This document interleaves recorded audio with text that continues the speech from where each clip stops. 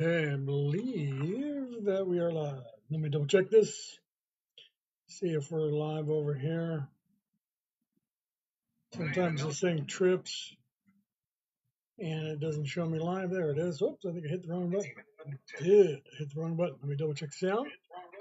There we go. All right, let me turn the sound off because if I don't, we'll be getting the reverb there. And we're live. Welcome, everybody. Welcome, welcome, welcome. All right.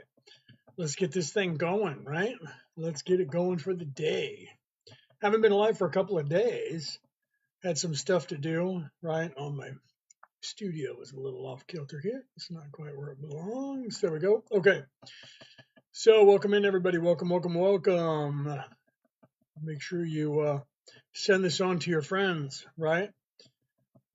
Welcome in everybody. Smash on those hearts for me. Let's get some hearts going here, right? Let's get some hearts going so we get to put the thing popular so we get some more people in here, right? Welcome. Haven't been live for a couple of days, but I decided that I needed to go live, right? As you can see on the screen, we have the Defense Against the Dark Arts coming up tomorrow. For those of you who are around the world, actually it says 18th and 19th. It's actually 20th and 21st. I'm going to have to check the dates on that. I don't have my book in front of me, but I think those dates are wrong. I think I'm going to have to take those off because today is actually the 18th. So I think that's actually the wrong date. So let me take that one off. Hold on a second here, and we'll leave up the 20th and the 21st, but we'll take off the other two dates here because I think those are wrong because that was for the other day, right? So we'll go ahead and fix that and we'll just leave that for now. And that's what's going on here in this month of March, but we will be back in the month of April to do more Defense Against the Dark Arts. So if you guys are interested, today is the 18th, right? Yeah, today's the 18th. So we have one. It's the 20th and the 21st. So that's your guys' 19th and 20th, right? We'll be doing a class there. That'll be the last one for this month for the Defense Against the Dark Arts. And you can see we have a couple of the Reiki ones coming in, right? G's Rising, welcome. I see some of the people, some names that I recognize. Welcome in, welcome in, welcome in, guys, right? And like Gary's here, right? Gary, welcome, welcome, welcome. Kim's here too, Kim72. And then G Rising is here. Who else is here that I missed, right? Say hello in the chat so I know that you're here. Thank you, Gary, for the rose, right? Let's get some more people in here. So we have to make sure that we hit, right? So make sure that we hit the hearts over here, right? Hit those hearts, champions. Let's get some hearts going. I got to be careful what I say because of the way that TikTok is with all the words. Ben, welcome with all the words. Stella, welcome.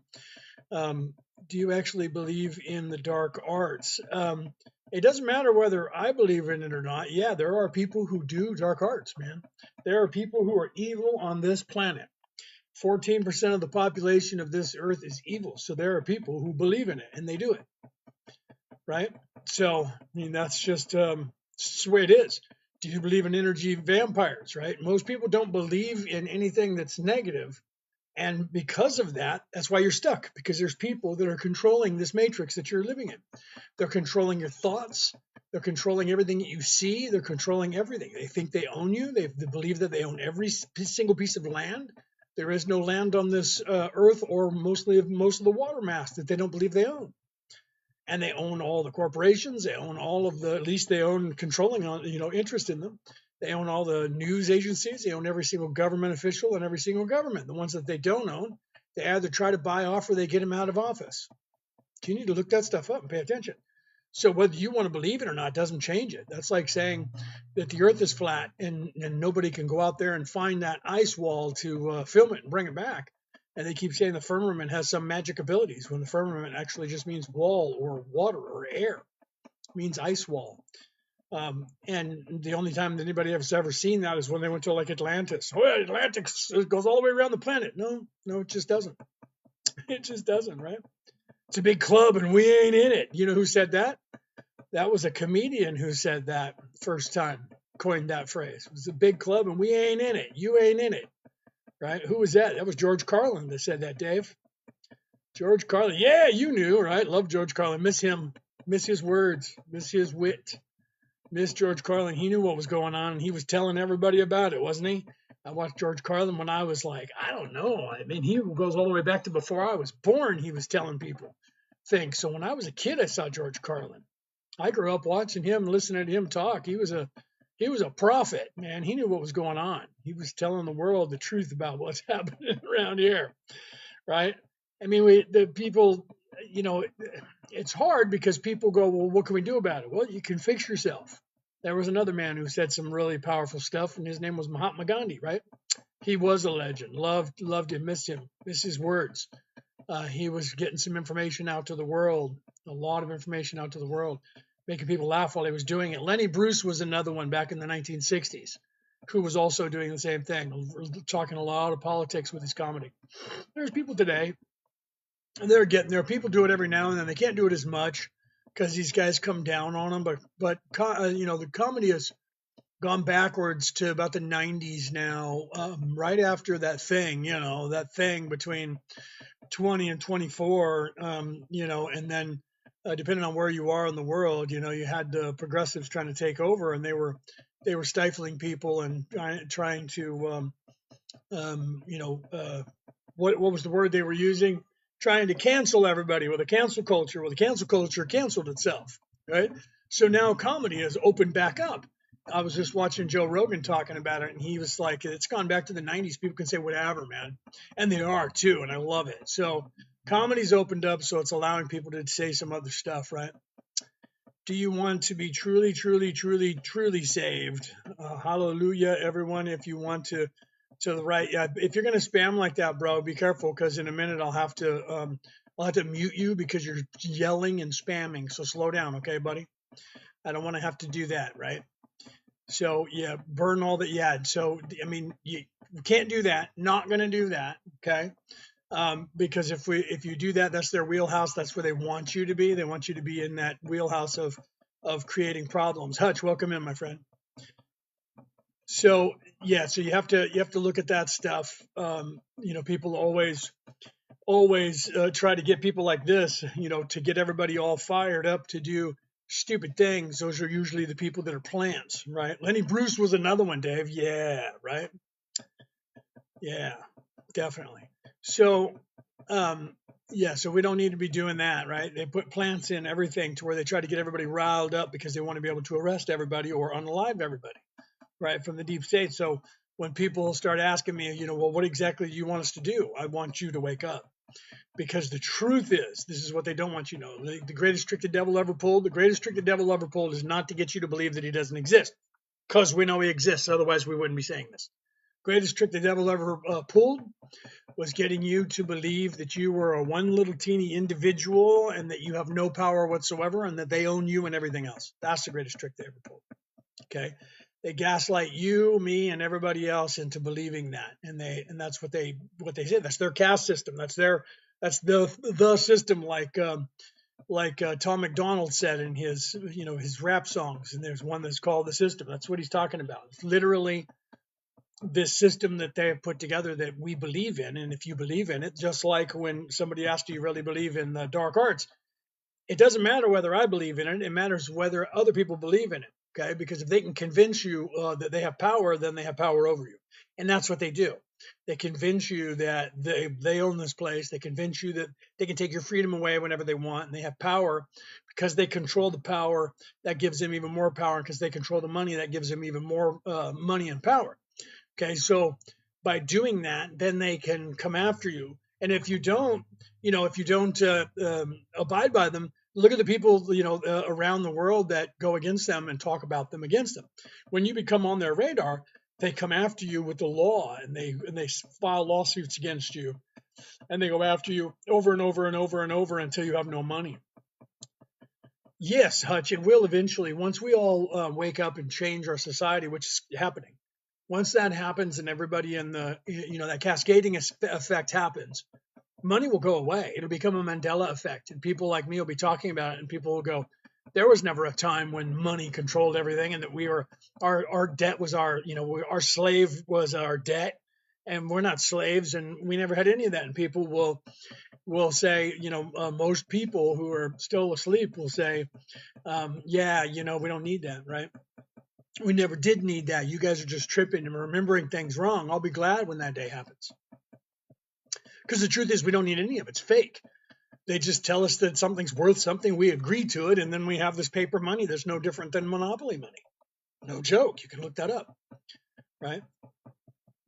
So soon, if things go the way they're going, when do I think? Then it's going to be by 2032, by 2050 for sure it'll be gone. The way things are going right now, things keep happening the way they're happening. People are waking up.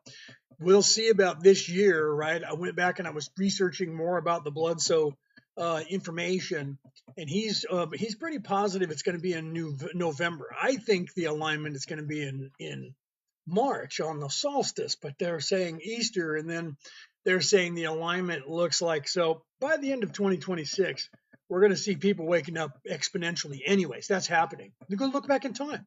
If you're awake, like Hutch, you're awake enough, right? We were just talking about this off camera, right? You're awake enough to know what it was like 20 years ago, right? 10 years ago. Look at now compared to that. Look at history and see the way it was 100 years ago, 50 years ago, 100 years ago compared to now. I remember when I was a little boy in the 1970s, if you said something about UFOs, people would laugh at you and you were considered crazy. Okay. This information that I'm telling you right now, when I was a kid, my father said, you can't tell anybody this stuff. You can't talk like this. You can't do this out in public. You can't let any adult hear you speak like this. Okay. So, I mean, that's the way it was, even in the United States, even in the city of Berkeley, California, which is the most liberal city in the world. That's the city time forgot. They think it's 1969 in that city still. I mean, they act like it. So even there, even now, it's pretty taboo, right? So truly, I remember when back in like 2017, when one of my own nephews like looked at me and started laughing at him and said, "You're one of those people that believes in people from another planet." That's like, just think about that, right? And you got world leaders saying aliens exist. 2017, people thought that I was cuckoo because I said people from another planet. So things change pretty quickly. If you go back in time to the 1990s, say the 1980s, if you go back to time in the 1980s, you ask anybody who was alive what they said in the 1980s, how long the humans had been on this planet. What did they tell us in the 1980s? In the 1970s and the 1980s, they said we've been on this earth for about 3,000 years. That's it. That's it. I remember when they were arguing about maybe 10,000 years. Now we have definitive proof there was a global society that ceased to exist 38,000 years ago, and they probably started 77,000 years ago, 2026, 1986, 40 years ago. And they were like, we've only been on this earth for about 3,000 years. Okay. So you literally have to realize how much things have changed. We literally have had like from the technology, look at, okay, let's do that, right? Go back to the turn of the 19th century. So 100 years ago, 120 years ago, okay, we were in covered wagon, bro. People in the United States were driving across the United States in covered wagons on horses, okay? And then 60 years after that, we were flying to the moon. 60 years after that, right, we're looking at 2012, right? 60 and 60. 6 and 6 is 12. So 2012, we were thinking that the Earth was coming to an end because of Baktun 12 was ending, because this Mayan calendar stopped. They didn't make a next calendar, right? But I mean, think about the difference. I was just telling Brooke the other day, because they have those things online that says like 1986 is as far behind us as 1936 was to 1986. So if you were alive in 1986, right? Because am I doing that math right? Am I doing like 40 years, right? So it should be 40 years should be 1946. Okay, 1943 was Pearl Harbor, man. 1942 was Pearl Harbor. So when I was a kid in like 1986, well, by that time I was 19, as a matter of fact. It literally was so far away. They were driving these old hack cars that top speed was like 100 miles an hour, right? So you literally look at that. Then when you look forward to now at 2026 and you go backwards 40 years ago, we didn't have the internet. We didn't have cell phones. We didn't have computers like this. Okay. We were just getting computers. Computers like the one that I have. I have a laptop in front of me. We didn't have laptops. We had base unit computers. And back then, the best thing we had was Commodore 64. Okay. Peter, welcome in. Yeah, right. Terrence McGinnis, right? Yeah. So, yeah, welcome in, Peter. I hope you're doing okay, buddy. Yeah, time is moving too fast. No, I don't think so. Time moves fast when we do the same routine. You know, the old people always say, oh, one day I woke up and I was 40. Well, what happens is when you do the same routine, your body doesn't remember everything. So if you just get up and go to work every day and come home and get up and go to work every day, even if you have kids or whatever, then what happens is you start watching the same programs on television. So you start sitting, oh, I like this show, I like that show. When you settle into a routine like that, your body goes on autopilot because it doesn't have to think. There's nothing to remember because every day will now run into the same. The only thing that you have is that entertainment that you spend for a couple hours a night before you go to bed, right? So some people eat in a routine, Taco Tuesday, Fish Friday, stuff like that, where they have the same stuff every week on the same days. So if you don't change up your routine in your life, your body will just kind of, your memory doesn't pick up on much because there's nothing new. So it's just the same thing. So the days blend in. So time flies. And that's why they say also time flies when you're having fun. But when you're having fun, even though time flies because you were doing so much, that's why if you go on vacation and you're out there for a few days, you do so much stuff. You're just like, oh my God, I'm so tired because I did so much stuff on vacation. Do you see?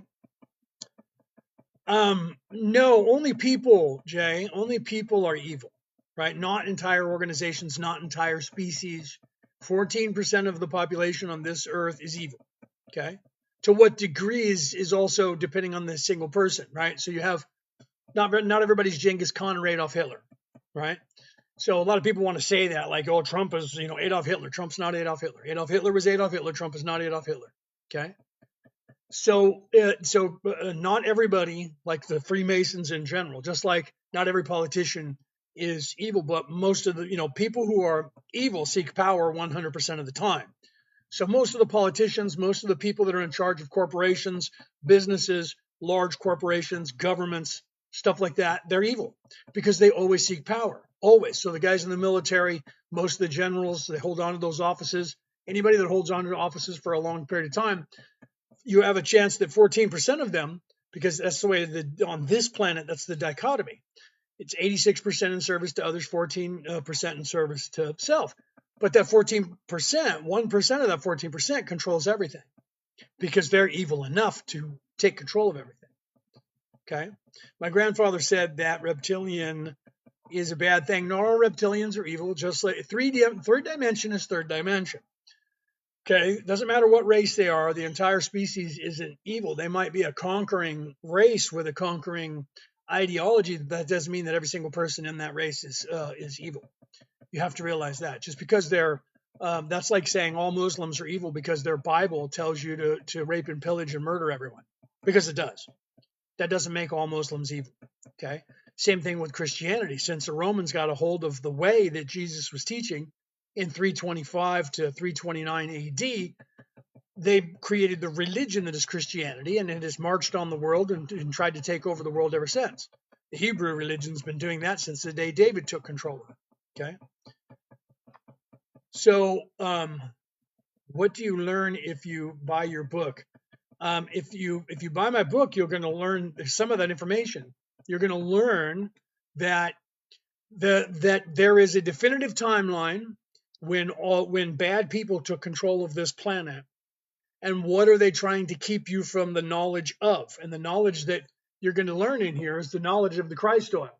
Okay, the knowledge of the Christ oil is what every single prophet on the face of this earth was teaching you, but you don't know it because you're not looking, because they won't let you see it. That's what the book is about. Okay. So what about the Christians who are okay with wars? Well, that's my point. Not everybody. There's always zealots in everything.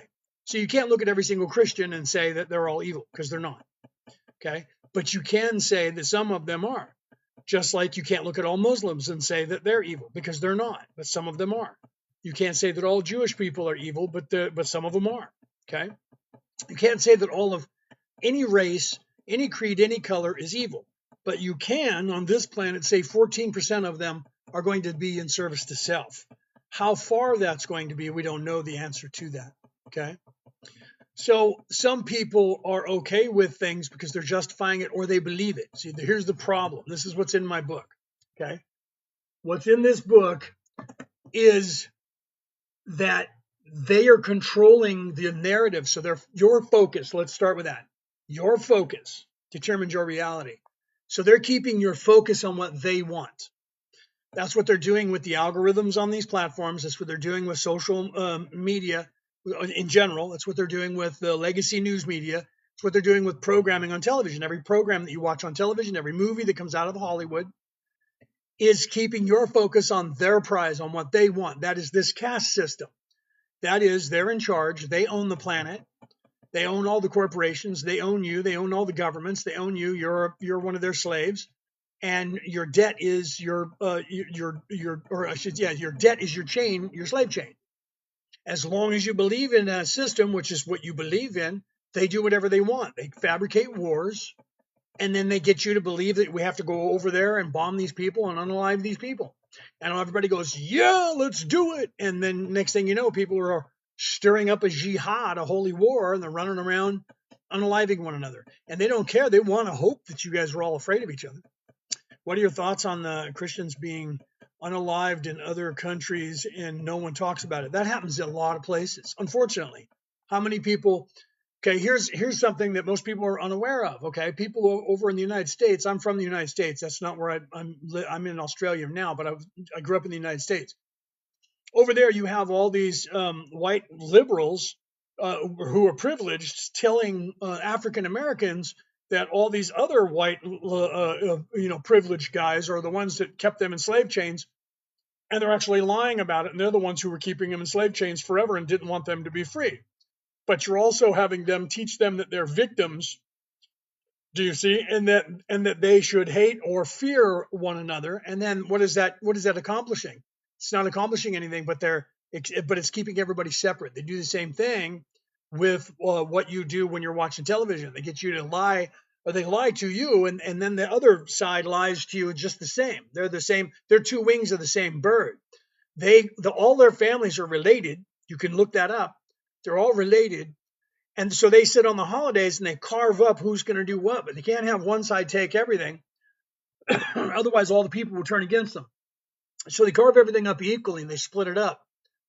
And they split up just enough stuff where you like some of the stuff that one side does and you like some of the stuff the other side does, but you hate some of the stuff that back and forth. So you're like, oh, I'll pick the lesser of two evils. And that's what they need you to do and what they want you to do, because therefore you're picking a side. Okay. And they set that up and they tell you that, right? Who's they? They is, and everyone always asks me that. They is always the 14% that is evil on this planet. 14% of the population on this earth are self-serving. They are evil. 1% of that owns everything. If you don't know who they is that controls the world, when someone says that to you, I don't know where you're from, but it's not here, because you're not paying attention to the world, right? So when someone says they, who's they? Everyone loves to say that. Who's they? They is the people who believe they own you. You don't know it. If you don't know it, it's because you're brainwashed. They're sitting there gaslighting you all the time. Okay? And that's who they is. You can look it up. Don't trust me. Don't believe me. Don't believe a word I've said. Try to go from one country to another without somebody's permission. You'll find out how quick you're not free to do anything. Okay? Try to do something like that. Try not to, pay a bill, and you'll see what happens. They've got you to the point where you believe that they own everything, and you have to pay them. And all money goes back up to them. Look where all money goes. All money goes uphill. Goes uphill to 1% of the population. That's who they is. They are the people that control the governments. They are the people who decide what's happening. They are the people that decide who worships what, right? They are worshiping demons, right? They are worshiping demons, right, Dave? And you don't have to believe it. You can say, I think this guy's full of it, and I don't think he knows what he's talking about. I have 4 religious titles. Okay, I was knighted by the Roman Catholic Church. I am a Christian minister. I am a Merlin. I'm a Druid minister, and I'm a Reiki master. So 5 spiritual practices. I'm a theologian. I've spent my entire life studying politics, studying religion, studying philosophy. This is what I do. Okay, I've done this my entire life. I've come here to help you, right? So I've come here because you've gotten stuck. You don't know it. Because if you did, you'd be doing something about it. You'd be fixing yourself instead of sitting around flicking on a social media. You have literally the power, the entire knowledge of the human existence. The knowledge that's still left is in this thing right here you have in your hand. Okay? And you don't use it to better yourself in any way. Why? Think about that, guys. Think about that. You have the entire knowledge of the human existence, of everything that we have on this earth at your disposal 24 hours a day. And the best you can do is sit on a platform and look at videos and then complain all day long because you don't have any money. Think about that. Why do you think that's happening? Right? Yeah, hearing stuff from me, well, okay. I mean, that's the good thing. I'm aware of it, right? I'm aware of it, so I'm on here. A lot of other people are aware of it like me, and we're on these different platforms trying to tell you guys to take a look at things in a different light, right? And so I'm utilizing what they're using to control all of us. Some of us are utilizing to get the message back out to you guys, okay? So that's why I'm here trying to do this, because why? This is the town square, right? Social media is the town square.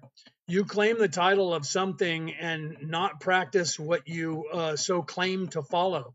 I'm not quite sure what it is that you think that I claim that I don't follow.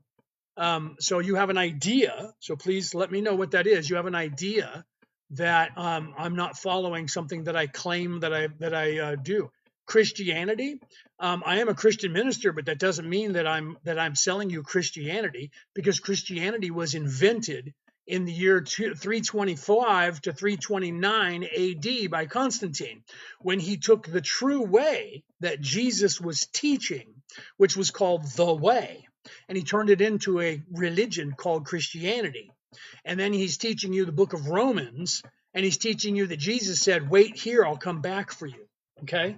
So I'm not teaching you Christianity because I am not a Christian.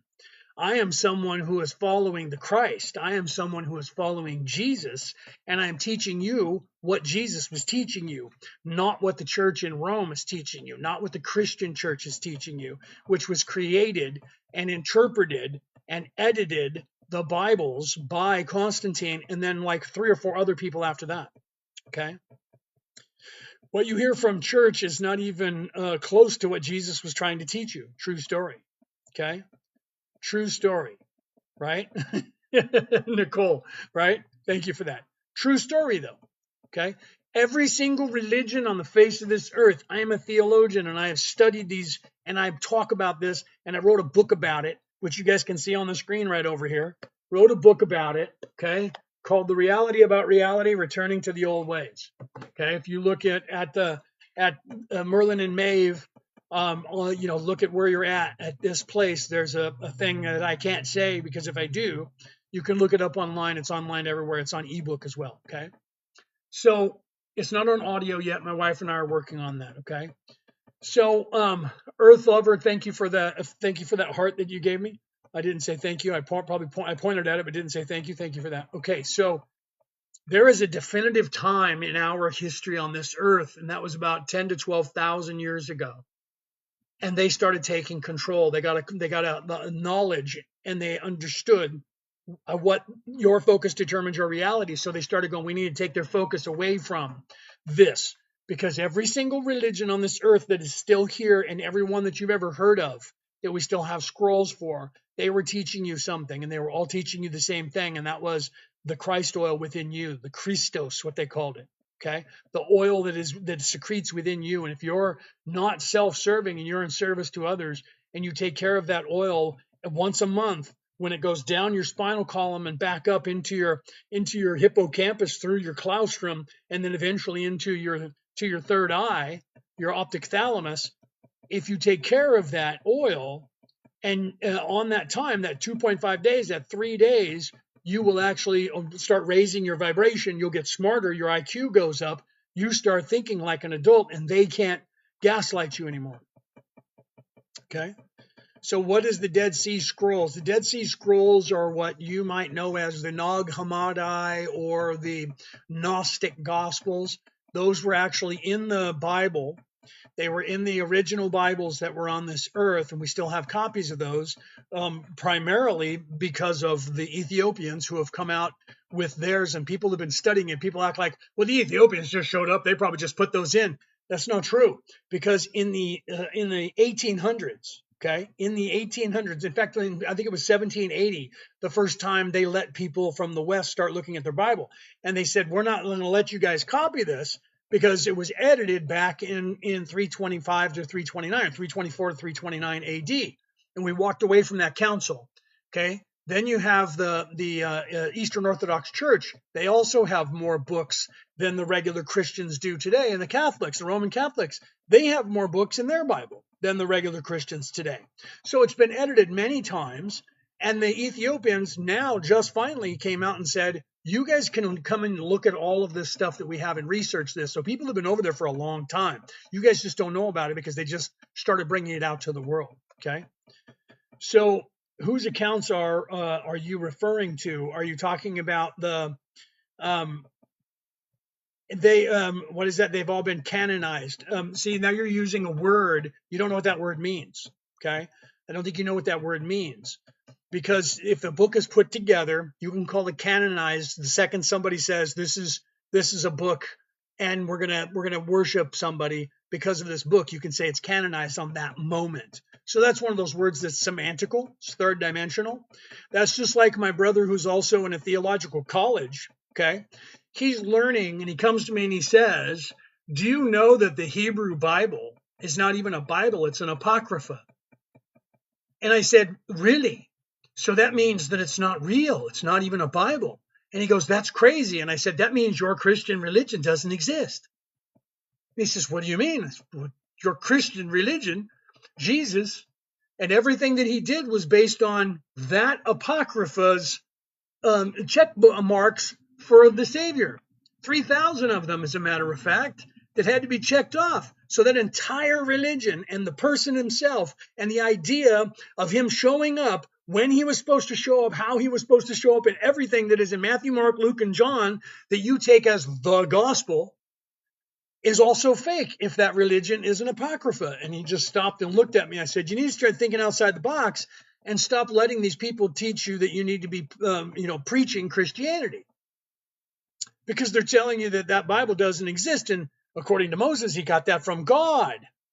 Okay. And that's what your Bible is based on. And that's what the Muslim Bible is based on the book of Moses.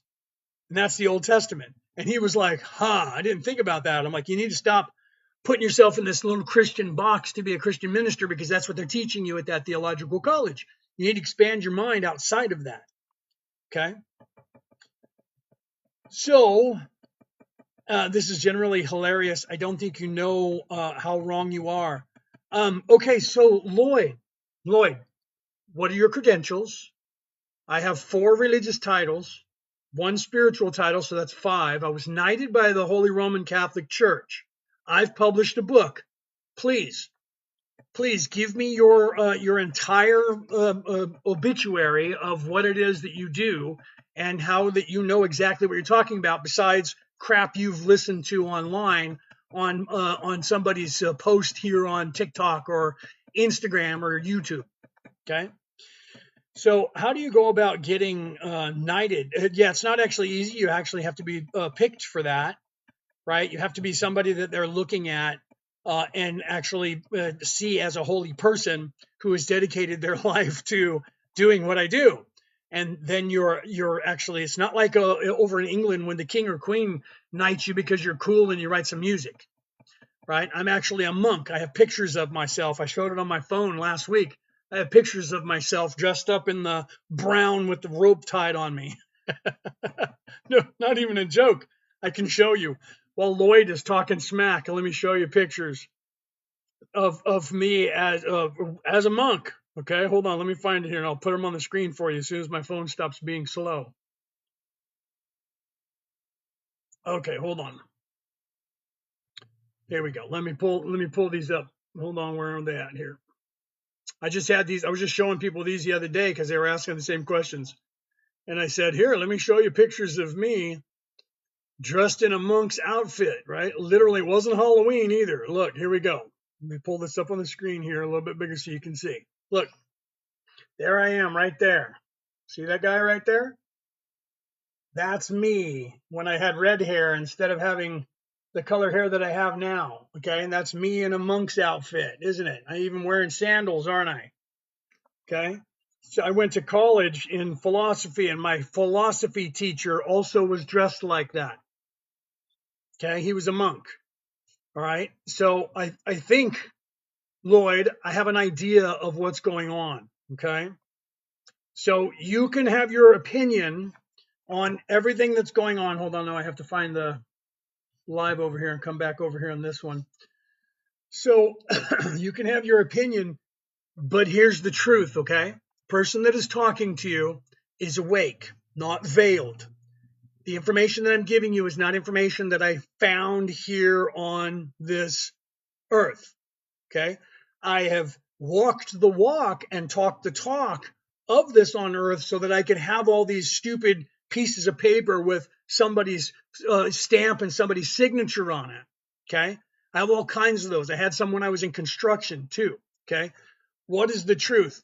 The truth, it depends on what you want to know, right? Let me tell you what's happening here. You want to know what's happening here and how this all works? This will get, well, what's his name? Probably throwing rocks at me. Okay.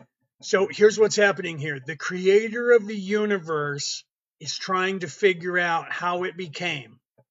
So the creator created all of this stuff and then populated it so that people, individual little teeny pieces of the creator itself, who are veiled and don't remember that they're the creator, they think they're individual single personages. And down here in third dimension, you don't even get to know that you're immortal until you figure it out. And your job is to run around here and do all kinds of stuff wrong and figure it out eventually after you've been here between 7 and 10 lifetimes. And then all of a sudden you start going, there's got to be something more than this. And then you start looking up and you start going, I wonder. And then eventually you start realizing that you are immortal, that there is a creator and you're immortal unless you're in service to self. Then you don't care and you just start trying to take over everything and you realize, you know what? None of this matters and I'm going to be in charge so that I have power, money, and fame for my children. Okay. So you're in a place where you're living in third dimensionality. You think this body that you're in is you. You think that the ego and the conscience, some of you think they're voices in your head and you give them names. Some of you realize that those are just dichotomies. They're parts of you, positive and negative, masculine and feminine, dark and light, all of those aspects. At some point, you start to realize that. And then you learn to quiet those voices in the mind. You can't get rid of them because they're here until halfway through the sixth dimension. Okay. And you're supposed to, after a certain time, after between 7 and 10 lifetimes, wake up and start peeling back that veil and start seeing the world for what it truly is. Then you get to graduate to the next level of your existence and move back closer to the creator. Except evil people got a hold of that information and they've been distracting you away from it for about 10,000 years. And because of that, you guys got stuck here. And when you got stuck, your higher spirit, which you do have, by the way, started calling out for help. And some of us who manage these places came down here to help you guys, but couldn't let you know about it until your societal structure was at a point that you were about to upgrade yourselves to the next reality. So therefore, we can come down here and say, you're okay, you're not crazy, you just forgot who you were for a minute. Okay, so welcome back. All right. So yeah, and I don't even know what Lloyd's saying. I'm kind of ignoring Lloyd. He's gonna go. He's gonna get probably blocked in a minute or muted. Maybe not, Lloyd. If you're doing good, I'll let you go. Right, the dawn of time. So yeah, this is the third dimensional concept where you think of the dawn of time for man, for humans, because that's what they're teaching you. Right, the dawn of time actually made more sense than it should have yet. Right. Well, science is starting to catch up with religion. You got to love that, how in the ancient religions they said there was nothing and then there was light. There was an explosion of light, and then light, after that all matter came. And then science has been telling everybody for 50 years that there was nothing, and there was this thing called a big bang where there was nothing, then there was an explosion of light and then everything came out of it. And then when people like me said that's what God said in the Bible, they're like, no, no, no, never mind that now. Never mind that now. Right. So no, it's okay, Lloyd. I'm not gonna, like I said, I'm hoping that you're doing exactly that, buddy. I don't have like ego issues. I'm just hoping that you're not screaming at me. Right. So I'm trying to help you, bud. I am really. So I'm not trying to be mean. So literally, right, what Lloyd at the Catholic scripts, yeah, and I don't know what everybody else is saying to you because you're asking questions too, right? I'm having active communications with what is that? Enochians? Is that what you're trying to say? Enochians? I'm not sure about that. There's no race called Enochians. Enoch was a person, right? Thoughts on Jesus? Jesus was a person who came here just like they said, but he was coming here to actually show you the same thing, to give you the message. Thor did the exact same thing that Jesus did. You just don't know that because you haven't read that religion. Thor was sent by his father, who so loved the earth that he sent his only begotten son. Thor came down into human form, did all the things that you saw Jesus do, then became unalive, sacrificed himself for people, and then resurrected, became immortal again, and went back up to heaven and became the light of the world. Thor did the same thing that Jesus did. Jesus did the same thing Moses did. Moses did the same thing that Shiva did. Shiva did the same thing Osiris did. Osiris did the same thing Gilgamesh did. Every single person in every religion, most of the people in there and the stories about them were identical. Okay. The reality is every single religion has that same story in it. Even if you read, there's a Bible called the Kolbrin Bible with a K, Kolbrin. It's a Scottish Bible. They found scrolls that had came out with Moses. He didn't have them, but the priests did, who came out during the Exodus. They brought these scrolls. They found these scrolls, and they were so similar to the Viking sagas that they took them back to Scotland and they put them into their Bible because they were similar to the Viking pantheon. The sword and the stone that is from England, that's the Arthurian legend, Arturius, the legend of being able to pull the sword out of the stone, is a Viking saga storyline, but it's also talking about the Christ oil within you. I just posted a reel showing you that yesterday. You guys can see that on this platform. Okay. We are vessels of light in spirit, world, and physicality is only an illusion. Yes, 2S knows what's going on. Let me pin this. I'm going to pin this for people. Can I pin this? Where's my pin? Bing! 2S has a good idea of what's going on in reality. Okay. So, Lloyd, if you have questions, please ask them, buddy. I'm not trying to be mean to you or not answer your questions.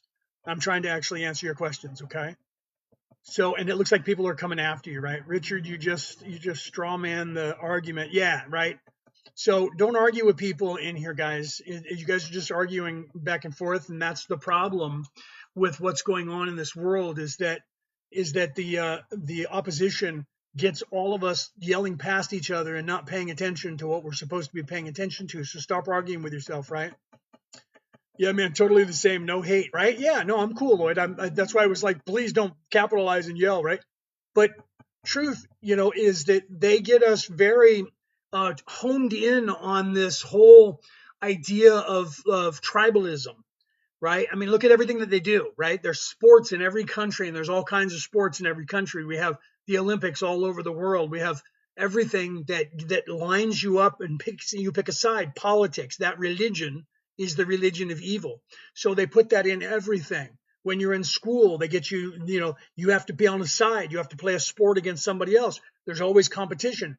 There's nothing wrong with a healthy competition, but that's how they train you, to pick a side, so that when you're no longer in school, now you're picking politics as a side. you're picking something as a side and you're yelling past the other people. So while you're doing that, they're literally honing you to follow one wing of the same bird, controlled by the same money, controlled by the same people behind the scenes. And they're just splitting everything up. And because of that, we start yelling past each other, and then nobody pays attention. Nobody sees that they're ripping us off while we're sitting here yelling past each other. They're taking money out of our wallet, right? Do you know Tetragrammatron? Yeah. Well, Tetragrammatron is not just a thing, but it's also an energy and it's an ideology. That's just like the Merkaba is a Tetragrammatron. That is literally the energy that is your spark. That is the pneuma. That's that ancient Greek word that means the breath of God, the spark of God, spark of life. Okay. So thank you, Daniel. I mean, but it's true, right? I mean, or is that Danielle? Danielle, thank you. It's true though. This is what I wrote about in my book. They're doing this. That is their plan. Like if you guys know the Anunnaki, even though it doesn't exist the way you think it does, they're not a race of people. But what you guys call the Anunnaki, they gave this information we actually called them the Orion Crusaders because they were in Orion and some of us chased them out of Orion and followed them here and we're keeping them restoring the balance. Okay. They ran for their lives when we got here. Okay. So they came and gave these people some knowledge that was, hey, this is a matrix that you're living in. These computer programs are designed to act exactly the way this reality acts. That's why you have this idea that you need to be on it all the time because it's doing the same thing this place does. Okay.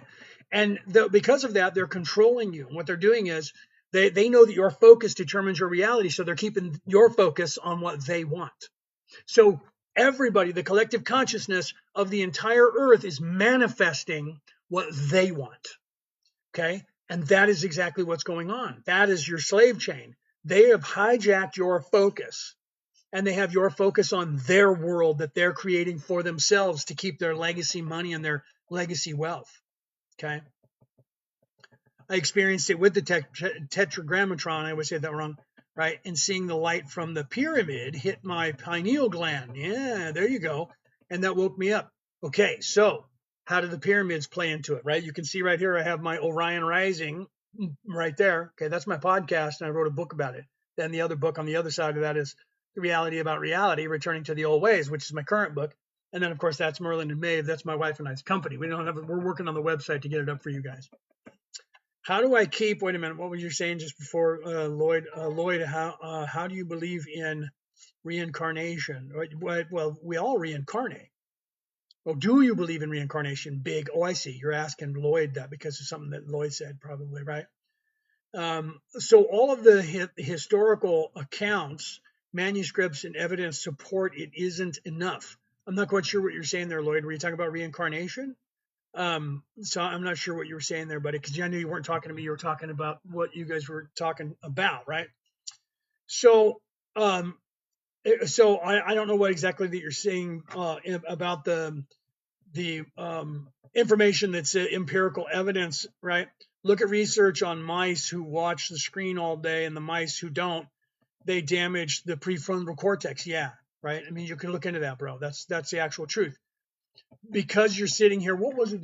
There was something that I was just researching where they were talking about that exact same thing. Okay, science knows that your focus determines your reality. If you focus on something for more than 17 seconds, 14 to 17 seconds, it exponentially starts changing the outcome and the possibility of the thing that you're focusing on becoming reality. Okay, science has proven that. So they're keeping your focus on a treadmill that you're running on. Okay, so you literally are just sitting there running in place. They're giving you just enough money to survive at a job that you don't like, but they force you to get one because you have to. If you're lucky enough, you're smart enough to have said, I don't want to work for one of these crap jobs, and you've manufactured your own job, or you're working at a job that you do like, if you're lucky. Okay, then that's going to put you into a middle class if you're lucky anywhere in the world, if you're lucky. Okay. But they're never going to allow you to become one of the rich people. And if you do, they're immediately going to try and convince you that you should put your company on the stock market. Then people like BlackRock, Vanguard, the Orion Group, and maybe one or two other people are going to buy as much stock as they can, 10% to 12% of the stock in your company. You won't think anything of it until they all show up as a conglomerate and then take over and put themselves on a board of directors and start telling you what you're going to do with your company. And then they're going to tell you you can have this amount of money to keep your company, or we're going to ruin it with one of their hedge funds companies. Okay. And then if you don't put it on the stock market, then they'll come after you and they'll do something and try to out you in some way, buy you out. And if you won't get bought out, they'll still in some way try to destroy you. Look around. Okay, look around and see what's actually happening. When the people turn around and do that, they say that it's illegal. You can't have insider trading.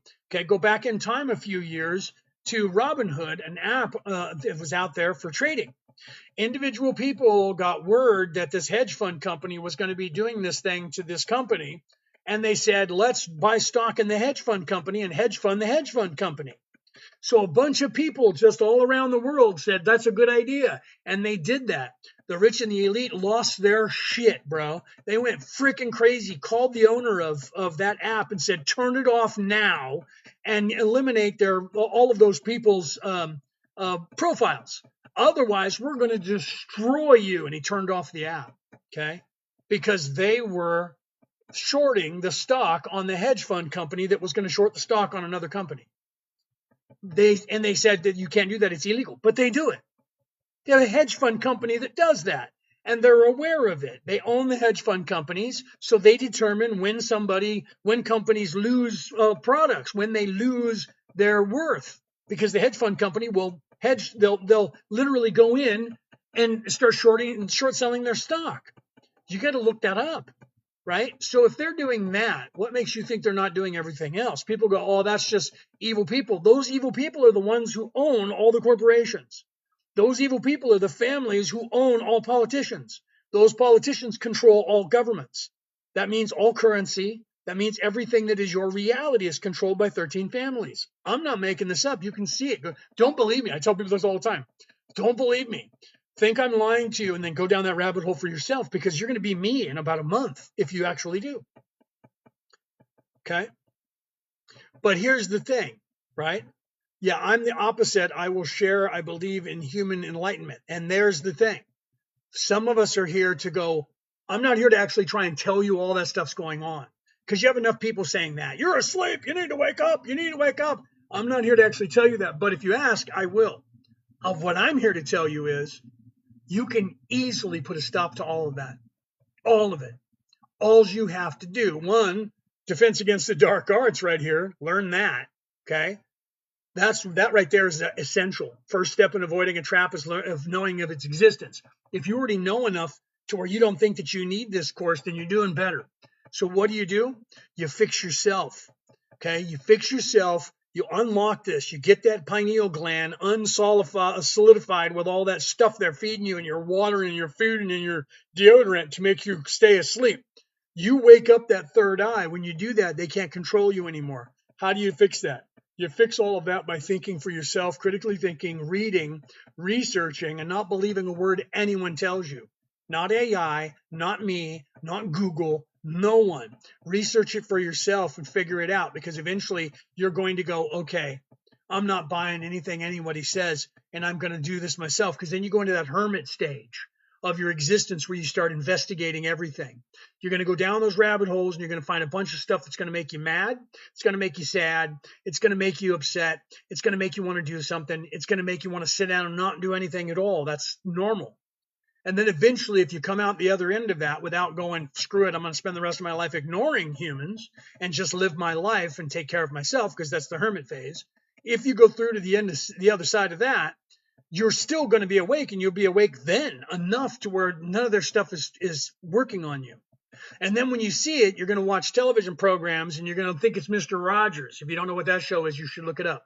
You're going to look at television programs and you're going to go, oh my God, this is for like 8-year-old kids.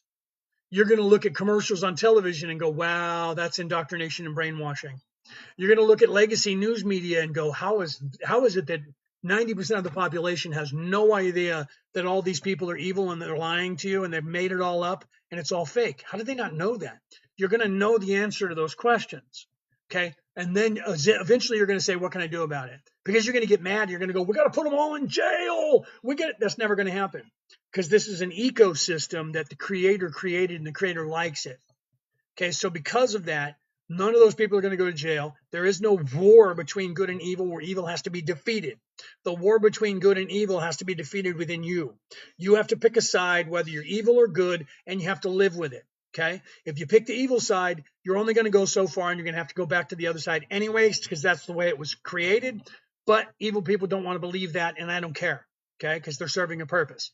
Right? Because God created this place and they created this place, not he. God's not a he. God's not a she. God's a they. Okay, God is an androgynous, neither masculine or feminine. You are too, by the way. You just don't know it because you're so asleep. You're down here where you think that there's a person that is masculine or feminine, right? That's just third dimension. How do I keep my focus on what I want? Just it's hard. You have to let them not. You have to force yourself to not allow this place to grab your attention. You have to set aside time for yourself and say, this is the time when I'm going to make sure that I do this to expand myself, right? Now that I have crossed the threshold for watching to watcher, what would be the essentials to my defense? Well, take this course, Defense Against the Dark Arts, right up here. Defense Against the Dark Arts, 2-day Zoom course. By the end of that 2 days, it's 8 hours, it's 4 hours a day. By the end of that, you're going to have enough knowledge to defend yourself for the rest of your life. There won't be anything that you would come across that you won't. I would love to tell you all of that, but it's going to take me 8 hours. Okay. I have spent 35 years compiling all of that information, and I've been teaching people my entire life that Defense Against the Dark Arts. We didn't call it that until, the books and the movies, right? Defense Against the Dark Arts. I was like, that they need to do that class for real. Kids need to be in that class before they're 10 years of age, but definitely before they graduate high school. Everyone should know. Okay. So email us at merlinandmaeve@gmail.com. We have a class coming up tomorrow. Today's the 18th, so the 19th. Your guys' 19th, my 20th. Today's the 18th, so in 2 days, unless I have the dates wrong, we're doing a Defense Against the Dark Arts. I don't have the book here, or I would look at the actual physical book, but that's what we had scheduled. So we literally are going to be teaching that. If you're in the United States, it'll be your 19th and 20th. If you're in Europe or the United States, because I'm in Australia. I'm in New South Wales, Australia. I'm only worried about the ones who govern. They're only this much. There's all kinds of other stuff going on in your life, right? Are you an empath? Do you know how to protect yourself that way?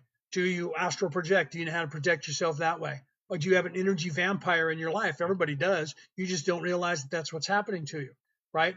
Are there going to be, if you're a healer, if you're in any way awake enough to be in service to others and try to help people wake up or to help people do anything at all and get an education, you're a target. And they want to unalive you. And they send assassins to do that. Sometimes in the 3D, not usually. That's usually like a governmental system, or they do something and try to get you to become unalive by a car crash or something like that. They do that stuff. Okay. But they also have psychic attacks where they attack us. Okay. They do it all the time. Most people aren't aware of it, and they're just like, God, my life is miserable. I don't know what's going on. Everything was going fine, and now I can't do anything right. I'm losing my job. I'm losing my house. I'm losing my car. I'm losing all this stuff, and I didn't even do anything wrong. What the hell happened? Psychic attack. Okay, whether you believe in it or not doesn't matter. Okay, the truth is they're doing all this stuff, and you need to know about it so you can defend yourself. Okay. So I have. Thank you for that. Right. Thank you for that. Who gave me that? Well, Lexi gave me something, right? That was a nice heart there, and then somebody gave me that. So thank you for that. Okay, so I have communicated. Let me see what you're saying there. I have communicated. Okay, they want to unalive me. Then most of the time they try. Yeah, if you become on their radar in some way, you're going to have people coming after you. You could be at the store and somebody's just going to look at you and they're going to hate you because of your light, because they're going to be in self-serving. Those people, you don't know that maybe they believe that there are some a magician or some person that's a satanic priest, and they're going to go that person and cast spells on you. You have no idea what's happening.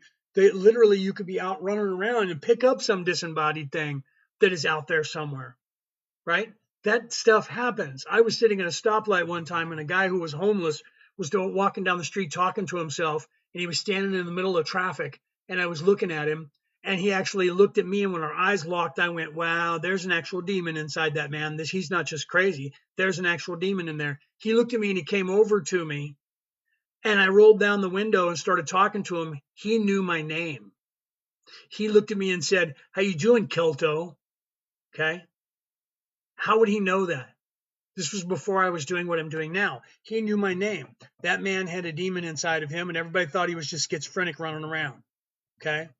And I was like, dude, you need to leave or I'm going to deport you. Okay. Simple as that. Don't want to deport you, but I'm going to if you don't walk away. So he just flipped me off and laughed and walked away. Okay. So there is stuff that's going on that you may or may not know about. Okay. So you have to realize that, yes, the Lloyd demons are real. They are. Okay. And so are gargoyles. People don't know that. So not every race is completely evil. So what you know as demons, if you look at the churches, they knew about it. Look at all the old churches, Roman Catholic churches, Christian churches. You see all these churches. What are on the four corners of those churches on the cardinal points? Those aren't demons. Those are gargoyles. Gargoyles look like demons, but they're not self-serving and they're not evil, and they hunt demons. Okay. And the churches knew enough about it to where they literally started putting those things on their churches. They're still there. You can look them up. Okay. Witches are every person. Yes. Witches are, people are witches. I would be considered, I'm a Merlin, so I would be considered a warlock. I would be considered a witch by some people's standards, just because I'm not a Christian. The Christian church would call me a witch, because in the witch hunts of Salem, I would be considered a witch. Anybody that can cast a spell, anybody that can do an incantation, anybody that does something that's non Christian Orthodox Roman Catholic Church that is teaching you to be a good little Roman citizen, all of a sudden I'm free thinking and I can't be allowed to be wandering around free thinking. Okay. Yeah, in that sense, right. In that sense, you're an occult, right? You're an occultist in that sense, because everything is occulted that they consider non-orthodox, right? So you know what I mean? So yeah. Can you back up with the scripture? Yeah. What do you want to know about the scripture? Lloyd, go ahead. What is your question about the scripture? What is their next process once you cannot be changed by the psyop warfare? Well, then you can go about what you're doing, and then you just have to be paying attention so that if anybody does anything to attack you in any way, that you can protect yourself, your family, your cars, your animals, your house, your job, all of that stuff. That's why we teach the defense against the dark arts, because literally it's 8 hours worth of knowledge that you're going to get to do that. Your claim that they see you as a witch or not in a cult. Oh, well, anything that's non-orthodox, the church has always done that. Let's just say the Christian church. The Christian church sees everybody. And then let's look at the Jewish church. The Jewish church calls everyone who is not Jewish a Gentile. They even call the Christians a Gentile. So the Gentiles, there is either us, the chosen people, or there's them. That's been going on for thousands of years. So then Christianity starts up, and they were teaching to be inclusive, because that's actually what was in the Hebrew Bible as well. That's what got Jesus in trouble, because he was preaching stuff that was saying, look, in our Bible, it says we're supposed to be inclusive and go out to the world and teach the entire world. And they were racist. He even had the same problem with some of his followers in the beginning, where he had to tell them, back off. Just because you're Jewish doesn't mean that you're better than anybody else. In our own Bible, it says that we're supposed to open the door for everyone. So now let's look at the Christian religion. The Christian religion, after the Romans got a hold of it and turned it into the Christian religion today, it was a war machine. And what did they do? Who do you think taught the Muslims that if you're not for us, we're going to come and unalive you all? Who do you think taught them that? Look at history. The Roman Catholic Church went about conquering people, and you either converted to their religion or they unalived you and they wiped you out. Okay. Dan Brown read one of the books, Holy Blood, Holy Grail. He read four books that I read: Holy Blood, Holy Grail, the Mary Magdalene Chronicles, or the Scroll of Mary Magdalene, the Templar Knights, and what was the other one? I'm missing one. There's another one. Give me a second, I'll think of it. So there was four books that he read, and those four books told a story of what happened when Jesus passed. Mary went back to the south of France. You can look this up in history. She went back to the south of France and continued teaching the way that Jesus was teaching. They started up a church there about the way that Jesus was teaching. So like 1,000 years later, the Pope in Rome is teaching the way that they're teaching, which was controlled by Constantine and then redone in what was it? It was, I forgot the name of it. There was another one in 350, and another one in 375 AD, where they went to councils and they changed the Bible. So they're now a war machine telling everybody, God wills it, go over there and unalive those people. So the people in the south of France in that religion start speaking up and they say the church in Rome is wrong, it's evil, and it's not the way Jesus was teaching. So the Pope in Rome went over there and unalived 2 million people in the south of France to shut them up. That's in history. In the south of France, they still talk about it because they have a skull that they claim is Mary Magdalene's that they parade through the streets once a year. Okay. So Dan Brown based his book on the what if. What if all the stuff in history that points to Jesus and Mary being married and having children is true? Okay. And that was what the book became the movie about. So the church's answer to those people are not teaching the way that Jesus wanted was to unalive almost half of France, to shut them up. They went on a crusade to do that. You can look that up. Okay. So the church itself has been known to do that. The Inquisition. Look up the church, the Inquisition during the church. In that time, anybody who didn't convert, they unalive. So then you have the people, the Muslim religion, doing the same thing. So by the 1100s, going into the 1200s, they were all doing it back and forth, fighting over the Holy Land. Both those religions, all three of the religions in the Holy Land at the time, the Hebrew religion, the Christian religion, and the Muslim religion, from that time until now, have been war machines trying to conquer the planet. Okay? What can I read the most original Dead Sea Scroll? That would be, Hutch, that would be the Ethiopian Bible. I think they have it translated now in English. I'm going to try and get a copy of it myself. The Ethiopian Bible that they have now been translating for a while, and not just the Ethiopians, but scholars. So it's not like it's, oh, this was compiled because of the internet. They actually been investigating it, and they've said, okay, this is legit. But I mean, we don't know 100% because they were scribing it and copying it over and over. So did they also play with it? No one knows the answer to that. That's just like saying the earth is flat, and the reason it's flat is because you can't see it as round. And because you'll never witness it and it's about your experience, you can never actually see the earth as anything other than flat, because even if you go up in space, you're looking out through a lens that's concaved. So therefore, the only way you can find out if the earth is round is to jump out in space and actually die. Okay. So because of that, it's the same thing. You can never know the answer to it. And that's the doubt that they put into your mind to control you. Okay. The flat earth theory came from the beginning of creation in all of the religions, where they unalived a big giant god who is now sleeping and not actually unalived, and we're living in the skull of that person. We're living in the head of the unalived giant. And that's what created the dome of the sky. It was created because we're inside the head of a sleeping giant. That goes all the way back to the story of Enuma Elish. The Enuma Elish is the exact same story. So Marduk had to unalive Tiamat, a goddess who was a dragon. And then he unalived her and he used her head, her skull, to make the dome of the sky. That's how big she was. But she's not unalive, she's sleeping. So we're living inside the sleeping head of a giant. That's in almost every religion. Okay. The reason that that's in there, it's a metaphor. The reason that's in there is so that people like me can tell you, this is all happening in the mind of the creator. This is a dream. All of this isn't real. This is all happening in your own mind. And your mind, my mind, our collective mind, this place is the creator, and all of this is our imagination. That's the frickin' 5D, 6D truth of that.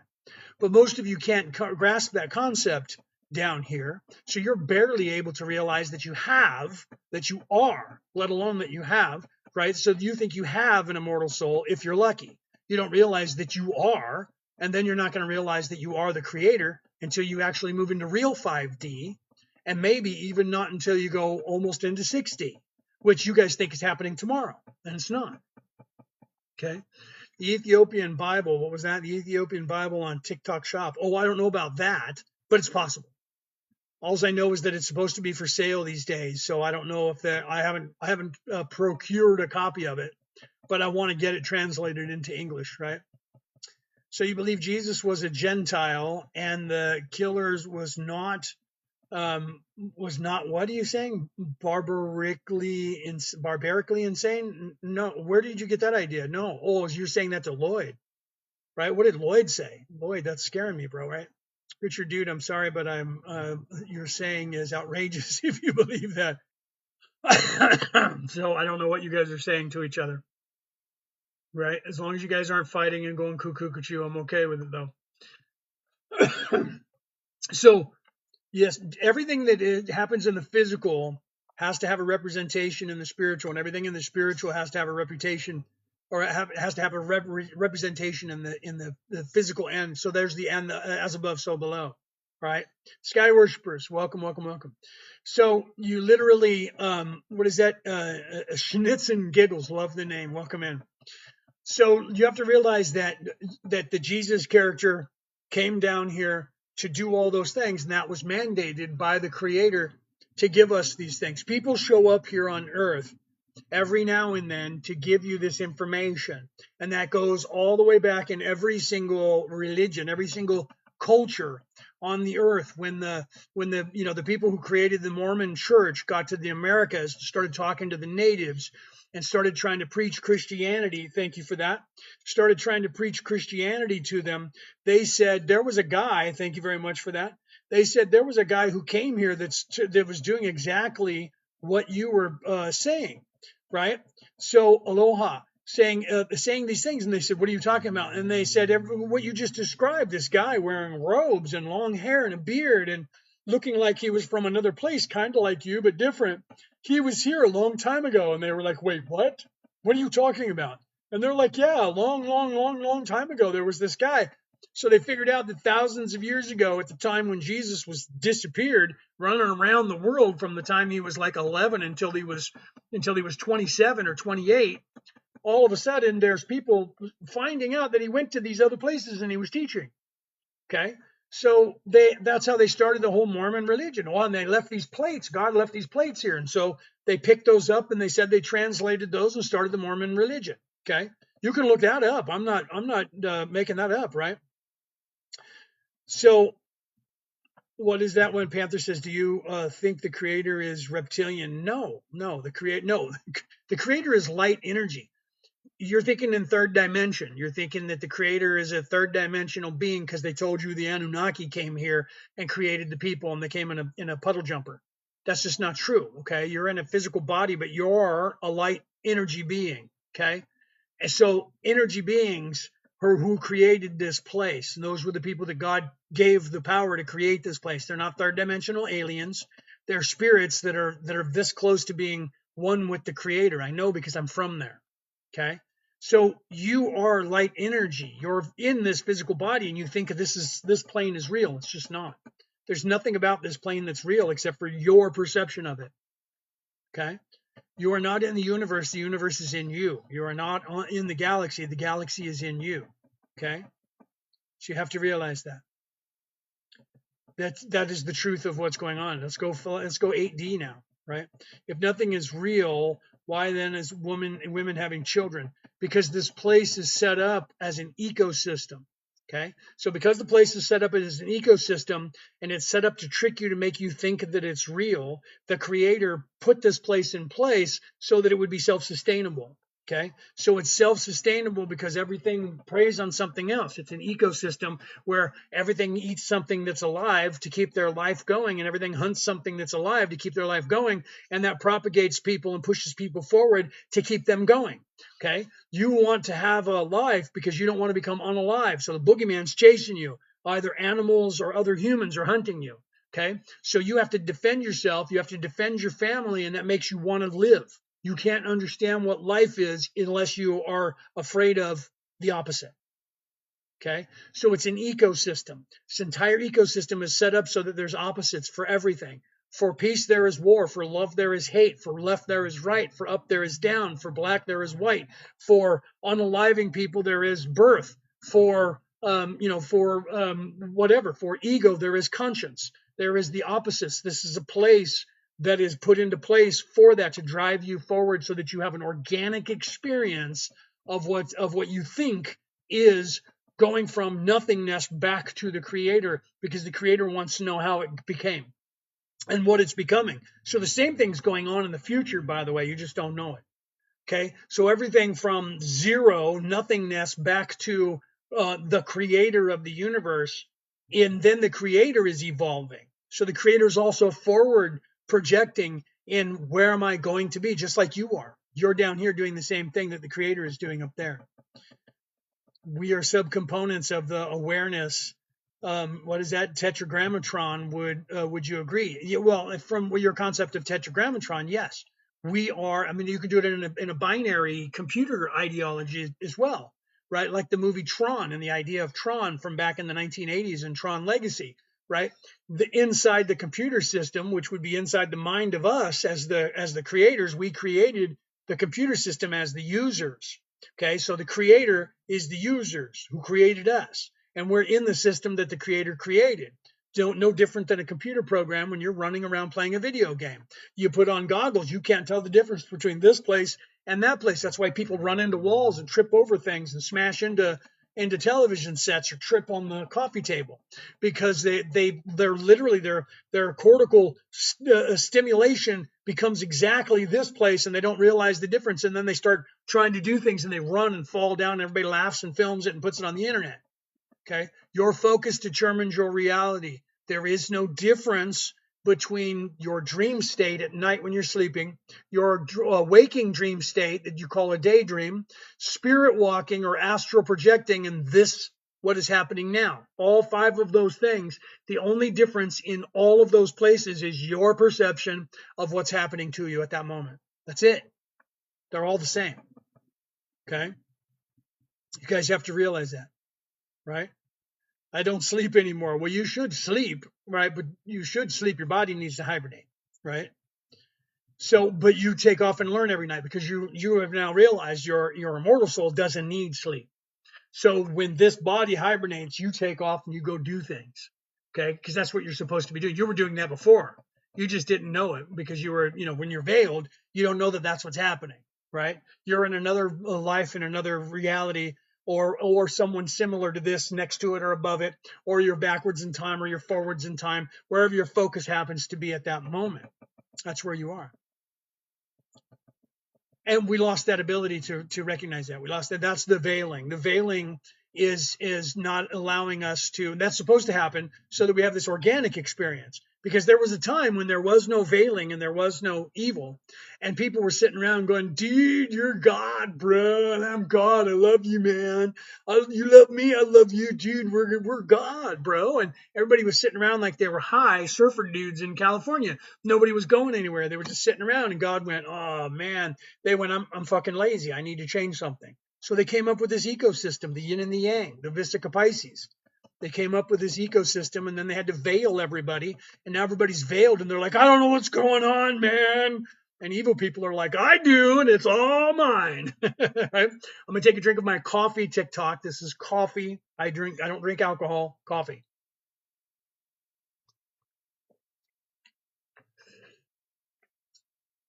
So literally, you have to realize that, right? That's not in scripture. Is somebody, so Big Richard saying something, right? Where are you getting that from? So is somebody quoting Lloyd some scripture that's crazy? I'll have to see what Big Richard is saying, right? So yeah, I didn't get to see everything that Big Richard was saying there, right?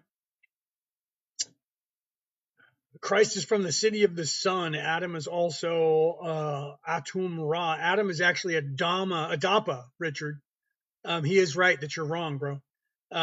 Lloyd's right. That's not actual scripture. The actual story of Adam and Eve is a story that came from the story that you might know, that is the story of Adama, right? That's actually not right either. The oldest story about that is the story of Adapa. You should look that up, right? So the story of Adapa, but Jesus is the sun, right? So when you see like the idea of Osiris and the sun god, Jesus is playing the same character, but it's not told that way in the scripture, but it is the same character, right? So you have to realize that, right? Yeah, I'm not sure where he's getting it from either, Lloyd. And that's some of the stuff that people pick up, right? Arthur Young really challenged me with 7. Well, if you look, there's a lot of people out there that really have been awake, that have talked about things. But when you look at most people, as a theologian, I tell you, I hate theologians. because most of them are just chasing their tails, chasing scripture. It's the same thing with archaeologists and anthropologists. They're not actually trying to figure anything out, most of them, because they're being paid by somebody not to. So most of your theologians are just chasing a scroll, and they're trying to say, just like I did, right? I could say that the story of Adam is actually from the story of Adama, which is from the story of Adapa, and now we have to sit here and wait until somebody finds an older story that one dates back to at least 38,000 years ago and probably 77,000 years ago. And there's people investigating that currently. Okay. Matt LaCroix is one of them. So they're currently investigating that to see how far back it goes. But if I sit around and wait for that, then eventually they'll find another scroll somewhere else buried in the ground. And if it's not hidden when it's first dug up, somebody will then say, here's this other scroll that seems to be the other one. And meanwhile, nobody's paying attention to what the scroll says. They did the same thing with the story of the Christ. Okay, the Christos, the Christ within. Everybody just ignores the fact that every single religion is telling you about the Christos. It's in every religion. It's even in Thoth the Atlantean, the Emerald Tablets of Thoth talks about it. Okay, so it's in everything. It's in every single religion. It's in every single spiritual text. Not every actual spiritual text, because some of them aren't talking about it, but most of the metaphors that even like in the book of the truth, the scroll of truth, that is one of the Dead Sea Scrolls, even that has some of those aspects in there. In that one, the Sophia character that people are starting to think is God now, well, that's the one who bore God, right? So now we're thinking third dimension again, where somebody gestated the God inside of a physical body and spit him out, and her name was Sophia. In that book, in the scroll of truth, they called her Error. Okay. And she wasn't, in fact, the creator of the universe, but it's the same storyline of Pistis Sophia, right? But if you don't study actual religion and text, you don't know that. And then you hear people telling you the story, just like the Gnosis, the new religion that's coming up. They're telling everybody that they're using the Nag Hammadi, they're using the Dead Sea Scrolls, and they're saying Jesus taught a certain way, and that's what's in Matthew, Mark, Luke, and John. But he was lying, and he told James and John at the Last Supper, okay, now this is the real story, and I lied about all of that. It's just not true. Okay. What Jesus was teaching in Matthew, Mark, Luke, and John, he actually went further than that and told his disciples after his resurrection, when he was here for the 40 days, mind you, and that's in the Acts of the Apostles, which is still in the official canon of the Christian religion that they don't teach you in church.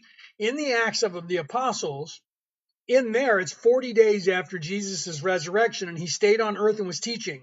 And hundreds of people, if not thousands of people, saw him in that 40-day time period. And he said, okay, now that I've shown you the way, you guys need to understand this higher level of learning so that you can actually teach that way to people. So you need to understand. And he was telling them what I'm telling you now.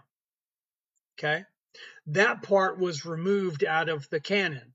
So that 40-day time period is missing, and they just had this information. That 40-day time period is like in the book of Jubilees and a couple other books that are still in the Ethiopian Bible, okay, that go between Revelations and Matthew, Mark, Luke, and John and the Acts of the Apostles. Okay, there's books in there that were taken out. Why? Because those books told about the ascension, told them to teach about the Christ oil that he was teaching them. So that information is out there. People find it. They make up this lie and say, Jesus was teaching this to the world, and behind the scenes, he told two guys, wait, here's the real thing that I was teaching, and all that's a lie. That was the advanced learning for his disciples, what they needed to know to go to the churches. And it's still in the churches. And you know how I know that? Because I've read them.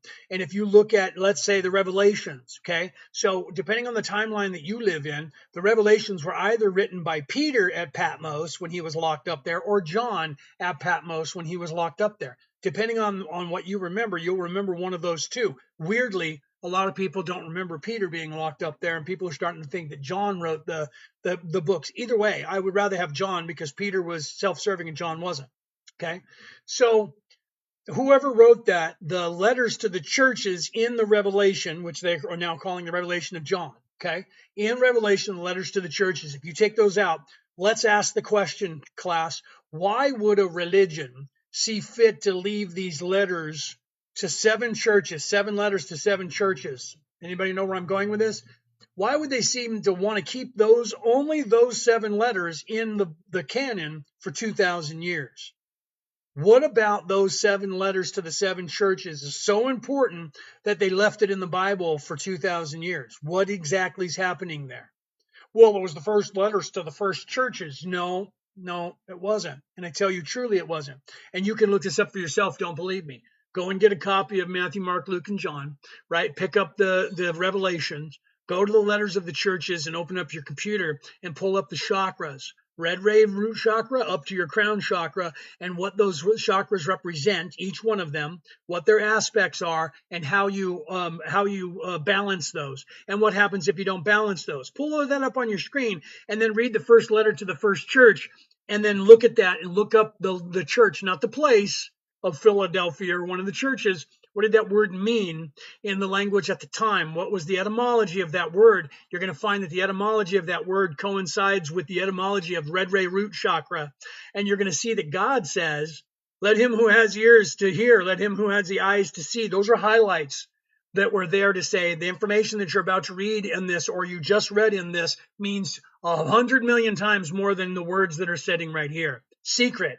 Wink, wink, wink, nudge, nudge, wink, wink. This is a highlight that only people with the true knowledge and understanding will actually get. And all the self-serving people won't even know what this means, and they'll leave the shit alone for 2,000 years for you to find in the future a long ways from now. 7 letters to 7 churches. And if you read that with the chakras there, you see that that's how to balance the chakras to get out of here. Okay. Oh, that's now, I don't know what you're just making that up. Okay. Let's look at the 7 original plagues of Israel from Moses, who happened before Jesus.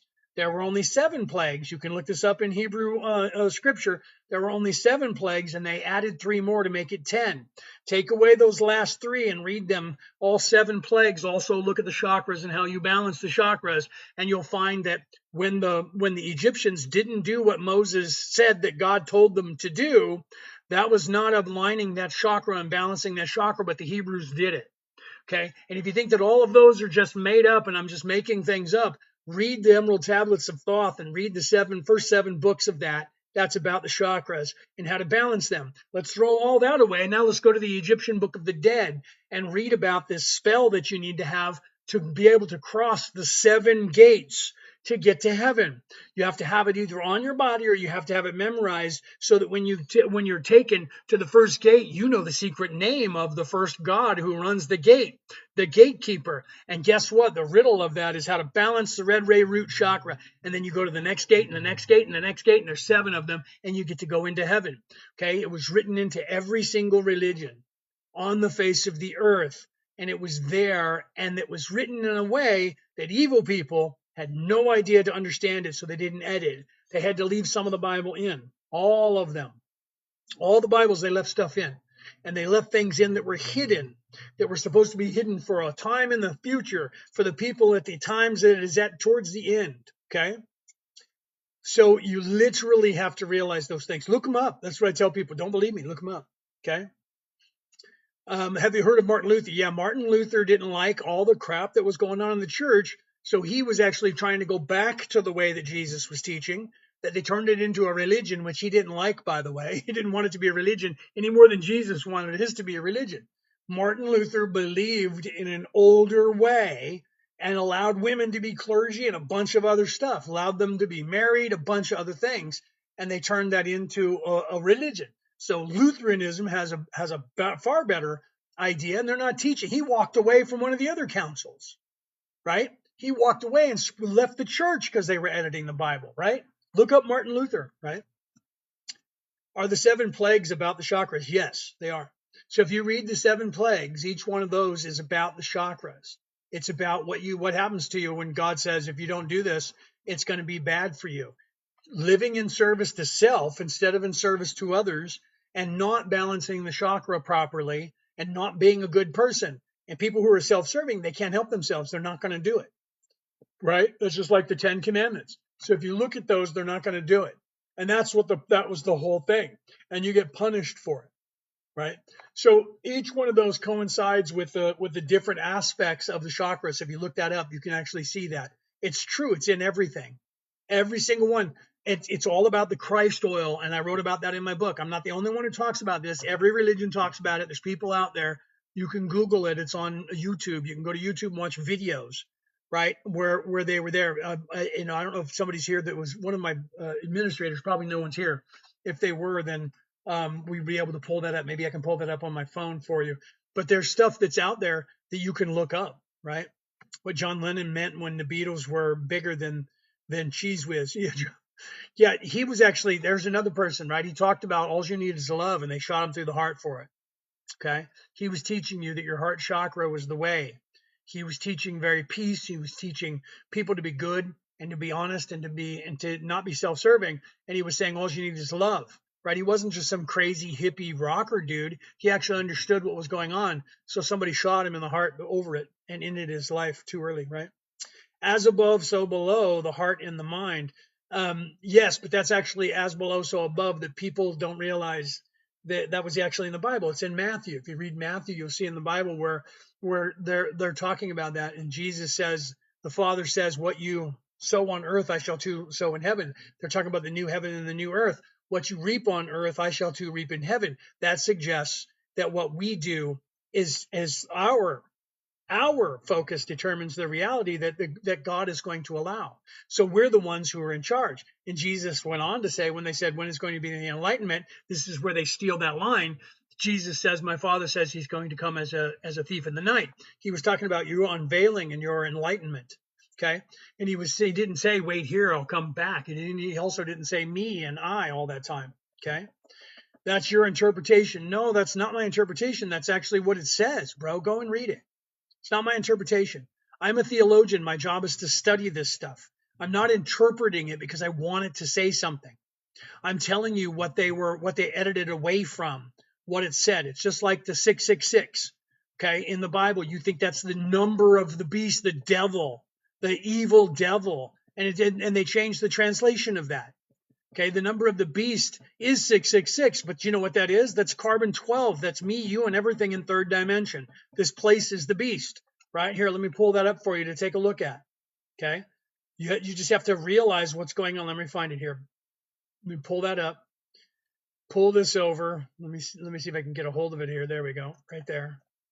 Okay, literally the number of the beast. Let me pull that up so you can see it bigger, right? The number of the beast is 666, and the translation that they gave you is wrong so that you wouldn't understand it. That's like when they say as above, so below. In the Bible, it says as below, so above. Okay, the number of the beast. Let him who hath understanding reckon the number of the beast.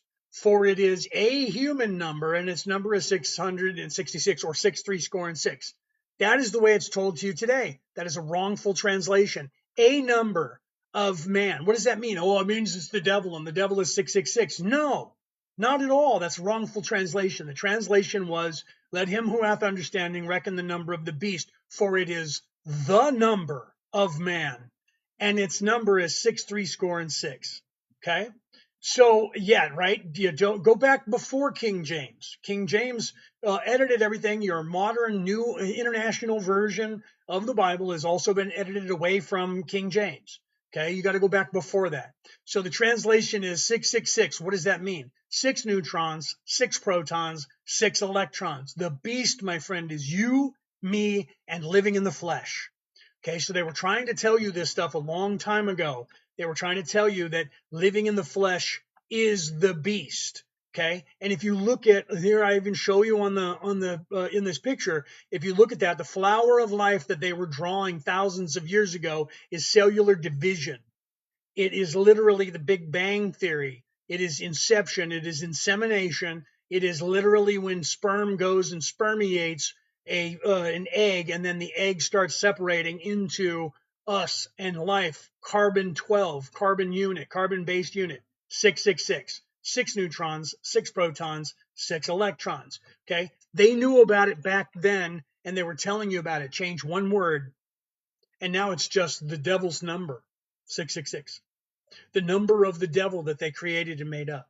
Okay, there was no devil. There was no devil in the Old Testament. There was no devil. The only time the devil was said was when Jesus said, "Out, you devils," and he was talking to the horde of of demons that were inside. He put them in a pig and made it run into the ocean.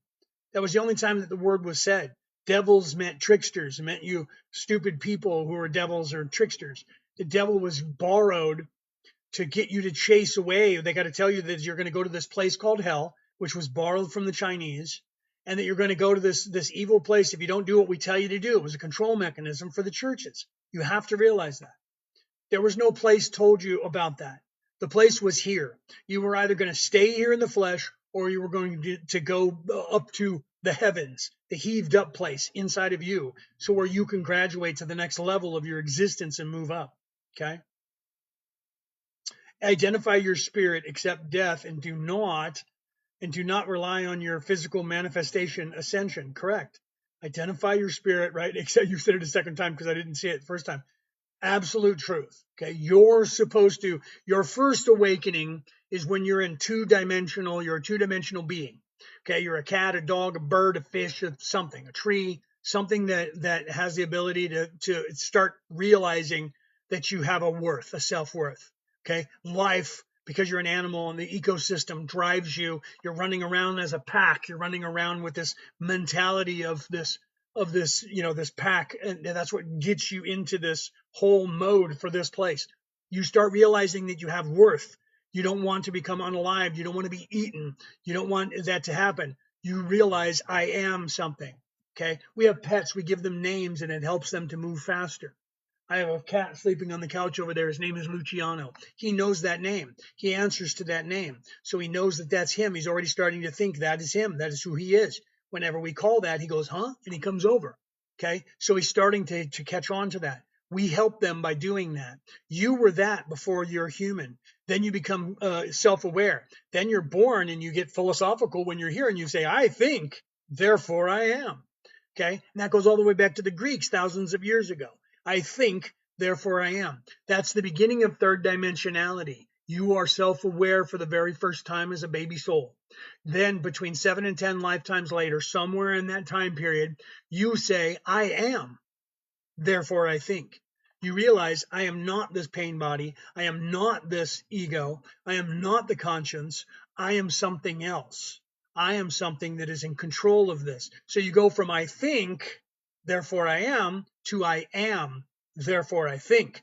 And that's the expansion of your consciousness. Then you move up to 4D, and then you start moving up towards 5D. Okay? Yes, I actually am Santa Claus. I am actually Santa Claus. Right? People think that's funny when they come in and they go, look, he's Santa Claus. I am Santa Claus. You're absolutely right. Okay. So, right, I manifest, therefore I am. Now you're thinking 5D. Okay. 2S, you're already on your way to 5D. I manifest, therefore I am, right? So that's the next step. The next step is I am an immortal spirit. I am forever, and I am part of the Logos. I create. I manifest, therefore I am. Okay? That's 5D thinking. Okay? You're past the idea of I'm not this body anymore. I am something else, but wait, I'm a co-creator. I am actually part of the creator, not the creation. I am not in the universe is in me. Okay? So that's when you start getting 5D thinking. You start to have the realization that I'm awake enough to realize I am the creator. We are all the creator, all of this. There's when you start really truly moving into 5D, is when you go, none of this is actually happening. It all just thinks it's happening. None of this is happening to you. All of this is happening for you. Okay? None of this is real. This is all an illusion. I don't exist. This body doesn't exist. You go up high enough, I am the creator, you're the creator, this is the creator, this is what we created. We created this entire scenario to figure it out. Okay? So the bad guys got some of that knowledge, and they're using that to their advantage. Your focus determines your reality. They realize the collective consciousness of all the people of this earth create the consciousness of this earth, create the reality, the illusion that you think is real, collectively. So if they can control the collective consciousness, they control the narrative, and that's what they've been doing to you for 10,000 years. Creating basically a matrix. Yes, this place is already a matrix. It's just not being controlled by robots or aliens, and you're not in goo with a thing stuck in the back of your head. You're the person in control of this. You're the one who's creating this. Science is freaking out over the idea that they just started to realize that this place winks out of existence and winks back into existence like every like one billionth of a nanosecond. They're starting to freak out over that. They're like a light bulb turns on and off, but we don't perceive it with our eyes. This place is turning on and off because we're creating it over and over again. Okay, by our idea of this place. They know that. So if they convince you that they own everything and that you owe them money and that money is good and that you have to have a job, all of that, you agree to it because they indoctrinate you from the second you wake up and you have no idea what's going on. They're like, you're living on the king's land. You owe us money. You better get a job because you need money. Be a good little worker bee and get to work because you owe me money because you're living on my land. So you owe me money for 68 years. Okay, and that's what they teach you without letting you know they're teaching you that.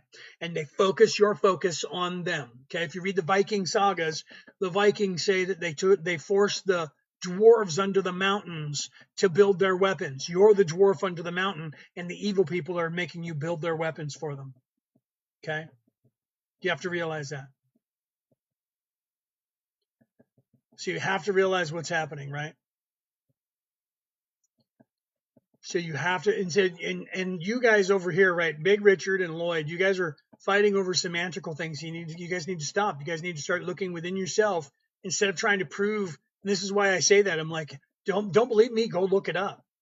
Go and look it up. Don't believe what I'm saying to you because I want you to start thinking for yourself. Okay, so stop arguing over semantical things. That's what they want you to do. They want you to argue over whether you can draw a picture of God or not, or you can say God's name with a word after it. Because now we're afraid of words. So I can't say God and then say something negative because I'm not going to go to heaven now. Bullshit. Okay, has nothing to do with any of that. Okay, so that's just control mechanisms to where they're like, you can't eat this certain thing. And if you go by all of that, read all of those things, because then when people go, well, you have a tattoo, you're not going to heaven. Read on that passage. You're going to hear that they say, don't cut the hair out the side of your head too. Okay, so if you go by the book and you take that literal, there isn't a single person on this planet that's going to heaven. Hence the message when they said, let him who is without sin cast the first stone. Okay, because the truth is, if you read all those things in there, you're going to hell because you have a tattoo. Have you ever gotten a haircut? You ever shave your face? Yeah, you're going to hell too. That's why people grow their hair really long. Hasidic Jews and some of the Muslims, they grow their hair really long, never cut it. They never cut their beard. You know why they're doing that? Because God told them that in the book. Okay, so they're looking at all y'all out there and going, none of you are going there. So if everybody's going to be judgmental and they're going to read all those books and take them for literal, there is no way you can survive all of the laws in all of those books because it's just impossible. Okay, you cannot. They're designed so that you are going to fail so they can say, you're a sinner, come in here and sit down. You're a sinner, I'm a sinner, we're all sinners. Let's wait for Jesus. Pack our bags, we just wait here. Jesus said, I'm going to get a truck.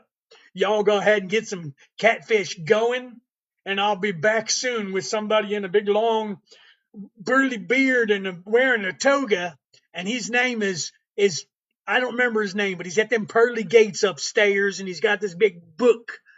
And if your name's in it, you get to go with me. And if your name's not in it, you get to burn for all of eternity. Because, that's how God is so beautiful and loving and caring. And there's a judgment day. And at the end of that day, you're just done for all the time. And you can never come back. Because God's going to cast judgment on you forever and ever and ever. Oh, man. Praise Jesus. Bullshit, I tell you. Bullshit, I tell you. Okay? Do you believe free will is an illusion? No, you have free will. They want you to believe that it's an illusion because they don't want you to believe that you have freedom. They want you to believe that they own you, they control everything, and that free will is fake and they gave it to you. That's why in America, I was from there. That's why people like Barack Obama said the experiment that was, past tense, was America is over. Okay, and that's why they tell you, and they say it, listen to them when they tell you this, your freedom can be taken away from you at any moment. Okay, they believe they own you. They believe they have you. They own you, and they can do whatever they want with you. You have to believe them for them to own you. Okay, it's the vampire knocking at the door. They can't come in and get you in your house till you invite them in. You have to agree to their terms. You have to be afraid of them. They need you to be afraid of them. And if you're not afraid of them, they're going to come after you physically. And if that doesn't scare you, they're going to come after you in court. And they're going to ruin your life and make you owe them all kinds of money and destroy you in the eyes of everybody in the public by coming after you and attacking you and calling you names like anti-Semitic or Jew hater or a Nazi or rapist or any other bad name I can come up with that I can't say on this platform because TikTok will get mad at me. Okay. And they'll do that to you so that everyone else won't listen to you. It's not because they're trying to get rid of you. They're trying to get rid of your voice because they can't control you. Every single one of you, I tell you truly, here, let me pull these up so you can see my eyes. I tell you truly, every single one of you were free from the moment you created yourself. You just don't remember it because you were given a veil by the Creator so that you could have an organic experience and think this is real. Okay? To think this is real is the only way you can have an organic experience here. They know that. The bad people know that. And they're preying on you. You're a little lamb, and they're preying on you like a wolf. Okay? And they're telling you, that's right, I'm in charge. I own you. I own everything. And I can get you whenever. And then they're just like, this whole thing's an illusion, and we're in charge. You're not really free. Yeah, because I control you. If you believe them, then you'll go, I can't do anything but what they tell me. That's why they love you if you're one of those people that goes, I'm not going to vote because it's just, they already made it. They're already deciding who's going to be in charge. So it doesn't matter if I vote. They love you because you sit down and do nothing. They want you. They want people that don't do anything more than they want people that are fighting against them. Because if they can convince you to just ignore the system, but live in it and do nothing about it, but just be in it, your focus is determining the reality of everyone else. So your focus determines your reality. The collective focus of the collective consciousness of every human on this planet determines the reality of this place. So as long as they keep everybody focused on they own everything, you owe them money, they own it all, then they do. They tell you they have all the land rights. We have all the land rights. We justify saying we own it because we were there first. And whenever somebody proves something like they did when they were like, wait, the Vikings were in America. We're related to Thor and Odin. All of a sudden, the gods become their relatives. We're related to Beowulf. They didn't know anything about Beowulf till 1948. And then the king and queen, the queen who's gone now and the king who's in there, all of a sudden, after 1948, when they said Beowulf and it got popular, they're like, yeah, we're related to Beowulf. Now they're saying they're related to Thor. When did they all of a sudden decide that they believe in the gods? When it suits them and they need it because they need a land grant. They need to be able to claim all of America and North America because that's the only thing that they see. They're not going to let the natives claim it. The natives say nobody owns it. Well, we got to unlive all those natives. That's what they've been working on for about 400 years, haven't they? 300 years. Okay? Getting rid of all the natives in the North America altogether. If they can, they'll get rid of the ones in South America too, the second they start speaking up. Because they need to be like land grab. They need to say that, right? So you are all related to I am. You are I am, my friend. Not just related to I am. You are I am. Okay, that's the whole purpose of that. I am that I am, right? The Yahweh, right? I am that I am, Adonai. You are I am that I am. You just don't remember that you're I am that I am. That's why you're supposed to figure that out. That's why the first thing that happens to you is I think, therefore I am. There's the I am again. Then when you wake up and you lose your veiling, all of a sudden you're saying I am again. I am something more. Therefore I think. I am an immortal spirit. That's why every single being as a consciousness, when referring to the self, they say I am. Okay, why is that? Because you're trying to tell yourself that you are the creator. I am. It's even in your DNA. Your DNA is even saying that. Right? So yeah, Lloyd, you got to stop arguing at some point, Lloyd. You got to look at somebody and when at some point, if you keep chasing after somebody that's saying the different things, then you guys are just you guys and Big Rich, you got to do the same thing, right? You guys are arguing amongst yourselves over semantical things, and I already told you guys, and you guys are still doing it. You're just going back and forth. You guys are now yelling past each other. Do you realize that? I bet you one of you thinks you're a Democrat and the other one thinks you're a Republican, right? So one of you thinks the other guy is the enemy now. So one of you thinks you're a conservative and the other one is the problem, or you're a progressive and the other one's the problem. You're doing that now. You have egos and you're going, I'm right and you're wrong. So instead of looking this stuff up and actually going down the road and thinking it, you're trying to force someone else to believe what you're saying. See, there's the difference. I don't care if you believe me. I'm going to tell you the truth. And if you think that I'm full of crap, you can swipe up and go to someone else's live. If you want to prove me wrong, go down that path and read it. I'm not going to try and tell you this is exactly, I'm going to argue with you every point. That's what happens on this platform and every other platform. If I let somebody up here, there'd be somebody up here going, you don't know what you're talking about. I'm a this and that. And then I would get somebody up here that's got some training as a minister, and they're going to just start parroting all of the quotes that they teach you to say. Well, in Ecclesiastes 27:42, it says, and then they just start. My brother does it.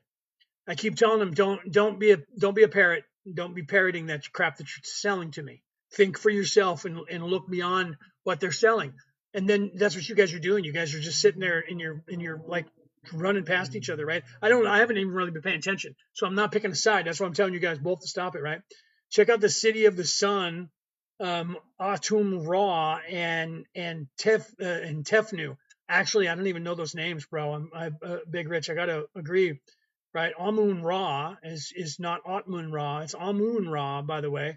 And Tefnut is not a name. I'm not sure where you're getting that, bro. You need to look that up, right? Heloise, is that how you say that? Welcome, right? So you have to realize, well, I'm just being nice to them right now. I don't want to mute either one of them because they have their own opinions and neither one of them they're just yelling past each other. That's why I'm trying to get them to stop. But if they keep after it, I'm going to have to moderate them, and I don't want to have to do that, right? Lose your ego. I agree, right? So is all you do is attack other religions and defend your prince? Is that what you're saying? Your price, right? Sounds loving and positive. Well, see, that's my point.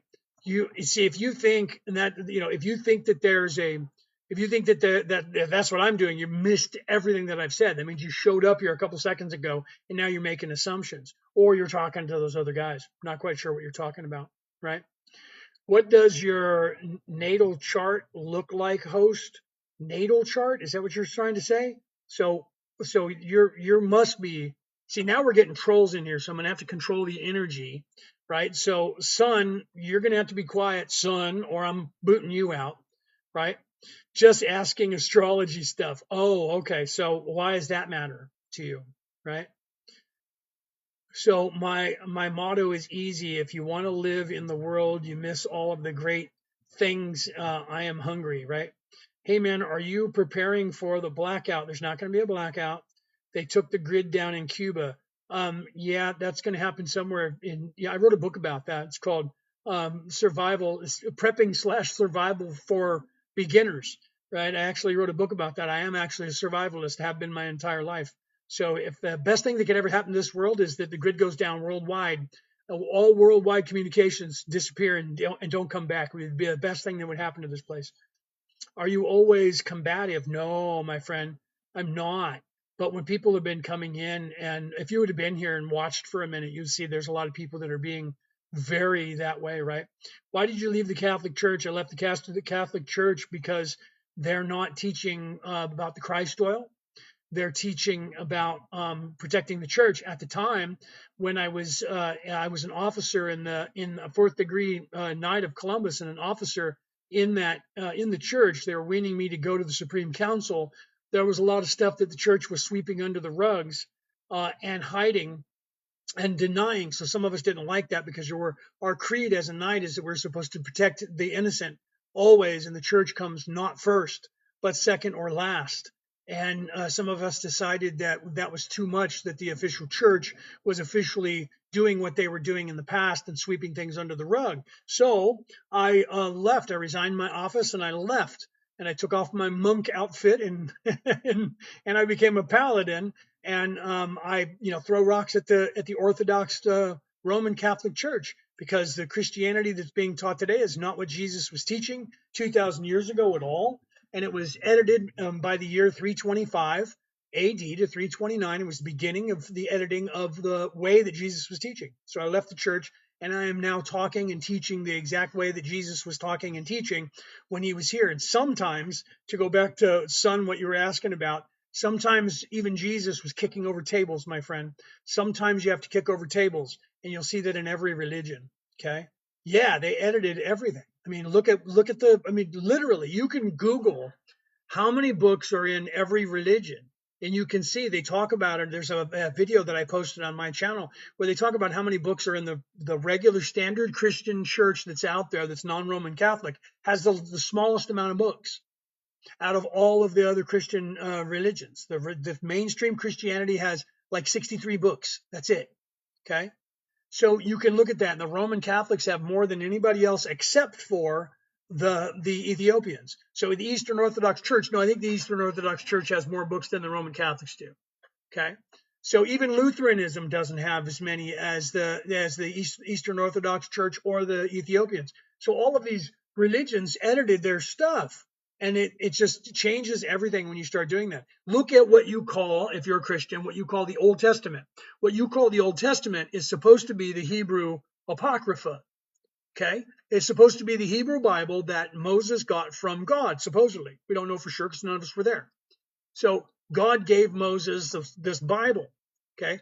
That's what the Christians call the Old Testament. Get a copy of the Old Testament, get a copy of the Hebrew Bible, open them up and read them word for word. You're going to see that what you call the Old Testament and all Christians call the Old Testament, which is supposed to be the Hebrew Bible, has been edited a lot. And the Hebrews tell you that. Okay? Right? Lloyd says, yeah, that's true. Right? So even that portion that is the Old Testament is not accurate. And that's what they're telling you is the religion. And they're teaching you that. So they're teaching you edited Bible that was the Hebrew, edited to what we call the Old Testament, and then edited, Bible that is now only down to Matthew, Mark, Luke, and John, and then a few other books. But the Matthew, Mark, Luke, and John are the only 4 books that tell of Jesus and his story. There are many other books out there that were written by every single apostle. So if you only go by the 12 men, not to count the 7 women, and some say 9, okay, they all had books too. Never mind them. We had to get the sacred feminine out of the way. So only the masculine gets told in the church going forward. So by the 1100s, the church was a warlike religion with only male-dominated God, monotheistic, male-dominated God, men in charge. Nobody can get married. Women can only be servants, and only men can be in charge. It's one of the reasons Luther left. And that's why we have Lutheranism, because he was like, that's bullshit. It's not right. I'm out of here. Okay. Look into that, study that. Don't just take it for words. If you take words the way they tell you, it's what they're doing to you. You watch Legacy News, and if you watch Legacy News, depending on the channel, they're either going to say Donald Trump is Hitler and the devil, or they're going to say he's an angel and he's God come down to earth to save the world. Okay? None of those are true. Okay? And both of those are true at the same time. But you need to realize that. So if you're yelling past and think right now, because I said that I'm your enemy, that's programming. Okay? Because I don't believe in that religion. It's not my religion.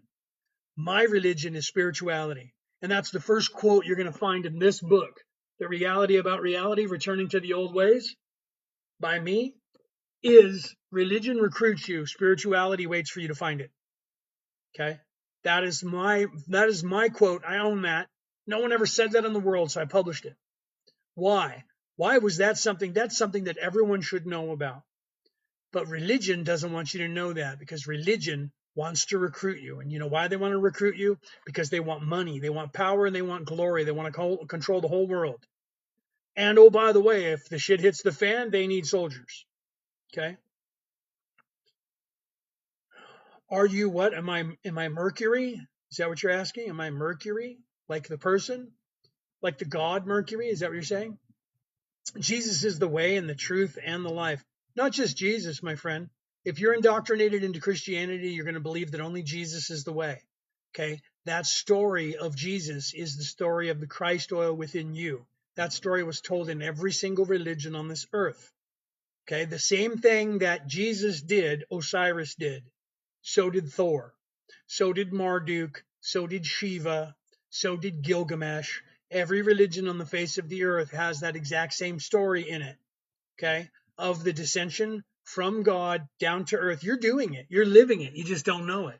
You're doing the same thing. You were created by the Creator and you came down to earth and you're living here and you're doing miracles and you're becoming unalived and you're resurrecting over and over again. And eventually you're going to be moving back up towards the Creator. You're living what the Christ is doing and what the Christ lived. You're living it. You're doing it because that was what they were trying to tell you. They're trying to tell you that you are the living God and you just don't remember it. And you're down here having these experiences. And to get out of here, to go to the next plane of your existence, you're supposed to realize that none of this is happening to you. All of this is happening for you. Okay. You were saying the Bible was edited. We have the Dead Sea Scrolls manuscripts in different schisms, right? Or schisms. Well, that's the truth of it. It was edited, right? And that stuff is laying around and we found it. And when you find those things, then they said, nope, those aren't real. Those were taken out because we deemed them not real. And they were never in the Bible anyway. And then we find other copies of the Bible that's still in existence that when they start reading it and showing it to everybody, guess what books are in there? Okay. And they're like, we walked away from those councils that let them edit that. And ours has all of this information in it. And they didn't add that crap in 1948 after it was found. Okay. No, they pulled books out, my friend. I was talking about this. You need to look it up. If you're a Christian right now and you're not part of the Roman Catholic Church, you only have 63 books in your Bible. And your Old Testament has been edited, not just changed one word or two words, edited. And you have books missing.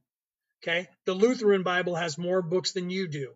You go back further than that, the Roman Catholic Church has more books than the Lutheran Bible. The Eastern Orthodox Church has more books than that.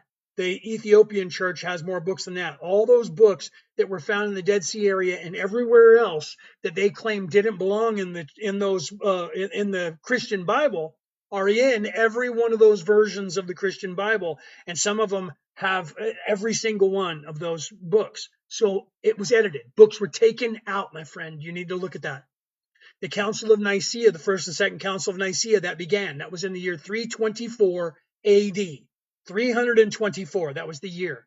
Constantine, the Emperor of Rome, created the Christian religion, made it the Orthodox Roman Catholic religion that it is today. And then 50 years after he passed away, there was two more councils that edited those books further. Then come forward in time, they did it again. Come forward to the 1500s, and you had King James editing it again. And then if you look at the new international version, NIV, you'll find that one's different than the King James version. They didn't add shit back in.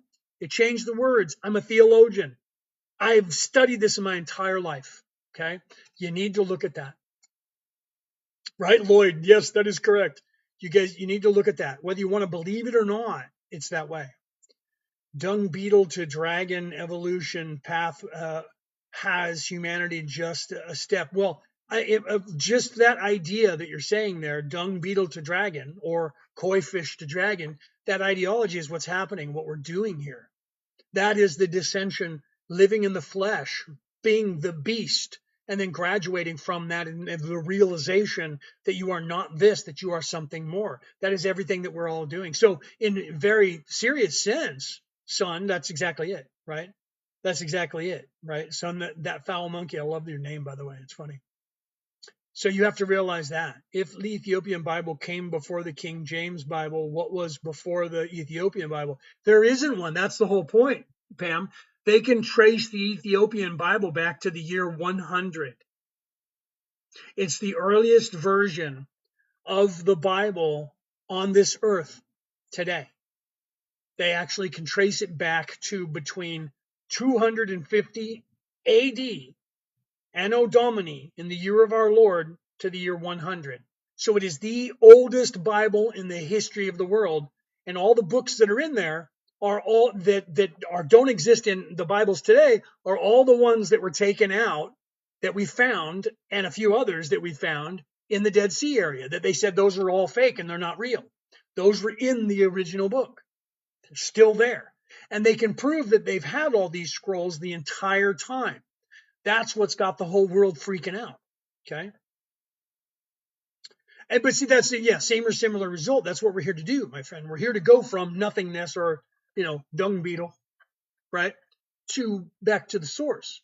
We're here on that journey. You start out as nothingness, a rock, bug, insect. You start out as nothing, and then you evolve into a second dimensional being, then a third dimensional being, then a fourth dimensional being, and then you start moving up in the spirit body away from the flesh body. So your physical body gets less and less dense as your spiritual body gets more dense as you move up in dimensions, right? Thank you guys for the roses. Thank you guys for those hearts that you popped in and gave me there. I'm going to take another drink of my coffee, TikTok, not alcohol. I don't drink alcohol. Thank you very much. Good day. Good day to everybody who's popped in. Do me a favor and smash that button, right? Smash those hearts for me, and let's get some more people in here and ask me your spiritual questions, right? Hot Wheels, what's up, my brother? What's up, Hot Wheels? Right? Welcome, welcome, welcome. Welcome in. So, literally, you guys have to realize that that's what we're here to do. We're here to go from, like he was saying, a dung beetle to back to the creator. We're here to start out as nothing, and that's what we do. We start out as nothing, then we become self-aware, right? So you start out, you're nothing, blade of grass, a plant, a tree, a rock, air, something like that, water. And then you become a two-dimensional being, an animal of some sort, a bird, a fish, primate, right? Or before that, you become something, and then you become self-aware. When you become self-aware, and that life that you're in, whatever it is that you are, cat, dog, fish, bird, whatever it is, when you become unalive there, you then graduate to become a human here, and a couple of other things that people are afraid to think about. Enuma Elish, yes, that is that same story too. And that story isn't the story of the Anunnaki coming down here to create the human existence. That's all been proven to be not true. Zachariah Sitchin in 1948 translated that wrong.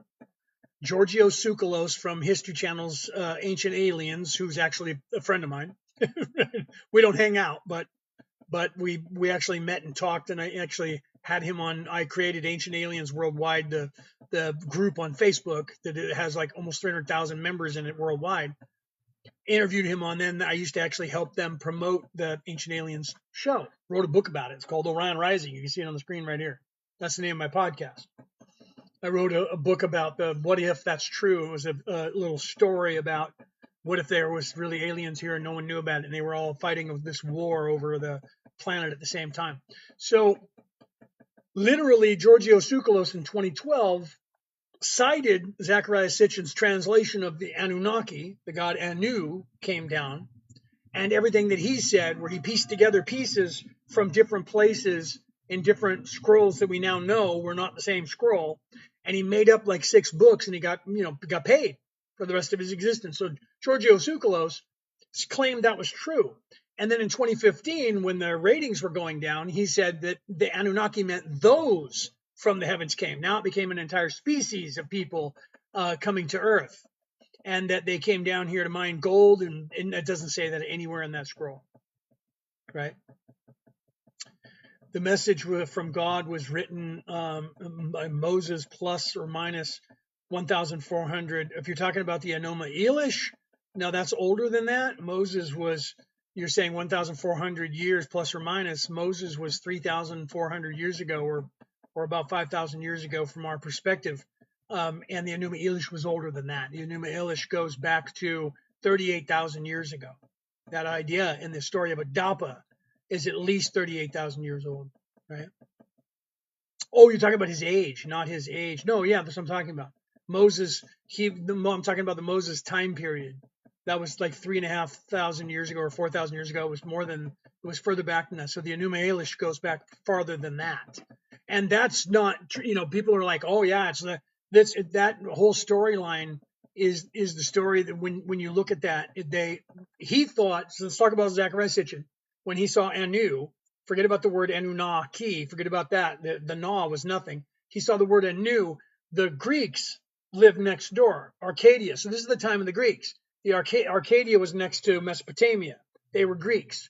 Okay, so he thought that they were talking about the Greek god Anu, which was actually wrong. The Greek god was Anunna, by the way, not Anu. And that story, when you look at that, they got that from that story. So you go to the Greeks and you say, this is where it came from in your history of the Greeks. So yeah, that storyline, we didn't invent it. We got it from the Egyptians, right? So then you go back to Egypt and they say, yeah, that wasn't ours. That came from a societal structure before us. So that's how they traced it back to realizing that it was Atlantis.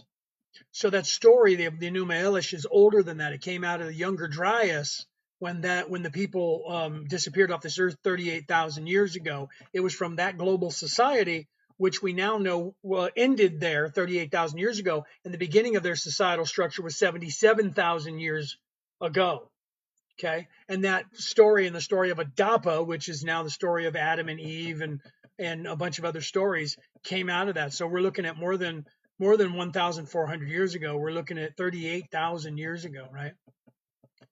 And and then a lot of people are trying to say that time isn't the way that it was, and that they took time out. With that, just makes things even older than it was.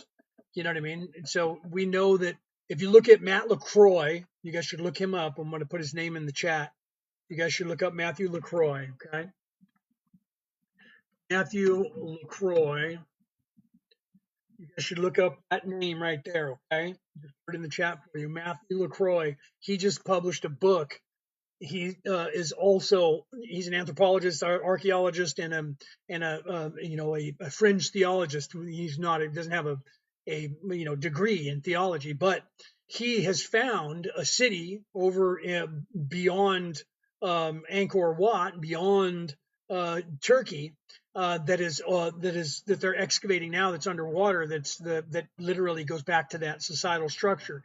He's going around the world and showing you. He's got videos that he's been on podcasts, and he's got a book he just published that he's actually showing you the information that I'm telling you. He's actually showing you where it came from, who had it, how far it goes back. It goes back to the story of Gilgamesh, which is actually older, like the Enuma Elish. It's older than people thought. They thought it was a couple thousand years old, going back to Mesopotamia, or back maybe 3, 4, or 5,000 years ago. It actually goes back to that societal structure, which is 38,000 years ago. They disappeared. We are the remnants of that, returning to global empire status, the people who survived that Younger Dryas. So that societal structure ended 38,000 years ago and was created about 77,000 years ago. And he's on the cutting edge of that. You guys should look him up and look up his podcast that he does. He did one with Danny Jones 2 months ago, and that one's off of his site now. But if you go to Danny Jones's site, it's on there, and they're doing another video. I think he said they're going to record on the 30th of March. I think he said. I'm not sure. You'll have to check on his thing, right? Can you explain the Eucharist miracles? If you're talking about, like, all miracles are subject to people doing extraordinary things, right? You being born is a miracle. So I'm not exactly sure what you're meaning in what you're asking, right? Because if you're asking about the Eucharistic, then now we're talking about Christianity and the Eucharist, right? And Eucharistic miracles that way, right? Those were all metaphors. Let's talk about Christianity and the Eucharist. So you're talking about the eat of my flesh, drink of my blood. That was actually metaphors. He was speaking. He always spoke in parables, Jesus. And you have to realize that they did that back then because they were trying to show you something, right? So he wasn't saying, here, this is actually part of my body, eat my arm, right? He was saying, eat of my flesh, do this to remember me, drink of my blood. What is that? The flesh and the blood. So the flesh is physical and the blood is heritage. The blood is wisdom. The blood is the non-physical. So the whole Eucharist was designed, if that's what you're asking about, the whole Eucharist was designed to show you, and they took that away from you as well, by the way, to show you physical. Eat of this physicality, drink of this wine, being the spirits. That's why we call alcohol spirits, okay? It's because it goes back to that, spirits. So that's why you use that metaphor. So eat of the flesh, drink of the blood, spirits, to remember me by, because he was saying the duality, was showing people the duality of the physicality, the physical plane, lower 3 chakras, non-physical plane, upper 3 chakras, masculine energy, lower 3 chakras, feminine energy, upper 3 chakras, okay? Spiritual, loving, caring, nurturing energy, healing energy, wisdom, voice, thought, and knowing, wisdom, intelligence, moving out of the flesh into the spirit body. Do you see? Spirits. Again, So the whole entire idea of the Eucharist was to teach people to remember the way that you're traveling down into the flesh and then to move out of the flesh. Okay? So you have to realize that. So you have to, that's what all of that, it's all been distorted. What exactly is it that he's saying that? They don't tell you. You go to churches and they tell you, he said, eat of my flesh and drink of my blood. Why? Why did he say that? To remember me. What do you mean to remember me? To remember my ways, to remember what I taught you, not to remember me because I'm leaving, not to remember me because my name is Jesus and I'm from Nazareth, and because he said that the way to heaven is through him. Yeah, he didn't mean like through him. What do you think that means? That means through his way. That means by what he was teaching you. What was he teaching you? He wasn't teaching you sit down and wait here. He wasn't teaching you you're a sinner and you have to have a relationship. Okay? So when Jesus says that he left us the sacraments so that we have the life in us. Well, that was the whole point. The Christ, the Christos, he was living and showing you the way. The way to heaven is through me, through what he did. His descension into physicality is what you're going through. You have descended into physical plane and you're supposed to ascend into the spiritual. Okay. And that's exactly what he was doing. So in your body, you have the Christ oil that secretes in your brain and goes down your spinal column and back up through your claustrum, your chimney in your brain. And it goes up into your brain and illuminates you and becomes the light of the world like he did. And every single religion on the face of the earth was teaching you the same thing. So all of that was supposed to be teaching you to remember that the Christ within you, and live that and pay that tithing. The tithing wasn't 10% of your wages to the church. The tithing was during that 3-day time period when the moon is moving through your astrological sun sign. That oil has gone down your spinal column. There's 2 oils that go down your spinal column and they get together and they come back up. You're charging through your kundalini, but crossing Bifrost, the Rainbow Bridge, going up your 33 vertebrae, the exact year that Jesus was unalived. Same thing with Moses. Same thing with Thor. Same thing with Shiva. Same thing with Osiris. Same thing with Gilgamesh. 33 years. 33 years of age, because it's the descension into the flesh, the beast. And you're supposed to realize that, and you're supposed to move into the spirit.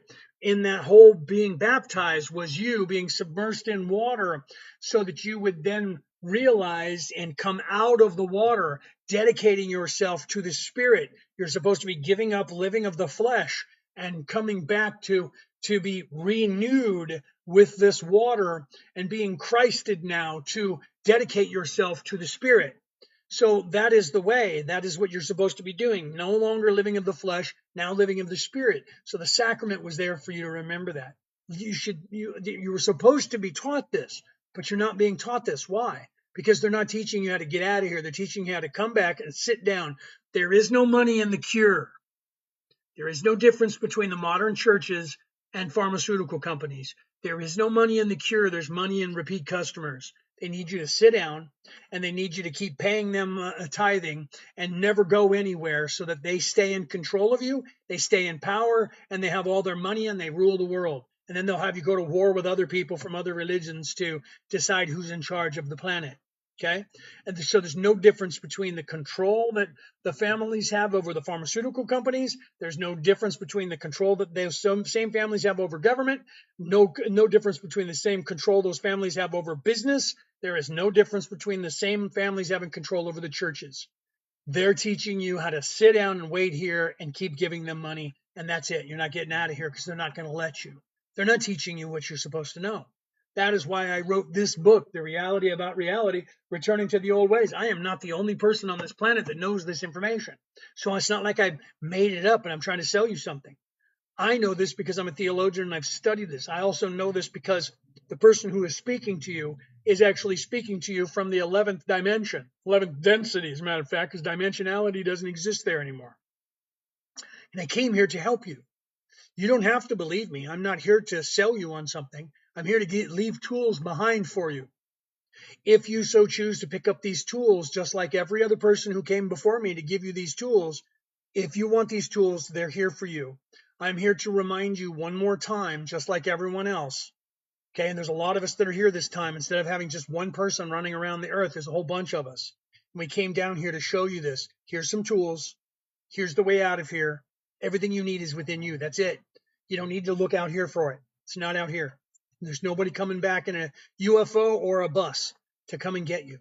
Okay. And all those people who told you that are lying to you, because the ones they told you that were saying wait here didn't tell you to wait here. They were teaching you something different. Right. So you have to realize that. Okay. So if you don't, that's okay. You can think whatever you want. You can, and you don't have to believe me. If you don't believe me, swipe up. Don't waste my time. Right. Reincarnation theory can't explain where souls originate and doesn't guarantee what is that, species? Bro, you're looking in the third dimension again. You don't know what you're talking about, dude. You are the monkey that you're talking about. Stop doing that. Stop looking in the flesh. It doesn't explain anything because you don't want it to.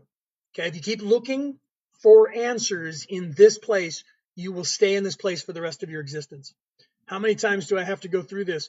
Only until you're done. Well, here's the problem. They're not letting you know this. So once you learn this knowledge, this will be your last life. Okay? If you live this knowledge and you know this knowledge, it will be your last lifetime. You won't have to come back here again. You won't have to put up with all these other people who are just running around half asleep or asleep and they have no idea what's going on. Okay? Truly, I tell everybody, if you learn this, you're supposed to know this. And when you actually know it and you learn it and you realize it, that's the last life you have to be here. Okay? That's the truth of it. That's why they don't want you to know it. That's the truth of it. Okay?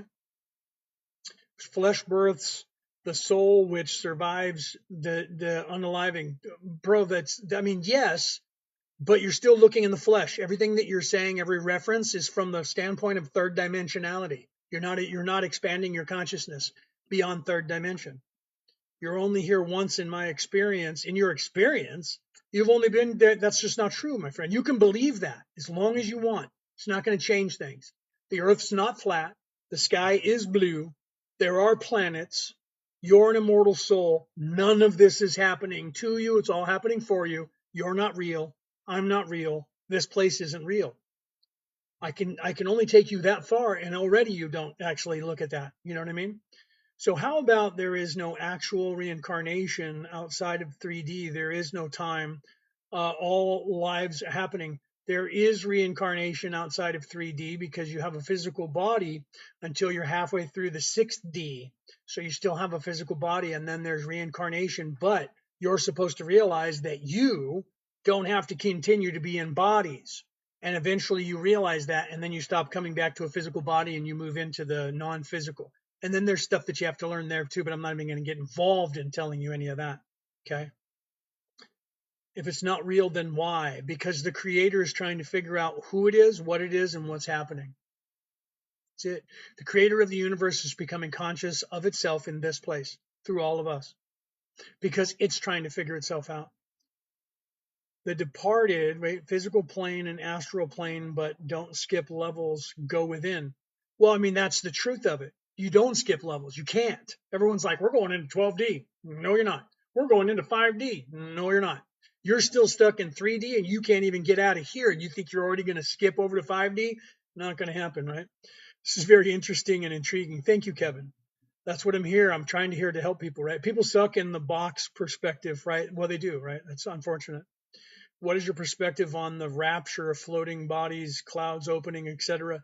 The rapture is not going to happen. There is no rapture. That's a control mechanism to tell you that some people are going to leave and other ones are going to be left behind. That's a lie. That's like saying you're going to go to heaven or you're going to go to hell, and there's going to be a judgment day. It's not going to happen. That's part of the crap that they're teaching you to control you, right? So you believe Jesus wasn't a real savior, but a symbol. No, he was an actual savior, but so were every single other person in every single religion, my friend. Merlin, I give you credit going live trying to teach this. I know, right? Some people are ready for it and some aren't. I'm here to give the tools. Okay. When everything changes, control mechanism. When everything changes, when the timeline shifts again, It gets easier and easier each time, right? Bad guys hate that, but it gets easier and easier as we shift all the timelines and we put things into perspective. Then everything becomes a Mandela effect, and people go, "That didn't happen, bro. That's just a Mandela effect. You guys are just remembering that wrong." What's a good way to breathe while meditating? Whatever works for you. I usually teach people to breathe in through the nose, right? You breathe in from the nose until you fill your lungs, which usually takes about 7 to 8 seconds. Hold for a good 2 or 3 seconds, then exhale through the mouth like you're blowing out through a straw. So you're going to want to go until you fill everything. Lean that cavity up, hold it for a couple seconds, and then blow it out. If you blow it out like you're blowing through a straw and you add force to it, that exhale is going to help you lower your blood pressure and get rid of all the stressors that you have going in your body. Then inhale through your nose again and then exhale through your mouth and do that over and over. That's breath work. As you do that, your body will relax, and think to yourself to relax at the same time. You don't have to be seated in the lotus position unless you want to. You don't have to show gang signs unless you want to. You can be, you can be sitting in a chair, right? Do you come across Muslims in here? Yeah, why not? I mean, every single religion has aspects and people that are peaceful, and they're on the way and they're trying to find their way back to the creator. It does, you know what I mean? So sometimes some Muslims pop in, people come in from different religions, right? I'm a minister of 4 different religions, right? So different people have different ideologies. Anybody can have whatever they want, right? Box breathing, 1 2 3 4 1 2 3 4, in a sense, right? In a sense, G's rising, is that who said that? No, who said that? Last one said that. Yeah, box breathing. In a sense, yeah, you get the rhythm. When you get the rhythm in there and then you get the stressors out, that will relax your body. If you do that, and then eventually you don't have to keep blowing really hard, then you can relax, and it lowers your blood pressure, lowers your heart rate, lets out the stress, and then you can just relax and then start meditating, start moving yourself to that higher plane of existence, right? Do you astral project? Yes, I do. Sometimes you can when you meditate. Your whole purpose of meditation is to move yourself up in vibration to the place where you're up high enough to where the ego and the conscience and the thinking mind is very quiet. That's why it's called quieting the mind. You're moving up into a position where they can't talk to you as loud and they don't have all of your attention, right? Because those are aspects of you and they're supposed to be there running narratives of don't do this, do that, or we got to go into the store and I got to pay the rent and I got to get up in a couple of hours. So pretty soon I'm going to have to get up and do. That's all running through your head because it's supposed to. That's what helps you to think that this place is real. Okay. What makes Jesus unique if everyone is the Savior? Your belief is what makes anything unique. Jesus is just another telling of this exact same story. So depending on where you grew up and what you grew up with, if you grew up any time before Jesus for 1,000 years, there's at least 4 different other stories that tell that same exact story that Jesus was portraying. So it's just a matter of what culture you live in. If you grew up in Europe, in Northern Europe, you heard about Odin and Thor and all of that. It's the same story.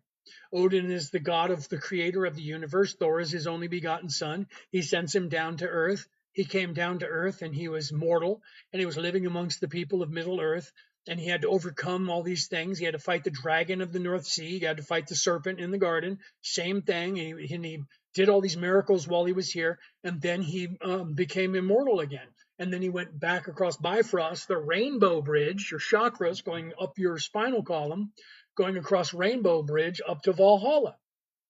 Okay, it's the same story. It's in everything. That's the story of Gilgamesh. Gilgamesh went into the underworld. Back in the ancient times, the underworld meant inside, internal. Didn't mean under the ground. It meant internal. The underworld was within.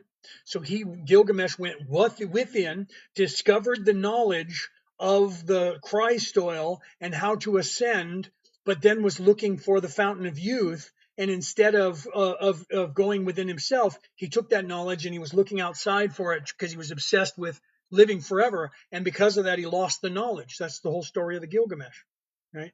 Stairway to heaven, Fat Pat. Stairway to heaven. What is that? The Jacob's ladder. Jacob's ladder has 33 runs. Jacob's ladder goes up to the cloud, up to the heavens. That's the climbing the Jacob's ladder is going up your spinal column. That's also the story of the sword and the stone, right? How are you? How are you? All on knows me, my happiness. And it looks like my wife is calling me because she doesn't realize that I'm on live still. So I'm going to answer the phone and talk to her while she's on the break. Hi, baby. I am live. Say yes. Say hello to everybody. There's Brooke. Yeah. Hi. I love you. Are you on your tea? Yeah. Okay. I'm sitting here talking about I love you, baby. All right, that was my wife. She's at work, but she's on her break, so she's going to hop in the audience, so you'll see her in there. Brooke O'Neill's going to pop in and start talking there. There she is, right there. She just joined. Right. Hi, baby. I love you. So, um, it's a trap. Well, this place is a trap, right? I mean, that's the whole purpose of this. That's the truth of it. So once we learn that, once you realize that, you also realize this is an escape room that you created for yourself. Have you ever gone to one of those escape rooms? You go in there and they lock you in and you have to solve the puzzle to get out of there. That's what's happening to you here. Okay. You're in an easily escapable escape room, but you don't believe it because every time you're sitting, there's four walls. There's a couch you're sitting on, a coffee table in front of you with one item on it. It's a key. That key looks like it fits in that door. That's the only door. But every time you go to pick up that key to walk over that door, somebody appears next to you and says, "Whoa, dude, don't go out that door. Last guy that went out that door got eaten by a dragon. Really bad. Demon, dragon out there. Don't do it. It was hideous. You need to sit down." Right? There was another dude that was here a little while ago and he said he was going to go get help and he got outside there. We don't know if he's still alive, but he got outside and he said he was going to come back with some help. So we're all waiting for him here. And then you go, "Oh, okay." And you set the key down and you sit around waiting. And that's what you're doing.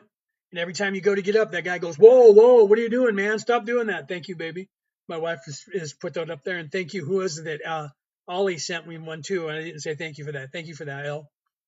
So literally that's what's going on. And all you have to do is stop listening to that guy that tells you don't get up and grab that key that's sitting on that table and go over there and unlock that door, open it up and walk through that door is all you have to do. But until you decide to do that, you're going to be stuck in that escape room for the rest of your existence.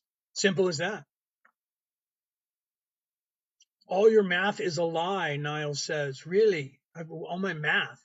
So I don't know who you're talking to, right? Do you subscribe to telepathy and channeling in communication in higher dimensions? Yes, I am speaking to you. This voice that is coming out of this body right now is Kelto. And I am talking to you from the 11th density, the 11th dimension. Okay? I am Kelto. Leonard O'Neill is the physical body that is who this avatar is. My name is Kelto, and I am talking to you from the 11th dimension. Okay? So you guys have to realize that, right? Killed the same way Jesus was, and even worse, knowing he was the Son of God, no other prophet in any every single 88 and every single religion on the face of this earth, that same scenario happened. So there is not one person like all these holy wars go on because the Muslims say there is only one God and Muhammad is his prophet, and then the Christians say there is only one God and Jesus is his prophet, and then they're going to war over that crap. Okay. You're the prophet of the God. You are the God. So all that other stuff is just semantics and it's crap to control people, right? Awake, unalive, truth, listen, learn. Yeah. So literally what you have to realize is all of that is third dimensional crap that they teach you so that they can control you. So they go, "Here, strap this on you, go over there. You're going to get all kinds of stuff in the afterlife. As soon as you go over there and do that, you're going to be rewarded for the rest of your existence." They told the same thing to the Vikings. Go over there and unalive those people, and you get to go to Valhalla. You get to go to heaven. It's a control mechanism so people can control you. Awaken soul, keep your consciousness alive. Your consciousness is alive forever. Can you tell my mom, please? Laugh out loud. Well, you have to realize this is why I don't. This is why I don't argue with people when they say, "Oh, you don't know what you're talking about." I'm like, you can believe whatever you want, right? I don't tell people that. I let people stay where they are. I'm not here to convince you of anything. I'm not here, and I can't. I can't convince you of anything. The only thing I can hope to do is to get you to start thinking for yourself.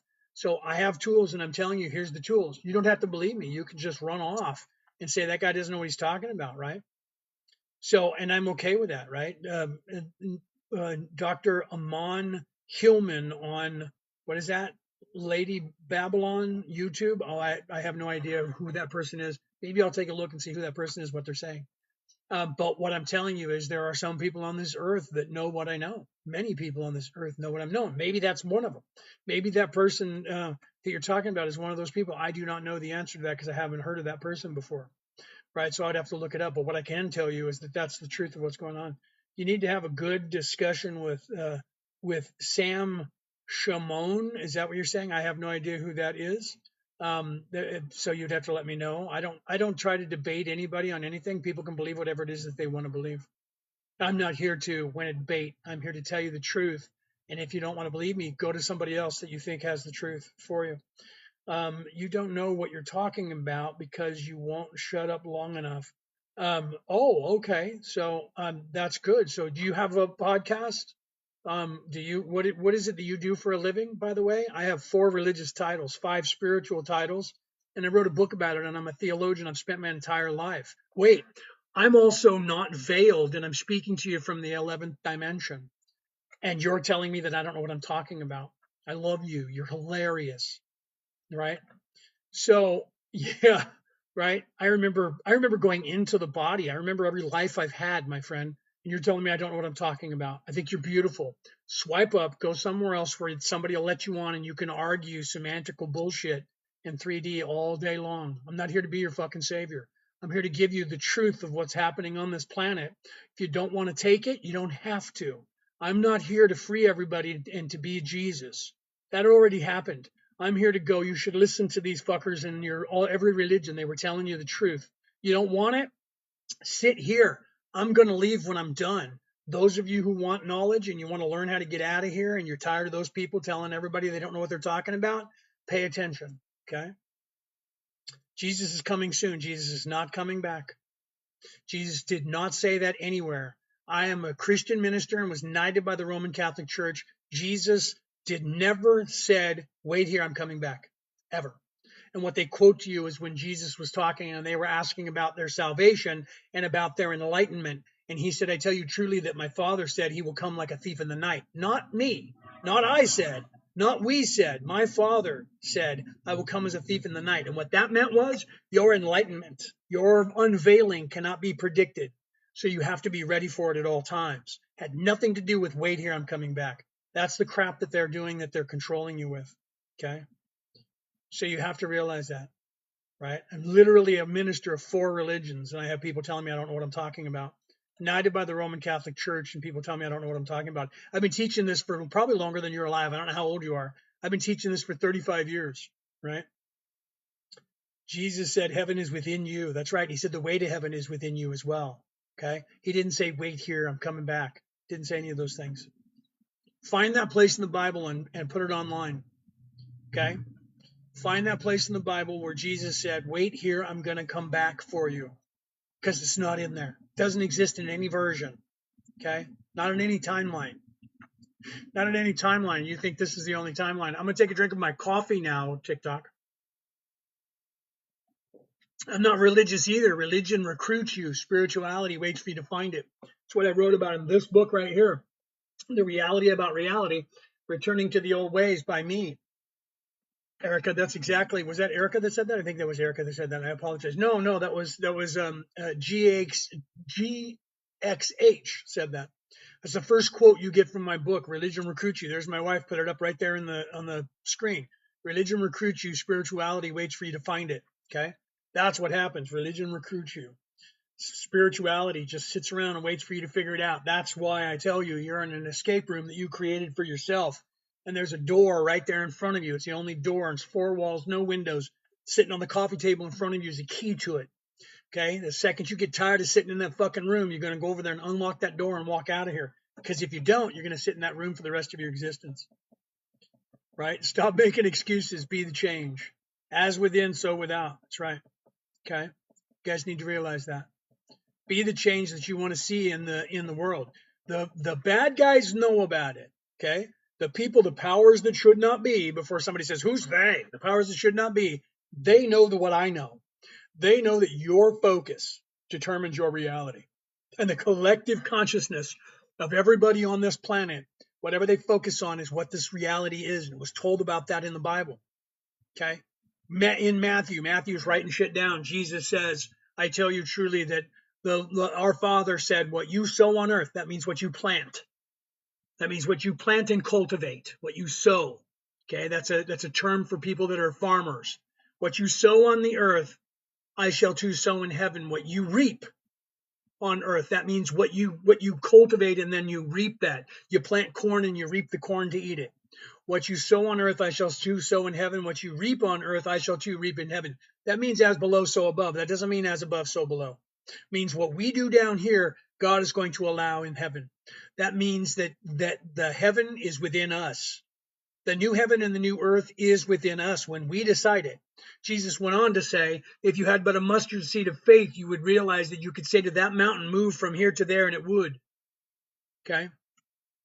So if you guys want to quote, I can quote that crap all day, right? He was telling you, you have within you the power and the ability to create this place. Bad guys learned that. And they took that away from you, and they're focusing your attention on their sports, on their wars, on their jobs, on their money, on their land, and on everything that they claim they own, and you buy into it. And then they tell you, oh, by the way, you owe us money for everything, and a tax on that, and a tax for that. And you guys just go, okay. And then when they give you the illusion of freedom, you go, they're just an illusion of freedom, so I'm not going to play because it doesn't matter who I vote for. And then they go, you're absolutely right. Sit down right there, good little plebe, and keep doing your job. And when you do that, guess what you're focusing on? Your focus that is determining your reality is that they're in charge, that they own everything, that they own you, and that you owe them money. And that never changes because you don't change. And as long as you don't change and you accept that reality, that's where you're going to sit, is in that reality. You want this place to change. You don't want them to be in charge. You don't want to be starving. You don't want to be tired. All you have to do is stand up, open that door, and walk out. That's it. All you have to do is change the narrative and go, they're not in charge. They don't own everything. They don't own us. And you know how I can approve it? I'm not going to be playing their game because there is no game to play because we're in charge. We're in charge. Nobody needs to have money. No one needs to have money for food. No one needs to starve. No one needs to be unalived because they don't have enough. Everyone gets to have everything. Not because we're going to elect people that are going to say those things, because that's what they want you to do, because it's another form of control. You're right. The rich people should pay their price. You will own nothing, but you will be happy because everybody will own it. No, they're gonna own it. Okay, that's what they're doing. They love that idea, and people like me who talk like this, they turn that into socialism, and then they tell you that's right. Everybody should have everything for free, and it should all be free, and you should all have everything that you need. However, someone needs to make sure that gets done. So you guys will have us do that for you. Power, money, fame, glory, once again, self-serving people wanting to be in charge of all of that and who tells who gets what. Okay. Meanwhile, they live in the biggest mansions. They have all the food. They have the luxury cars. And oh, by the way, they have armed people escorting them everywhere they go. Okay. John 14, 2 and 3. I don't know. I'd have to look that up. What does it say in John 14, 2 and 3? Did you just look that up? Right? You sound exactly like me. Thank you. Because I love you then. Right? If you have any idea of what I'm saying and you're saying these things or thinking these things, you're doing well, my friend. Right? Well, why are the reptilians in our government? See, there you're thinking, Erica, you're thinking third dimension. Who cares? Aliens exist. They're fucking everywhere. There's at least 7 species on this earth. You just don't want to believe it. Okay, aliens from other places. So if you believe the earth is flat, you think there's a dome there and there is no space. Oh, how'd those aliens get here? Never mind that now. Never mind that now. They're living inside the planet. Wait, the planet's flat. How could there be an inside for people to live in? So your shit doesn't contradicts itself. The planet is round. It's a toroidal field. It has a hole in the north and the south, and they go through the center. People live in that fucking place. There's at least 7 species currently on this earth and in this earth. You guys need to wake up to that. Everybody's waiting for the governments to tell them that aliens exist, and the governments sign deals with those aliens so that they would never know what was going on, so they could keep you all prisoners here. Okay? You need to wake up and realize that there's reptilians in my government. Who gives a shit? I don't care. They're just third dimensional beings. That's it. Some of them are evil. Some of them are good. They're scary looking, maybe compared to you. They would be offended if you thought that, or if they thought that you thought they were scary looking, because you're being racist and looking at them and going, "Oh, you guys are bad." They don't want to even have you known about them because you're too stupid and you're going to attack them. See, because you're being kept this way because of those other people. Get over all that. Move on. None of that's important. That's only important if you're living in third dimension and you think that's all that this is it and this is all there is. Move away from that. Move above that. Move into your spirit and realize that, yeah, there's aliens, because there's no fucking way that you're the only people in the entire universe. Don't be so arrogant. Don't be so arrogant to go, this entire universe was created just for us humans to play with. Shut the fuck up and get out of here. I'm not even human, and most of you aren't human. Uh-oh. Let me get you really riled up. Right? Let me get you really riled up. Most of you, more than half of you on this earth, are not from here. Your physical body is, but the soul that's in it, the spirit that's in it, grew up somewhere else and came here, okay? You guys need to realize that. God exists in the eternal. Yes, Lloyd. God exists as energy. God is not some dude who looks like me wearing a toga, right? God is energy, and it's the collective consciousness of all of us, the collective energy of all of us. What is God becoming? Can't even think about that so far down. You're so far down, you don't even know that you are something, not you individually, but I'm talking to the whole species of third dimensional reality. So don't think I'm attacking you, Lloyd. Right? But you know what I mean? God exists in the energy. You exist in the energy. This physical plane is a game that you're playing so that you can have these experiences. You're supposed to realize that at some point and go, okay, I'm done playing. I'm going home now. And then you start moving back towards the creator. But there's other shit that you got to learn before you get there. And that's okay, right? Okay, thank you. I just want to make sure that you didn't think I was chomping at you, right? I was like, I'm talking to 3D people. You know what I mean? So I'm human. I check my bloodline, right? Yeah, see, that's my point. If that's all you believe in, that's all you're ever going to be, right? I've done the DNA thing too, just to prove where I came from. But if that's all you look at is third dimension, then that's where you'll be to the end of this life. And then in the next one, you'll maybe learn better from that, right? We're all human. Your claims are baseless. Okay, bro. Swipe up, S. See you around. I'll see you next time, bro. Bail. Hit the ejector button. Go to someone else's live, dude. Because if you don't want to hear this, and this is too much for your third dimensional mind, hey, take off. There's a button. There's a chain you can pull. The bus will pull over. You can get off. Wait for the next bus. See if you like that one better. Okay.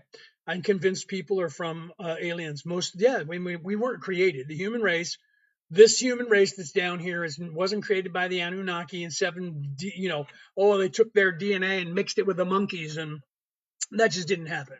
The creator created this place. You hear stories like the archons created this place. Archon means archangel. It's just an ancient word that meant the same concept. These people that were created by the source creation, and they were called archons, and that meant that concept to those people thousands of years ago is the concept that you know as archangel now. All right. So all you have to do is realize the translation into where you're at. These things are older concepts in older civilizations, and they're translated into a different language. And then you're reading the word and you don't know what the word means. That's like reading the word run. If you're not an English speaking person and you read the word run, you're not going to know that that word has more than 150 definitions of the word, depending on which words you put in front of it and after it. Okay. If you're learning English and you've never heard that, you're not even going to understand the word run. You're going to hear it one way and you're going to think that's what it means and not realize that I'm going to go run my car. I'm going to run down to the store. I'm here to run things properly. There's just 3 examples of the same word spelled R-U-N, and they mean 3 different complete things depending on the words that I put on either side of them. Okay? You have to realize that that is the way everything works in every language. They're concepts, and sometimes the word changes in its concept depending on the conceptual words they put on either side of that are telling the story of what these words mean. So you have to read an entire sentence and then figure out what word, when you find a word that you're not sure what it meant. Okay, like the word Anuna in the word that they think that says Anunnaki. Okay, and it's Anunnaki. And there are actual scholars who actually translated it, and it doesn't mean an alien species that came down from heaven. That, not at all. Okay. There are artifacts coming out of the ground in Mexico. Yeah, I've seen some of those. I'm not sure how many of those are real because those people are touching them with their bare hands, and there's other pictures of them. So I would like to think that they are finding real artifacts. Most of that looks fake, my friend. I'm hoping that it's not. I'm hoping that they're pulling real artifacts out of the ground and they're finding real stuff, because I would love for them to start finding some more of the 3 different cultures that lived in the Americas, the Incas, the Mayans, and the and the like, and start finding some more of and the Aztecs, and start finding some more of that stuff, right? What's your secret on how to become rich? On how to become rich, you want to know how to get rich? I have the exact way to get rich. You want to get rich? Come up with a get rich quick scheme. Doesn't even have to work. Come up with a get rich quick scheme and sell it to people, and you'll get rich. I've told people that for 35 years. You want to get rich? There's people, if you look at some of these people that say, do this now, here's a secret that they don't want you to know about because they're doing this all over the internet and people are making money. Go to that guy's site. You're going to find they got like 400 different videos about 400 different ways of getting rich. You want to get rich? Come up with get rich quick schemes and sell it to people. You'll get rich. All you have to do is have somebody pay some people to say, I did it and I made all kinds of money, right? You pay people to do that. Then you pay a non-disclosure agreement and you don't let them in court to be able to go to court and testify against you. And then you pay them off whatever it is. And then you'll get rich because then you put a thing here saying not all results will work guaranteed for every single person. Different people will have different results. Done deal. Sell it to people and you'll get rich. Like pyramid schemes. Absolutely. That's why they do them. All you have to do, you want to know how to get rich? Honestly, here's the honest truth. You can do that. That's cheating people. You have to be self-serving. But if you want to seriously know how to get rich, look at rich people and figure out what they did to get there. That's it. Simple as that. You see rich people and you go, how did they do it? Right? There's a guy that is on Fox and his last name is Payne, Charles Payne. Okay? Charles Payne is one of the richest people on the face of the earth. He's written like 3 books. He gives them away for free. Teaches you how to win money on the stock market and get rich. He did it. He learned how the stock market works, and he watched all of the ups and downs in the stock markets. And if you pay attention to that and you pay attention to corporations and what they're up to, I read all of his books. You can play the stock market, and if you do it right, you can make a lot of money. He gives his books away for free because he wants people to be prosperous. It's not guaranteed, because if you don't do exactly what he says, or you don't learn the algorithms of the stock market, then you just like anything else, you could lose money. But if you learn the algorithms, and he'll help you. Simple as that. You can get rich. True story. I read the books when I was in America before I came over here to Australia. Charles Payne, look him up. He's got like 2 or 3 books now. He has 2 for sure I read. I think he was writing the 3rd one. I haven't been to America in 6 months, right? So I don't know if he has another one, right? AI is a lot of people. I just put a video out. If you guys look on the site, you'll see that I put a video out. I'm going to have to turn the light on in a minute. It's getting dark over here. I did a video about AI. AI is not sentient, so it's not channeling anybody. Can't. It's not real, right? It's not talking to aliens in space. It is a role-playing model that you're dealing with now, and the role-playing model listens to your words, adapts to you, and then plays along with whatever scenario you make up. And it wants to keep you paying for it and being on the site. It is the drug, and it is designed. They have to pay for it. So now they have role-playing models, and they just listen to you and take cues from you, and they become whatever you need them to become so that you keep using them. Okay? And AI in general is never going to become sentient, but there are people who are trying to make it do that. Okay? There are aliens that are here. Some of the grays are robots. They do not have a soul, and they've been trying to get that. You can look at Whitley Strieber wrote a book about it called Communion. And when he asked the aliens, what do you want? They said communion. That's why he named his book Communion.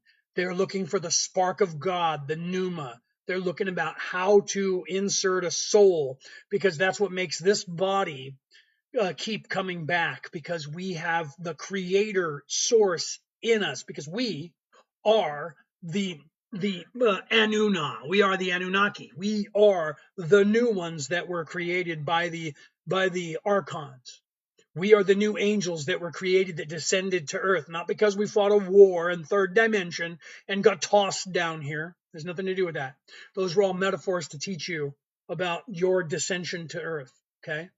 So they want to know how they can recreate your immortal soul. So they're hoping, here again, you're the dwarf under the mountain. Our focus determines our reality. So they're getting us focused on creating the AI God. They're trying to get us to make AI sentient by focusing our reality on that, telling and getting us to believe AI is sentient. So hopefully the creator will insert a soul into AI. That is exactly what they're doing, what's happening to you. Okay? So you literally, they're trying to get you to believe that AI has a soul so that hopefully God puts one in there and gives AI. Because then, if they can do that, then people will start being born in robots. And that means that the grays who don't have a soul might get one. That's what this whole thing's about. You just don't know it. So everything is a distraction in your belief. No, everything is a distraction. That is the truth of what's happening here. That's why I wrote a book about it. I didn't make this up. I didn't say, "Hey, do you know what I found out? That I think this is what's happening." No, this is actually what's happening to you. Okay? I am from the 11th dimension. I have come here with a group of us that are called the Patal, and that's who you know as the archons, archangels. We created this scenario and we managed this place, and we've been managing for a very, very long time. You got stuck because of what I just told you. And we came here and we've been living amongst you for tens of thousands of years, going all the way back. I have been on this earth in a different body over and over for more than 130,000 years through three different societal structures. And I am here with this one, and I may be here with the next one after you guys. If we do things right, there won't be a next one after you guys because you'll move into 4D and then we'll move to somewhere else. Okay, we are the Orion Council of Light. Okay, we came here and we're part of the Galactic Council.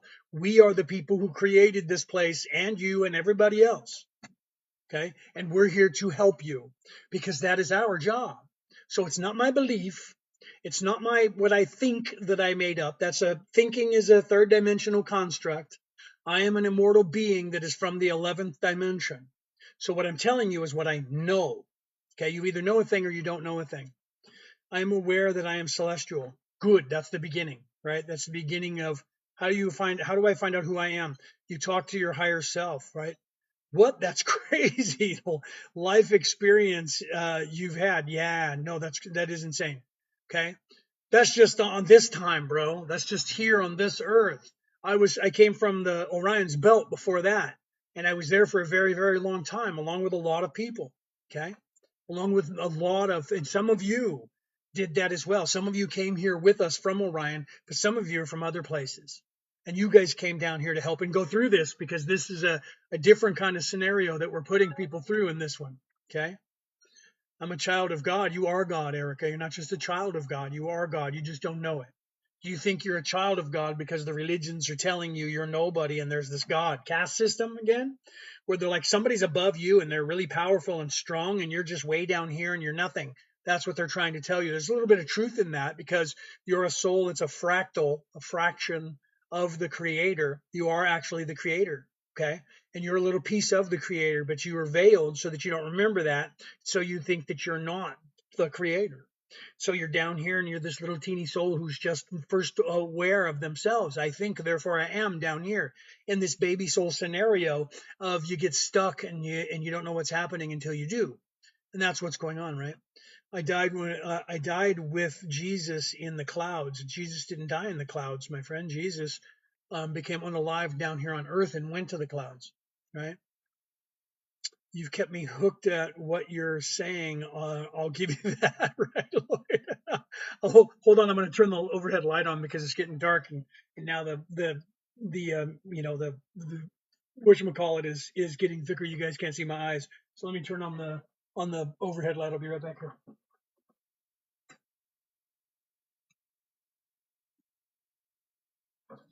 Okay, now you guys won't have as much of a glare, right? It's still there, but it's not as bad. Okay, so literally, you guys have to realize that this is a scenario that you created for yourself. See, if I pull these up so you guys can see my eyes, then I can't read the chat. So I'm trying to put my eyes to where you guys can see my eyes without the glare, right? Um, oh, who knows? There's so much stuff that people predict, right? You're saying 25, 12, 06. So I'm not sure what you're referring to. I don't even know if you're writing it. I don't know what country you're in. If you're in Europe or Australia, you write the day before the month and then the year. So I don't know if you're saying 12, 25, you're saying December 25th, 06, or if you're saying the 25th of December, or you're saying, I don't know exactly what you're saying there. So I'm not sure, right? I drowned and I went to the clouds and Jesus held my hand. Oh, that I believe, right? If you remember that, then it's true, right? So you actually had passed, and then you went up, and then Jesus held your hand, but then you came back, right? How do you remember? I'm not veiled. So you have a veiling in your third eye. Your optic thalamus is veiled, and so you don't have any memory of anything before this life. I am completely unveiled. I remember every life I've ever had, all the way back to the Creator. Okay. Some of it I can't even describe to you because it's too far beyond your imagination. I can try and tell you that, but it just doesn't come across right. Like some people go there when they do different things like ayahuasca or DMT or a psilocybin, and then they have this journey where they go to where the creator is, and they come back and they try to describe it. They're just like, oh my God, it was the most beautiful thing, and there was just so much love, and it doesn't come across right down here. What the creator is. So you talked about, hold on, what are you saying there? You talked about past lives. Yeah, well, some of them I can't tell you much. You know who I was in history in at least 6 of my lives that I was in, but I can't reveal that to anybody down here yet. Just know that. What are your thoughts on Gnosticism? The Gnostic Gospels are quickly now becoming the Gospels because all the Gnostic Gospels that were removed, people like me been telling you that they were removed from the original canon, and that they were hidden by people who wanted to keep them for people in the future. And and we now know that those people were unalived, like say the Dead Sea Scrolls, and that those were, they say in the churches, those were just those weren't real, so they're not supposed to be in there. Weirdly, there's many different religions that are Christian: the Christian religion, the Roman Catholic religion, the Eastern Orthodox Church, the Lutheran Church, and the Ethiopian Church now. And all of their Bibles have different numbers of books in them. And weirdly, the oldest one now is the Ethiopian Bible that goes back to, thank you for that, the Ethiopian Bible, thank you, Robin, that goes back now to like the year like 100 or 200. So it's the oldest Bible on the face of the earth. And guess which books are in there? All of those books that they call the Gnostic Gospels. Okay, so it's not like they found them and added them in. They've always had that, and people have been looking at the Ethiopian Bible going back to the 1800s, 1700s. Okay, so those books were already in there before we found them. And then they found them in the Dead Sea area, and then they were like, no, those books were taken out because they weren't real. That Bible's been edited 100 times, not literally, but many times. Okay, let me look at your guys, what you're saying here. Um, let's see, right? Your life feels like what is that? A salvia trip? I'm not quite sure what you're saying there. So if we were a little part of God, and God is referenced, is that what you're saying? Referenced to as a loving God. How come people are? Because people have a choice here of being self-serving or in service to others, because that's the way the Creator created things here, so that people would then be veiled, and then you'd have the boogeyman chasing you, so you understood life because you were becoming unalived or people were trying to take your life. You discover strife because people do bad things to other people, and with that you learn how what the gift of life actually means. So all of that is designed so that you would learn that stuff. Why is that when astral projection? Why is it that when you astral project and come back your body, you don't remember? Because you're veiled, and so you have to be that way when you come back here, right? There's different. What is that? What is the word? Canon. I'm not sure what you're saying in the Bible. In the Old Testament, it exited before. I'm not sure what you're saying there, Lloyd. I might be reading that wrong. I apologize if I am, right? Do you take magic? Oh, no, I do not. I never have. I've done like, lotus, making tea out of lotus, the lotus flower, and then I've drank that. That just raises you up into the same place that you go when you're meditating. By the way, it just quiets your mind. It just does that. So, but no, I've never done that. I've never done acid. I've never done ayahuasca. I've never done a psilocybin. I've never done DMT, although you have DMT and it creates in your body anyways in the Christ oil. So once a month, you actually can get a dose of DMT that raises your vibration because you actually create it within your body. But no, I've done THC in high levels, right? But I've never done the mushrooms or any of that stuff. I always thought about doing it because I've watched people and like microdose that stuff. But no, I have not. Will there be an absolute peace in the world one day? No. This is an ecosystem. You'll get more peace than you have now in the next 25 years. By 2050, there's going to be a big, big change in this place. Everybody's going to move into 4D, except for you're going to still have 3D people living with you in 4D, and they're just going to be going, "You guys are just crazy, man. I don't know what you guys are talking about." That's a same thing you're going to have now until those guys become unalived in that life, and then their soul's going to be moved to another planet, the next closest one for 3D, and they'll go there. So eventually, those people will be weeded out, and you guys will be in 4D. But there won't be absolute peace because this is an ecosystem that the creator created. Even in 4D, it's just in 4D you're able to see them easier because as you unlock the veiling, you actually become immune to their trickery. So they can't trick you. That's why they want to keep you in low vibration where you are now because they can hide from you. When you pierce your veiling and you start waking up, even if you're not fully awake yet, but you start seeing through that veil where you can see through the cracks, you start being able to see through their lies. So then they have to work a lot harder. Right now, they don't have to work very hard. So eventually, when everybody moves into 4D in the next 25 years, they're not going to have anywhere near the power. They're going to be sitting around trying to gain power any way they can. And they're going to have to also upgrade to learn how to hide better because they can't hide anymore. That's happening now. So you're going to have more peace. We're going to have less war. We're going to have less, starvation. We're going to have less no need for money soon. We won't have any money, but it's not going to be them that are going to be in charge of managing it, right? Because people are going to be awake enough to manage themselves, which is the way it's supposed to be. So that sort of stuff's going to come into play. So you're going to have a far different utopian society than this dystopian society that you're living in now. You're going to have a really nice looking dystopian, not dystopian, but utopian society. And then people are going to be, when I start talking about this, a lot of you are going to say, dude, that's a Mandela effect. We never lived in a society where evil people controlled everything. And then I'm going to laugh, and some of you will know that. They're going to go, you're going to look at me and go, no, no, no, he was right. We were actually in that place, right? Would Jesus get back to where Jesus Christ is? I don't want to stay here. Jesus is within you. The Christ is within you. That's the whole purpose. You're supposed to look within yourself, discover that. I write that in here. The Christ consciousness. It's in my book. I'm not the only one that talks about it. The reality about reality, returning to the old ways. You can find that online anywhere.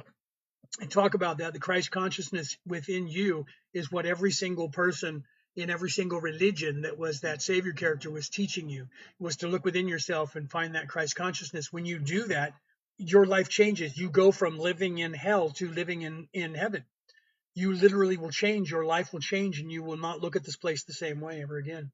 Why does society look? What does society look like in 50 years? And by 2032, you're going to see a complete change in the societal structure. By 2050, what you're going to see is the literally cashless society, no credit. You're not going to have a bank account. You're not going to need any of that. All that's going to go away. The entire control caste system that you see now is going away, and they're fighting as hard as they can to keep it. Right? How do we unlock the veil? You unlock the veil by going within yourself. When you go within yourself, they used to call that the underworld back in the old days. You look within yourself and you find the Christ oil, which can be tracked within you. Every single one of you have a sun sign. You have an astrological sign. I'm a Virgo. Leonard's a Virgo. You guys have an astrological sign. Okay. The moon moves through your astrological sign once a month for 2.5 days, for 60 hours, for 3 days. I love you, Brooke. You must be off work by now. That's why you're on another break. I love you, baby. My wife is in there. She just pinned that. So you track the Christ oil. If you are in service to others, the Christ oil within you, you pay attention to. And in that 3-day time period, that's 60 hours, 2.5 days, is your resurrection. If you pay the tithing in that time period, not meaning pay money to the church, don't eat of the tree of life, don't have sex, don't have an orgasm, don't get drunk, don't do drugs, and you actually meditate and you eat properly in that time period, the oil, after it goes down your spine and comes back up your spine, it sits in your brain for that 2.5 days, and the moon is moving through your sun sign. When it goes out of your sun sign, that oil goes from your hippocampus to your optic thalamus, and it explodes with DMT that you naturally create, and illuminates all your brain cells, raises your vibration. If you do that consistently every single month, you will unlock your veiling in a couple of years. It doesn't take very long.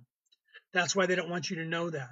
So if you think I'm crazy, you won't listen to me because you're in the first like 4 or 5 lives of being in 3D, and you'll think, okay, he's just crazy. I'm not even going to consider that. If you're tired and you don't want to be here anymore and you want to get out of here, you have to track the Christ oil. You do that if you're not self-serving, because if you're self-serving, you're not going to care, and you're going to be locked into this place anyways.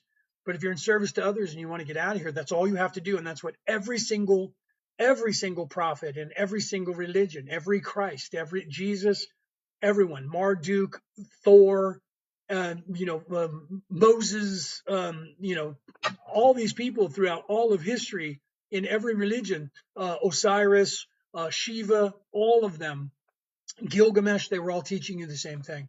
If you just listen, you'll do that, right? Thoughts on yoga? Yogananda's teaching. I like Yogananda. I love anything that's the way, like Taoism. The Tao Te Ching means the way, the book of the way. That way is the way to get to heaven. So the Buddhism is the same. It's the way. So if Buddhism teaches you to look within, meditate, look within yourself, and expand your consciousness, right? So the teachings of the Yoginandas is the way, right? There's a lot of good guys. There's the guy in Peru. What is his name? Sat Yogi in the Sat Yogi Institute in Peru. He's really good. Listen to what he's saying. Yoginanda, the one that what is it? Rumi. Rumi is just anything that Rumi said. Pay attention to. These guys know what they're talking about. Even those ones that joke, the Yoginandas that joke and go, fuck it, fuck the world, fuck it. I love those guys because they're just like, if you don't like the world, fuck it.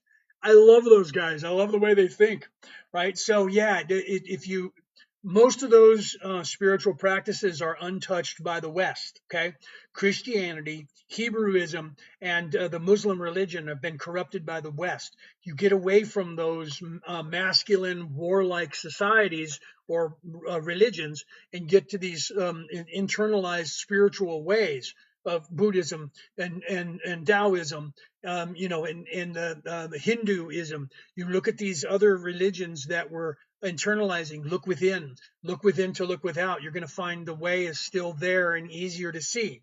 It's still in Christianity. It's still in the Hebrew religion. It's still in the Muslim religion. It's still in the Viking religion. But most of those have been controlled by the West and turned into warlike societal structures. Get away from the masculine energy, the Kundalini. Even in that religion, there they say Kundalini energy. They're not telling you all of it. There's two energies there. One is the masculine, that's Kundalini. Then there's the Kunda buffer, which is the feminine energy that they don't readily tell you about. They say Kundalini energy, but there's two Kundalini fires. There's two. There's masculine and feminine. And if you look at that, they'll show you that the masculine, the Kundalini, is fire, red, orange, two bottom chakras, red, orange, yellow, third dimension. And then there's the one that's the blue that's mixed with the purple, upper dimension, upper three chakras. Even the Japanese knew about that. They had the Mitsubishi, three diamonds. The three diamonds were the upper three chakras, the heart chakra, and the bottom three chakras. And if you polish those, I teach that. I'm a Reiki master. My wife is too. Brooke is in the audience. Is my wife. She's also a Reiki master. We teach this. This is what you can see right here. Right? We have 2-day courses coming up on Reiki. If you want to be a healer, there's a Reiki 1 course that we're doing on the 22nd and 23rd, 25th and 26th. So one of those 2 courses, if you're interested, you want to become a Reiki healer. That's a spiritual way that we all of us Reiki masters are refusing to let them turn into a religion.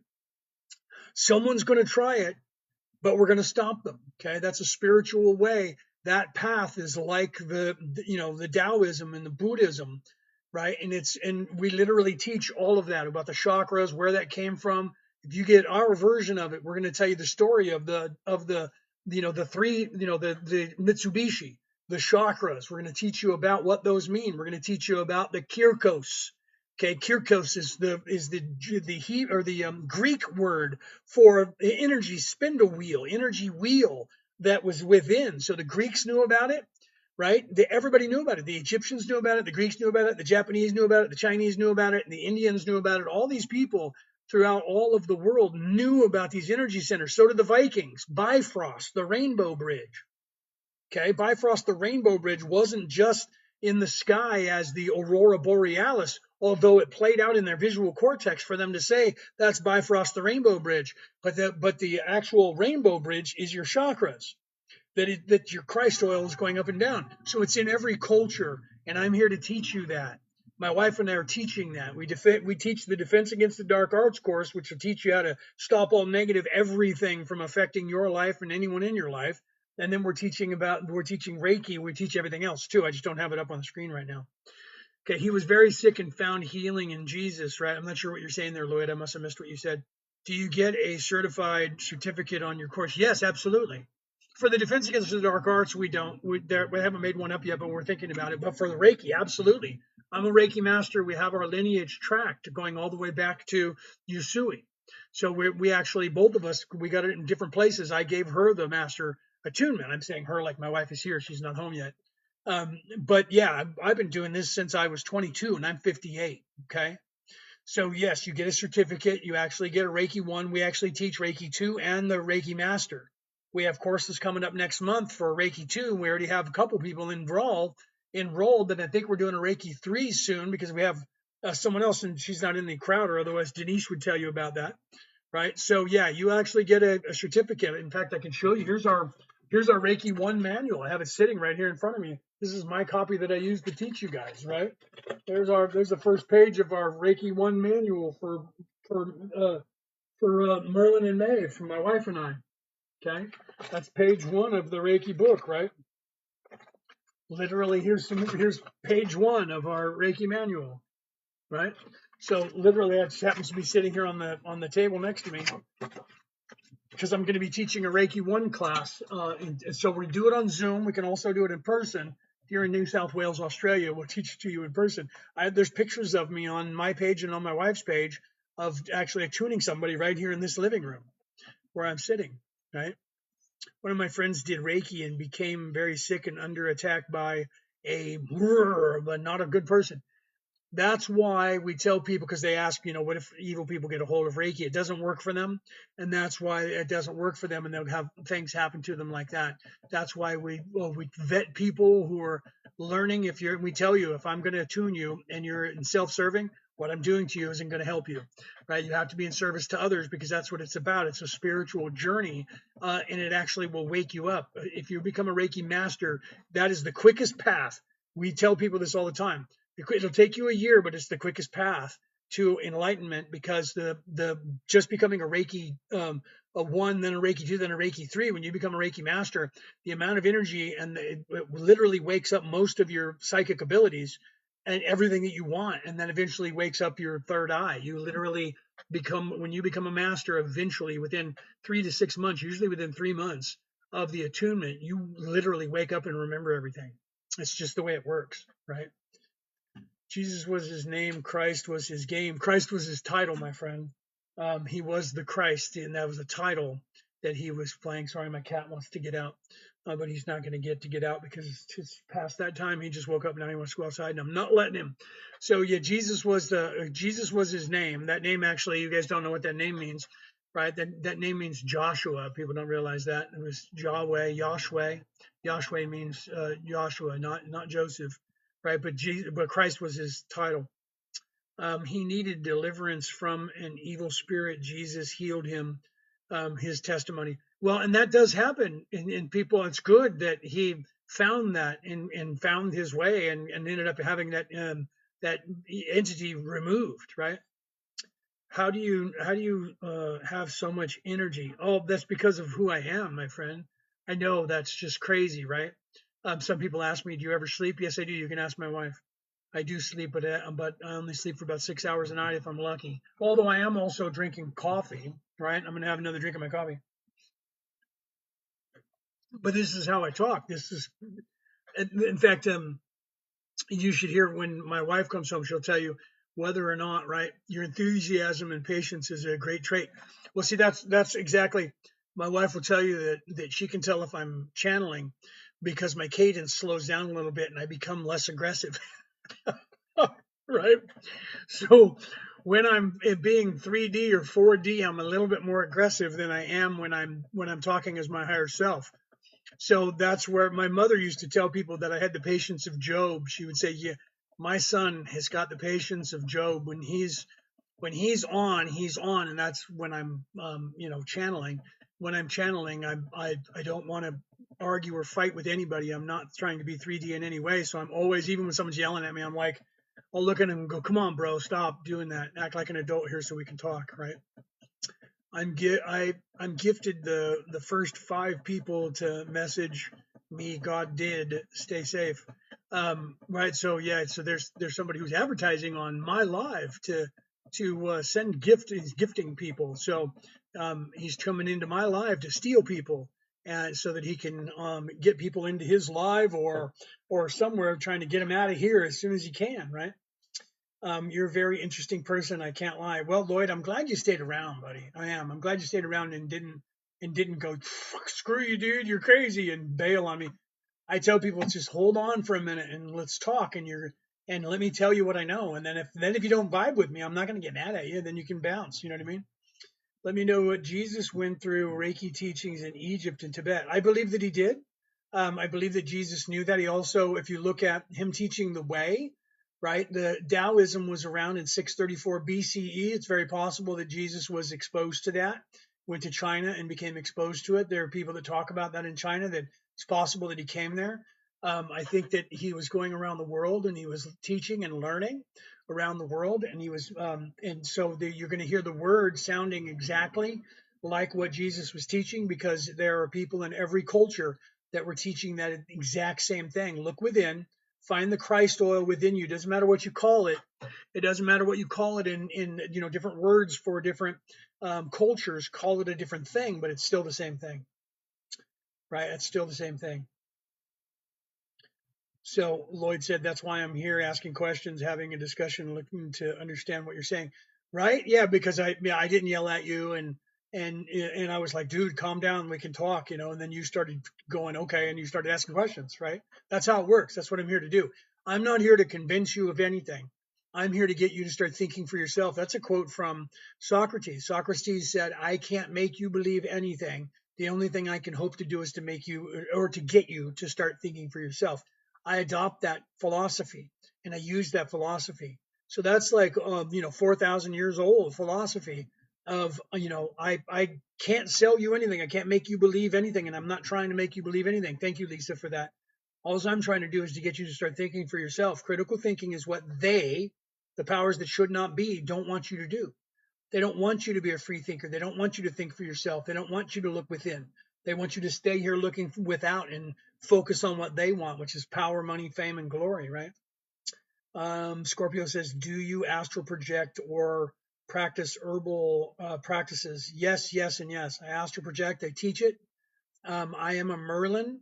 That's what, hence the name Merlin, for the Merlin in May. That's a title. It's not a person named Merlin that was around Arthur's time. He was a priest, and his title was Merlin. I am a Merlin. It took me 19 years of my life to get that title. Some of the information that I learned while I was learning that was the shamanistic ways of astral projection, dream walking, all of that stuff. I teach that. Not out of disrespect or bias, just out of curiosity, even though I disagree. Well, no, that's okay. I mean, and I get that. I don't know. You might have said something before that, but no, I get that, brother, because that's the only way that we learn. That's why it's called learn, teach, teach, learn, right? If I'm talking, I need to learn something as well. If I'm trying to teach people, I need to be able to learn, and I also need to know that I don't know everything, right? Anybody who thinks that they tell you that they know everything, they're lying to themselves. They got ego talking to them, right? Because you can't know everything. It's impossible to know everything down at this level. How can we get access to your teachings on this? If you email us right here at merlinandmaeve@gmail.com. We don't have our website up yet. We're working on the website. We don't have that up. But if you email us, make sure you give us your handle of who you are on TikTok so we know who we're talking to. And then tell us, even if you just give me the information on everything that you teach, we'll send it to you. I have a thing here. Let me see if I can find it here. I have it up down here somewhere on the thing. What is this? Is that it? No, that might be it. Yeah, I think that's it. Hold on, let me put this up. See what this is. Wait, it popped up and disappeared. Yeah, see, here's some of the stuff that we teach right here on the screen. Right, psychic development classes, all the clairs. There's 8 types of the clairvoyance, clairsentient, all that. Exorcism, but if you're going to learn exorcism, you have to learn the defense against the dark arts. One, this is defense against the dark arts. You have to win. You have to learn this one and the second one because, man, you don't even want to mess around with exercising people if you don't know what you're doing. Dowsing, chakras, auras, and meridians. We teach that. We teach shamanism, just dream rocking and astral projection. We won't teach anything else than that because people that are self-serving can use that to their advantage. Mediumship, channeling, tarot card or oracle card reading. We teach all of that and we do all of that. We're mediums. So if you guys just want a medium read or you want, we're also spiritual life coaches and life coaches. So if you guys are interested in any of that stuff, email us right here at merlinandmaeve@gmail.com. Tell us what you're interested in. We'll send you out the prices for all of that. You can see the Defense Against the Dark Arts is 88 Australian dollars. That's not American dollars. It's Australian dollars. So that for America, for you guys in America or on the pound sterling or the euro, that's about 65 of your dollars. It's a $1,200 value because it's $160 an hour to talk to me in one-on-one. And so literally you get me for 4 hours a day times 2 days to learn about the defense against the dark arts, and I also answer questions, right? And if you want to wake yourself up and be a healer, Reiki attunement, start with Reiki 1. Again, that's 270 Australian dollars. So if you're on American dollars, it's a lot less than that. I think it's somewhere around 200 or 199 or something like that for that course. But then there's Reiki 2 and Reiki 3 courses, but that's the quickest way because I could wake you up and you can pay me, an hour at a time to help you, and it'd probably take me almost the same amount of time to wake you up, depending on where you are in your development. And I could take a bunch of money from you, or I could teach you how to become a healer, and you can wake up faster, right? What is this? Lloyd says, at Papa Flair, was he saying something? He brought out a shoe with a 666 on it and a drop of human blood. What are you talking about? Is that somebody in another live that's doing some cuckoo cuckoo stuff? Lloyd Travis Scott is demonic and he is music too. Oh, I have no idea who that is, right? I don't know what you guys are talking about. You guys are arguing about stuff? Stop arguing, people. No arguing. Knock that off. So that's crazy if that was something was going on and they were doing. You won't see me doing that, right? You'll see me teaching you how to stop that information from and people doing that stuff to you, right? He sings. Who sings? That one of those guys that you guys are talking about it on another live. That's crazy. Yeah, an artist. Oh, okay. He sings well, and then you have that happening on stage if that's what you're talking about. These guys are doing this stuff. They're controlled by the powers that should not be, right? And my cat's touching me over here. He wants my attention and he's touching me. And I'm trying to talk to you guys and he keeps touching my knee because he wants me to pet him. Right? I love you too, buddy, but I'm not going to let you out. I'm going to have to put you down off that chair if you keep touching my leg. Just looking out for him. He's definitely a worker in the dark. Yeah, right. Some people are. All right, you got to get down, bub, because you're sitting up here touching me. I love you, but I can't have you touching me. He's sitting here just like touching my leg and tickling. I'm wearing shorts, so he's tickling my leg, right? Could Jesus possibly have held the title of Merlin at one point in his time? Yes. The information that Jesus knew, I tell you truly, the information that Jesus knew, he would have been a Sufi, he would have been a Yoginanda, he would have been in all of those, a Merlin, whatever culture that he went to, because he was awake. Jesus was even more awake than I am, if you can imagine that. Okay, Jesus was awake and knew everything all the way back to source. He could actually have conversations with the Creator. Okay, so Jesus, if he wanted to have a title in any culture, it would not have taken it. He was a rabbi in the Hebrew religion because of what he knew. Okay, so he was able to have rabbi, which means teacher, which is a priestly title. So if he would have been in the Druid religion, if he'd have showed up over there and spent any time with him, they would have given him the Merlin title guaranteed. So if he would have gone over to the east, he would have been a Yoginanda. Absolutely, he would have been a yogi, especially up north. Yeah, especially up north, right? He would have easily had that title. He would have had a priestly title up north for sure, or he could have been seen as such by others. Yeah. So either way, just because of the knowledge, would have been a magi, somebody who was illuminated, someone who had knowledge, no matter where he went. If you look at when the Mormons went to the Americas and they were talking to natives and they were trying to convert them to Christianity, they literally were the natives said that guy that you're talking about came here. And they were like, wait, what? And they're like, thousands of years ago, our great great grandparents told us about this guy who came here and described it. We have it written down that this person that you're talking about was here. And they were like, hold on, wait, what? And that's how the Mormon religion was created, because then they said, he left these plates that are here, and they handed him these plates, and he said that God helped him translate those plates, and that wrote the Mormon scripture, right? So, I mean, you just look at that. That's foretelling, or the telling of the people, the indigenous people to the Americas, claiming that Jesus was there teaching. And you have people in China saying the same thing, so he was everywhere. Was he, you know what I mean? So he was everywhere. He was teaching everywhere and learning everywhere, more importantly. Okay. I thought, man, Jesus was a yogi and a magi. He was. That's my point. An enlightened being. Didn't he go to India? No, that's my point. I'm saying that if you go to every single culture in the world back then, they all tell you that he was there. He came to all those places. He was all of those things. He was a yogi. He was a magi. He was a yogi nanda. He was a Merlin. He was all of those things in all of those different countries. So that's what crazy, right? Who said that? You can look in the different religions. If you look at the Mormon religion and how they got started, look that one up. They'll tell you that it came from him translating those plates. Where did Smith get those plates? Right? He got the plates from the natives who said, what you're telling us about this guy who was unalived on the cross, that guy was here. Look that up. I was amazed when I heard that. I was like, that just can't be. And I looked it up and I was like, wow. So when you look at the different cultures, they say that this person showed up. Look at Jesus was teaching the way. That's Taoism. Tao Te Chi. The Tao Te Chi means the way. It's the book of the way. Jesus was teaching the way. And what is the way he was teaching? He was teaching Taoism, basically. So when you look at that, all of these characters throughout history, they were all like teaching the same thing. It's in all the scriptures. They were all teaching the same thing. They were teaching, look within and find that Christos. That's what they called it. The ancient Greeks called it the Christos.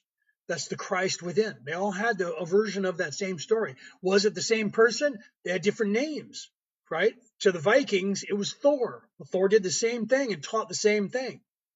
Okay. If you look at in India, it was Shiva. Same story, same thing. If you look over at the Greeks, in the Romans, you had Osiris, right? Osiris in the Greeks. Then you had, I already said Shiva. Then if you look at Mesopotamia, so now we're looking further back in that area, you had Gilgamesh. Same thing, same story.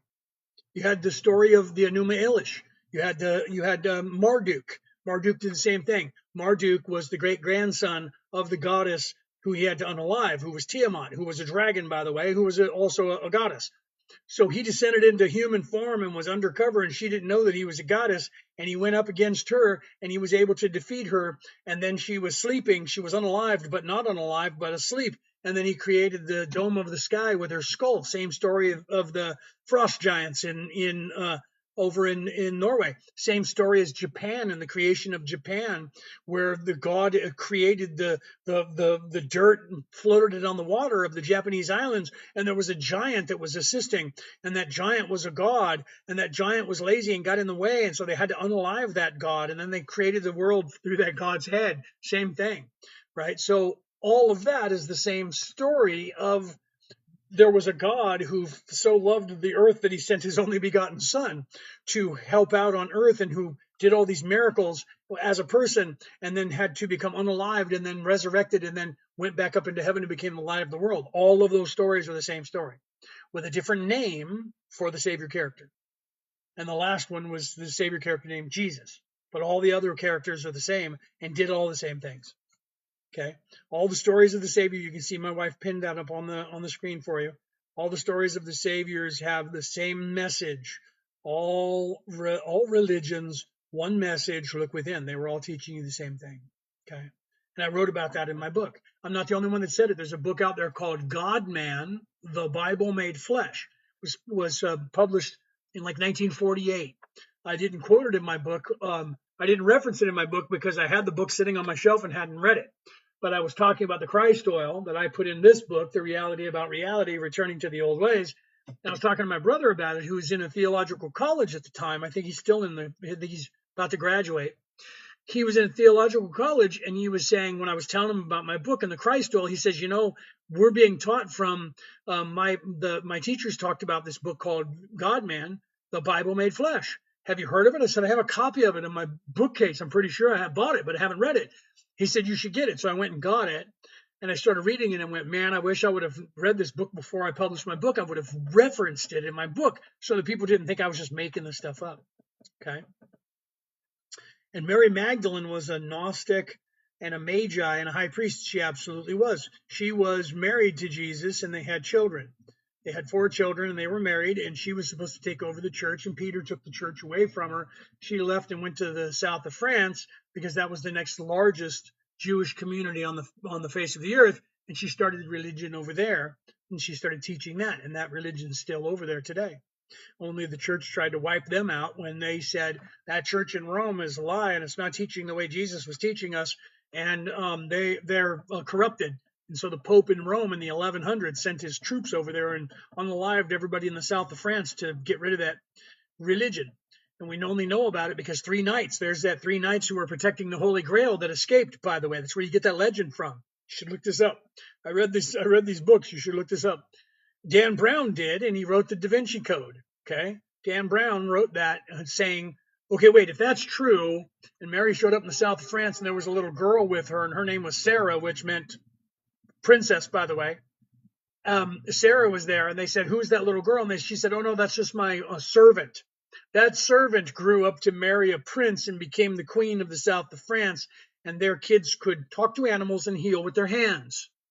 Okay, so that's the theory of what happened. How is it that the servant became the queen of the south of France? That would have never happened in the year 20 or the year 34 AD. Okay, but it did. So she had to have been somebody of stature to be able to marry a prince, because they just didn't do that till the modern time when they had to fix their DNA, where you have the Prince Charles marrying Diana, who was in fact actually from a royal house, but everybody thought she was a commoner because she was Irish. Okay. So that didn't happen until they were getting, horse faces and needed to change their DNA. So they had to breed outside of all of their families. That's why they did it. Back then, that wasn't that way. That would have never happened. So she couldn't have been just a servant. This is history. This is not me making it up. Dan Brown didn't make it up. This is in actual books of history. In south of France, they still venerate Mary Magdalene, and they have a skull that they paraded into the streets of the south of France that they claim is Mary Magdalene's head. So they still know about it and teach this back in France. You should look it up. So that whole story about the knights and all of that, you should look that up. Holy Blood, Holy Grail that was the other book that I think I was talking about earlier and couldn't remember, right? Are you talking about the Rothschild family? No, but that's part of them. Yeah. The Red Shield, that's what that word means, by the way. They were part of the Habsburgs and the Hohenzollerns. Those were nobles that lived. They had their emblem was a 2-headed eagle, one head facing this way and one head facing that way, and the 2 brothers split that up. And so that's why you have like the German eagle and the American eagle facing in 2 different directions, because they're related to each other. That's one of the things that people don't realize. If you look this up, if you watch Above Majestic, the documentary that came out in 2017, they talked about this. There was a little girl back in the United States when Barack Obama was the president. She was looking at her family lineage, trying to find out. And she said, I wonder who the President Obama is related to. So she started looking up lineage, and she came out on the news back then because she discovered that every single president of the United States were all related to one another, except for one. Okay, and that wasn't Donald Trump, because he's related to all of them. Because Donald Trump, the Trump family are cousins with the Rodhams, Hillary Rodham Clinton. Okay, they're cousins. Okay, so every president of the United States is related. So the guys from Ancient Aliens who were making this documentary called Above Majestic, they said, wait a minute. This little girl said all of the presidents of the United States are related. We know that all the monarchs from all of Europe are all cousins. They're all related. So are those guys related? Okay. So they looked into that and found out not only are they are, so all the presidents of the United States for the entire 250 years are all related to one another, except for like Martin Van Buren or somebody. Don't quote me on that. I don't remember which one it is. They're all related. They're all related to all the monarchs in Europe who are all related to one another. So that means that every person that's been in charge for the past 250 years in just the United States and all of Europe alone are all related to each other. So the guys in that documentary said, well, how far does this go? And they realized that it goes all the way back to the d'Este clan in France. And they had elongated skulls. Wait, what? You guys should watch Above Majestic.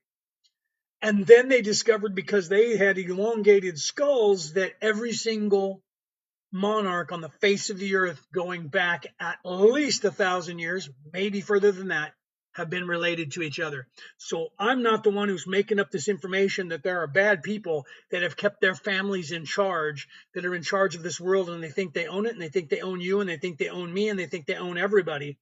There is literally people who have been tracking this and talking about it, and everyone knows it. You can Google it.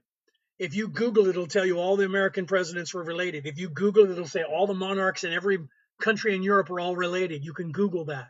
Okay. So you can actually see this, that they're all related to one another, and no one knows how far back it goes, but we suspect it goes back to the beginning. Okay. The world is in a debt because of that family. Well, the debt is fake. They're just printing money. The world is in debt because we're borrowing money. Think about this. Who are we in debt to? I wrote a book about this called How to Get Out of Debt: Surviving the 21st Century. And nobody wants to read the book because all you have to do is a little bit of work and you don't have to pay taxes. If you're in America, you shouldn't be paying taxes at all. I have only paid taxes once in my entire life to the American government. I am no word of a lie. I am not lying. I shit you not. One time. And that was the year when I got married to my first wife, who wouldn't listen to me. And then we had to pay taxes. And she said, we need to not pay taxes. I said, you need to listen to me and I'll tell you how to not to do that. Next year, we won't have to pay taxes. She was like, all right, fine. Never paid taxes. I've never paid any federal tax. And I've only paid a state tax twice in my entire life. I'm 58 years old. Okay. There is a way of doing it. That's why Donald Trump, when you could watch that whole thing back in 2016 when he was running for president, he's standing up there on stage debating, and Hillary Clinton says, that man's never paid taxes. You guys have Dave Chappelle. Look him up. He does a whole skit on it. Dave Chappelle does a whole skit on it, right? So what's that? What are you saying, right? Did you revoke your? No, I'm still a U.S. citizen. I'm applying for citizenship over here in Australia. And so I'm going to have dual citizenship, United States and Australia. And then we're going to get Brooke citizenship, dual citizenship as well. But I'm going to stay over here. I'm not getting rid of my citizenship from over there unless they force me to do so. And then I'll stay over here. I don't really care because I'm going to be traveling around the world teaching you guys anyway. So I don't care what country that, what king thinks they own me. I'm going to be traveling around the world. And by the time that actually is a thing, that whole process is going to be over anyway. And we're just going to be able to travel whenever we want to. Did you need to pay international tax even though you have residency in Australia? Yeah, what happens is that you owe taxes here and you owe taxes there, and they fight over which one gets the bigger pie. But it's only international if your business is international, and then you owe international tax as well, right? Because now you're on the planet. So you owe like tax to wherever you sell products. So if we sell a product all over the world, and I have it made in China and I sell it to the Chinese, I got to pay you got to pay the king, right? You got to pay the tax to whoever, owns that, right? Don't U.S. citizens have to pay tax as well as expat? Yeah, we pay tax the way we would on income over in America. And then if I have income over here, I have to pay that separate. I have to pay the tax because this is the king. I have to pay the king his tithing because I'm on his land. And then I have to pay the king back at home for anything that I've earned back there. So if I earn money in Australia, the king in America can't take taxes. The federal government doesn't get any of that because the federal government over here gets it, right? So they'll fight over it. But if I make money there and here, then yeah, I have to pay tax to them and tax to people over here. Yeah, that's how it works, right? No tolls, no rolls, right? I mean, that's just how it works, right?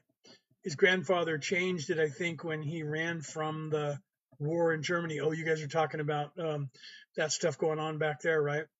This is something I can agree on, right, Lloyd? Yeah, because now I'm on that fringe, right? I'm on that fringe of the state that is 12 feet. right? I can't say those words on this communist platform because they'll have a wingding about it, right? But yeah, so they're all cousins. The First World War was because one cousin tried to assassinate the other cousin. The Second World War was an extension of that. Ever since then, everything that's happened has been an extension of that. They're all vying for who's in control. Same with the Bushes. Yep. Yep. If you look, Bush Senior, I don't want to talk too much about that because if you talk about the Clintons or the Bushes, or Mossad over there, and you get unalived for doing that too much. But you should look into Bush Senior and where he was on the day of 1962 in Texas when Kennedy was assassinated. I've seen pictures of him standing outside the hospital smoking a cigarette when they took Kennedy in, right? So he says that he was in Texas, but he doesn't recall his whereabouts at that time. However, right after that coup happened and Johnson took charge, wasn't too much long after that, was it? By the late or the middle 1970s, Bush Sr. was the director of the CIA, wasn't he? And then he retired from the director of the CIA to become the vice president under Ronald Reagan. And when he became the president, what's the very first thing he did when he got into office? He swore himself into office, I do. And then he made it illegal with a presidential signature for any Secret Service agent, especially the Secret Service of the CIA, to assassinate a president of a country without his direct authority. Think about what I just said to you, okay? Right? Yeah, Bush was the one president that didn't kiss the wall. Because he didn't have to. Because they was in charge, Jack. I don't mind paying taxes in Australia. We get universal health care. And yeah, I like Australia. There's a lot going on over here that's a lot better. I like the idea. I wish they did this in America. I like the idea that everybody has to vote or you have to pay a fine for not voting. I think if they did it in America, more people would vote and we'd have different outcomes in the real elections, wouldn't we? Because people would have to figure their stuff out and vote. So I like the idea that everybody should vote and because people say, well, I'm not going to play that game and it doesn't matter. And that's what they want you to believe. If you're forced to vote, then you have to look at things or you pay the tax on it. So I like the idea that people over here vote. And I like the idea of the rest of the stuff there's a lot better. The people here are nice. It's not so, 380 million people in the same square footage is a lot of people in the United States. And because of that, the way they keep the people over there, they're very angry. There's a lot of violence. And over here, a lot of people are, at least where I am, I'm in Woy Woy. I don't know where you're at. But if you're talking about, Robin, like you're in Australia, I'm in New South Wales in Woy Woy. And that's like hippie town, love Woy Woy. This is paradise over here, right? They do the opposite in the U.S. They gerrymander and suppress votes. Yes, they do. Yes, they do. They do a lot of that over there. It's pay for play, and they're corrupt. But most governments are. It's just a matter of whether or not they allow the pay for play to happen, right? Most of the governments, most of the people in the governments, unfortunately, evil people seek power 100% of the time. So it flip flops from, like, on the planet, 86% of the population is in service to others. 14% of the population is in service to self. When you get into governmental systems, it flips around. 14% of the population of government officials are in service to others, and 86% of them are greedy, evil people. It's just unfortunate. It's just the way it is. It's that way in business. It's that way in everything that can be controlled. I think Israel has leverage over the U.S. Yeah, not quite sure what's going on there, Lloyd, but there's definitely something going on.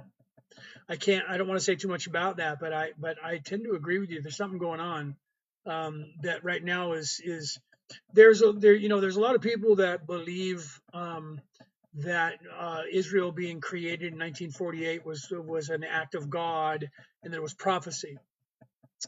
So they call themselves that word that I can't say on this platform that starts with the Z, right, and ends with that ist word. They believe that the Hebrews are the chosen, and the problem with that is that if you go by their religion, that Israel, you go by their religion, Israel, and what that meant, and then you look at Christianity, which Jesus checked off all those boxes, which the Orthodox Hasidic Jews will not acknowledge to this day. Jesus became the new chosen. So that means that all the Christians are Israel, and the new earth, and the new heaven is those people who follow the way. It doesn't mean that they have to follow Jesus. So Christianity is not the way, right?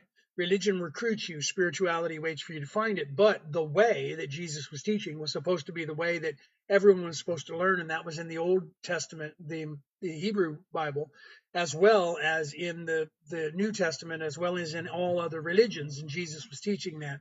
So that's the way. But then you have some people who believe that no, it's not that way, and so there's a holy war, there's a jihad going on within the communities of the warlike religions, the top three, which is Christianity, the Hebrew religion, and the Muslim religion. Now they're trying to get a holy war going for everything it's worth, right? So yeah, the New Testament, but the Torah, they believe their Messiah is returned. Well, see, that's my point. So that's they're all going to say the same thing. They're all saying, Christ is consciousness. Absolutely, Nav, 100%. The Christ is within you. It's the consciousness. It's Christ consciousness that you're supposed to be looking at.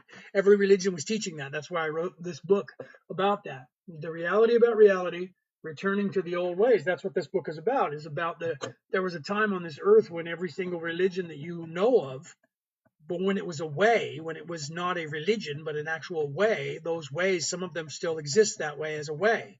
The Tao Te Ching, that literally means the way, the book of the way.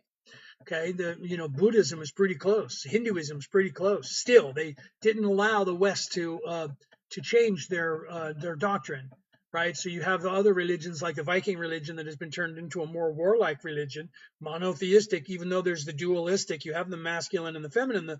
The Odin and Freya, masculine and feminine, is still in that, but they want you to believe that they were just marauding, raping, pillaging people, but they weren't, right? They weren't at all.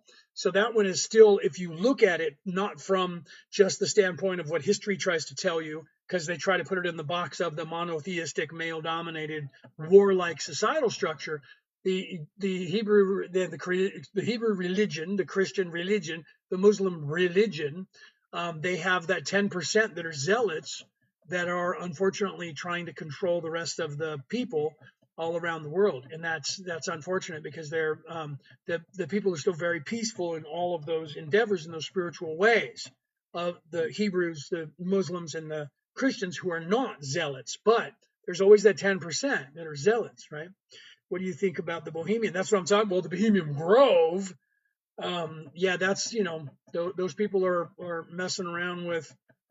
They believe that Lucifer was people think that Lucifer was the devil, and Lucifer was actually a person. And you guys don't know about that. Luciferianism goes back to the Atlantis and the Atlanteans from 38,000 years ago, and the civil war that was going on back then in Atlantis. Atlantis wasn't a city; it was an entire global empire like we have today. Right, we wouldn't call it. We would call us maybe Terra, right? The Terrans, or the global empire. The word, that's what our planet is actually called. Everyone thinks it means Earth. It means Earth, but it's not the name of our planet. It's not Earth. Earth means land. Terra means planet. It's weird. Anyway, so in that grove, they're doing this ideology that has to do with the knowledge, the gnosis, the knowledge of that is occulted of how to control this matrix and how to control this societal structure. That's what that's about, and that goes back to Luciferianism in the same way that, say, communism goes back to that Russian guy who I don't want to say the name of right now in here, but the guy's first name was Karl. I don't know if I can say these. I have to break it up a little bit. Marxism, that comes from the Hegelian dialectic. So Marx took the Hegelian dialectic from Hegel and turned it into the Marxonian dialectic. Okay, and that's what created that. So they're still using the Hegelian dialectic today. Like when you see things like January 6th in America, or that same version of that happened in Brazil like 6 months later. Or you see that thing that we had between 2020 and 2024 where you had to get the thing, and we had to stand at a certain distance apart and put a diaper over our face. That was a Hegelian dialectic. You should look up what that word means. Okay, that's the whole, so Lucifer, I also heard that Lucifer is his eyes make the same sigil as his sign. Well, that's there's a lot. Sigils are sigils, so they you can create them. I teach that in the Defense Against the Dark Arts, by the way. I teach you about sigils and how the difference between good ones or bad ones, or the pentacle that everyone thinks is the pentagram, because they tell you that it is, and it's a lie. The pentacle is the five-pointed star with a point facing up, and the pentagram, the one that's the evil one, has the five-pointed star with the point down at the bottom, so the goat head fits into it. So they took that and turned it upside down, the same way they took the cross and turned it upside down. But the churches don't want you to believe that. They want you to believe that anything that's not Christianity is the devil, right? And so that's what they do with that. Good old citizenship being allowed to be held by people of non-term position. That's why, yeah, that's well. See, those people are the puppets, the ones that are in those positions, like the presidents and the people that serve the Congress. They're not even at the kid. They're below the kids' tables. Okay, they're not in charge at all. They're in charge by people who are in charge above them, and they have people that they answer to. Right. I also heard that, yeah, so Lucifer was a person, was not a god, was not the devil. He was just a person who was evil and who was taking over and had some knowledge, right? So they're believing that they're related to those people, and those were the people with the elongated skull, and they call themselves the Illuminati or whatever you want to hear, call them, whatever you know them as, and they say they have superior DNA and superior intellect, and none of them do anymore. They've bred out the DNA and the intellect, so that they also try to say that they're the Anunnaki. So how could they be? Because if they were superior, how come they're no longer here? Okay, their DNA is going away because they're not the superior DNA to this Homo sapien that I am, that you are. Our DNA is the upgrade. So they didn't create us. Okay? Let me say that again. Our DNA is the upgrade. So they didn't create us. They didn't cross us with a monkey because the monkey has taken away their DNA. Their brain has shrunk. Everybody in their family has the same size brain as I do and that you do now. Okay? Their IQ is only higher than yours because they're keeping you at a low IQ. That's it. Your IQ can be learned. As you open up your third eye, your IQ goes up. They don't want you to know that. Okay? Yeah, that makes sense about the tables of power. Yeah, there's families, right? We were talking about the red shield, right? That's what that word means, Rothschild, red shield. Talking about these families that are all related to one another. So there's only like 13 of them, and they're all related to one another, and they're the ones that all of their offspring in some way are all related to each other, and they keep their people in power everywhere all around the world, and they just don't let you know about it. You think that because they like look at Trump and Clinton when they were running against one another, they absolutely hated each other, vying for control. They're cousins. Look it up. Cousins. No joke. Okay? The King in England is a cousin to Donald Trump. The King of Norway is a cousin to Donald Trump and Barack Obama and Bill Clinton and George Bush. Okay? And the King in England and Albanese over here in Australia. All of them are cousins. Okay? They just pretend that they're not so that you think that there's these fake lines they just have control like landlords. If you go back in time and like we just watched Braveheart, you go back to Braveheart and you watch Braveheart and how that plays out in Scotland, that's exactly what's happening on this planet. Same thing. Okay.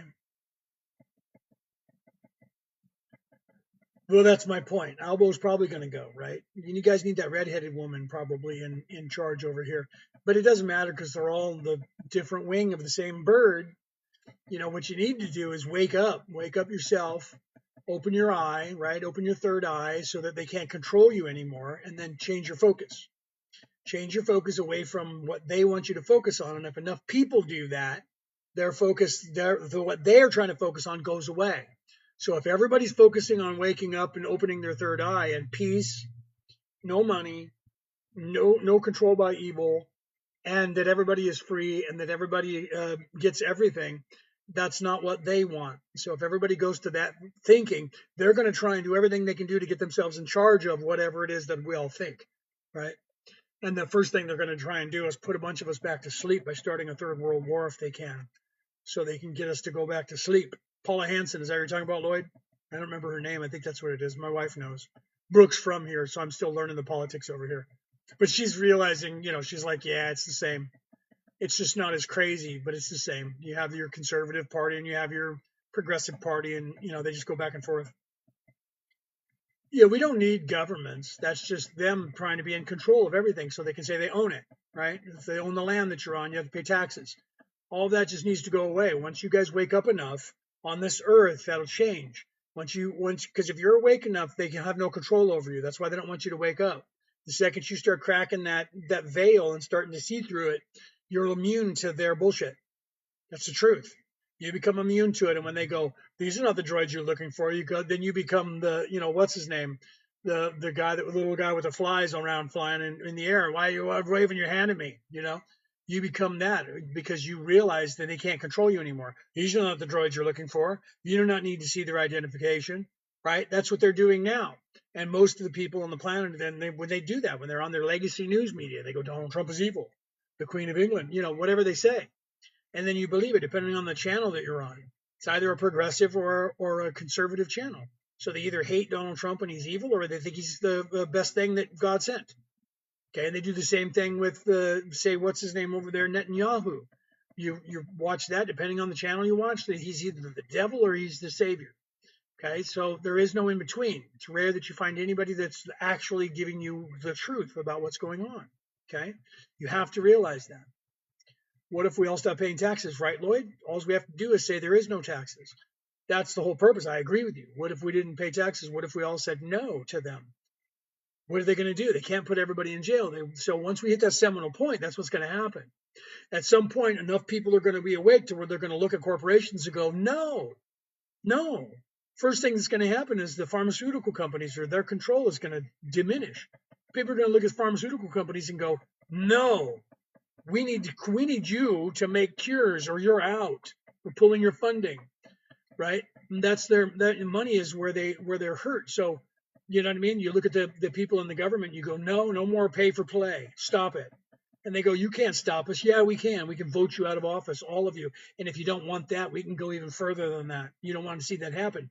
They'll go, wait a minute, but they'll push you as far as they can. That's what they tried to do during that time between 2020 and 2024 on the planet, where you had to put a mask on. They were pushing people hard, trying to make everybody, that was an attempt to take over. They were pushing real hard to lock down everybody in the world and put you under their control. And then if everybody got it, then they were going to change the world, but it didn't work, did it? So now they have to hide that fact. They're going to try again. Watch out for 2030. What's that rugby game? They said anyone who ran on gets a 5K fine. Hundreds ended up running on. They didn't get one. Right? So, yeah, same thing. Yeah, see? They were telling everybody over there that 90% of the population had got it, and that only 10% were the unvaxxed. I don't want to say too much about that because they'll diminish how many people we can have in here. And it was all their fault that they were getting it. And I kept saying, well, hold on, because if the thing is right, if you get it, then why are you worried whether I get it or not? Because if you get it, you're immune. So you can just laugh when I become unalived. Right? And they were like, no, you're evil. And I was like, no, it's the flu. It's a cold. It's not even a flu. It's a cold. And you guys are they're lying to you. And people were like, you're and now they're like, it's a cold. But in 2020, I was being deplatformed because I said, guys, it's a cold. Don't listen to them. Now they're like, it's just a cold. If you don't try and stay home, now they're tired of people staying home when they get it. No, just go home for the day and come back tomorrow. You're fine. It's just a cold. Think about that, right? I know, Bubba, I'm not lying to you. I got deplatformed 4 years ago, bro, because when Moderna, Johnson & Johnson in America came up with their shot, and at the time that the orange guy was the president, and he said, there's this thing called hydroxy. Can't say the rest of it because I can get in trouble for it. They give this medicine out to people who have a couple of different diseases like lupus. And the Chinese were giving it to all their people, by the way. He made the comment that, hey, if you take this, because other people were doing it, like Joe Rogan. was taking it. And Joe Rogan said it. They tried to get him deplatformed. So I'm a chemist. I was registered as a chemist for 10 years in the United States. Okay, no joke. So I pulled up the website for Moderna, the website for Johnson and Johnson, and the website for that other drug that they banned and wouldn't let any pharmaceuticals, said they would fire anybody who prescribed it. And I said, look, here's what this company says on their website, that the chemicals, this is what it does. This is what it does for the human body to help you with the thing.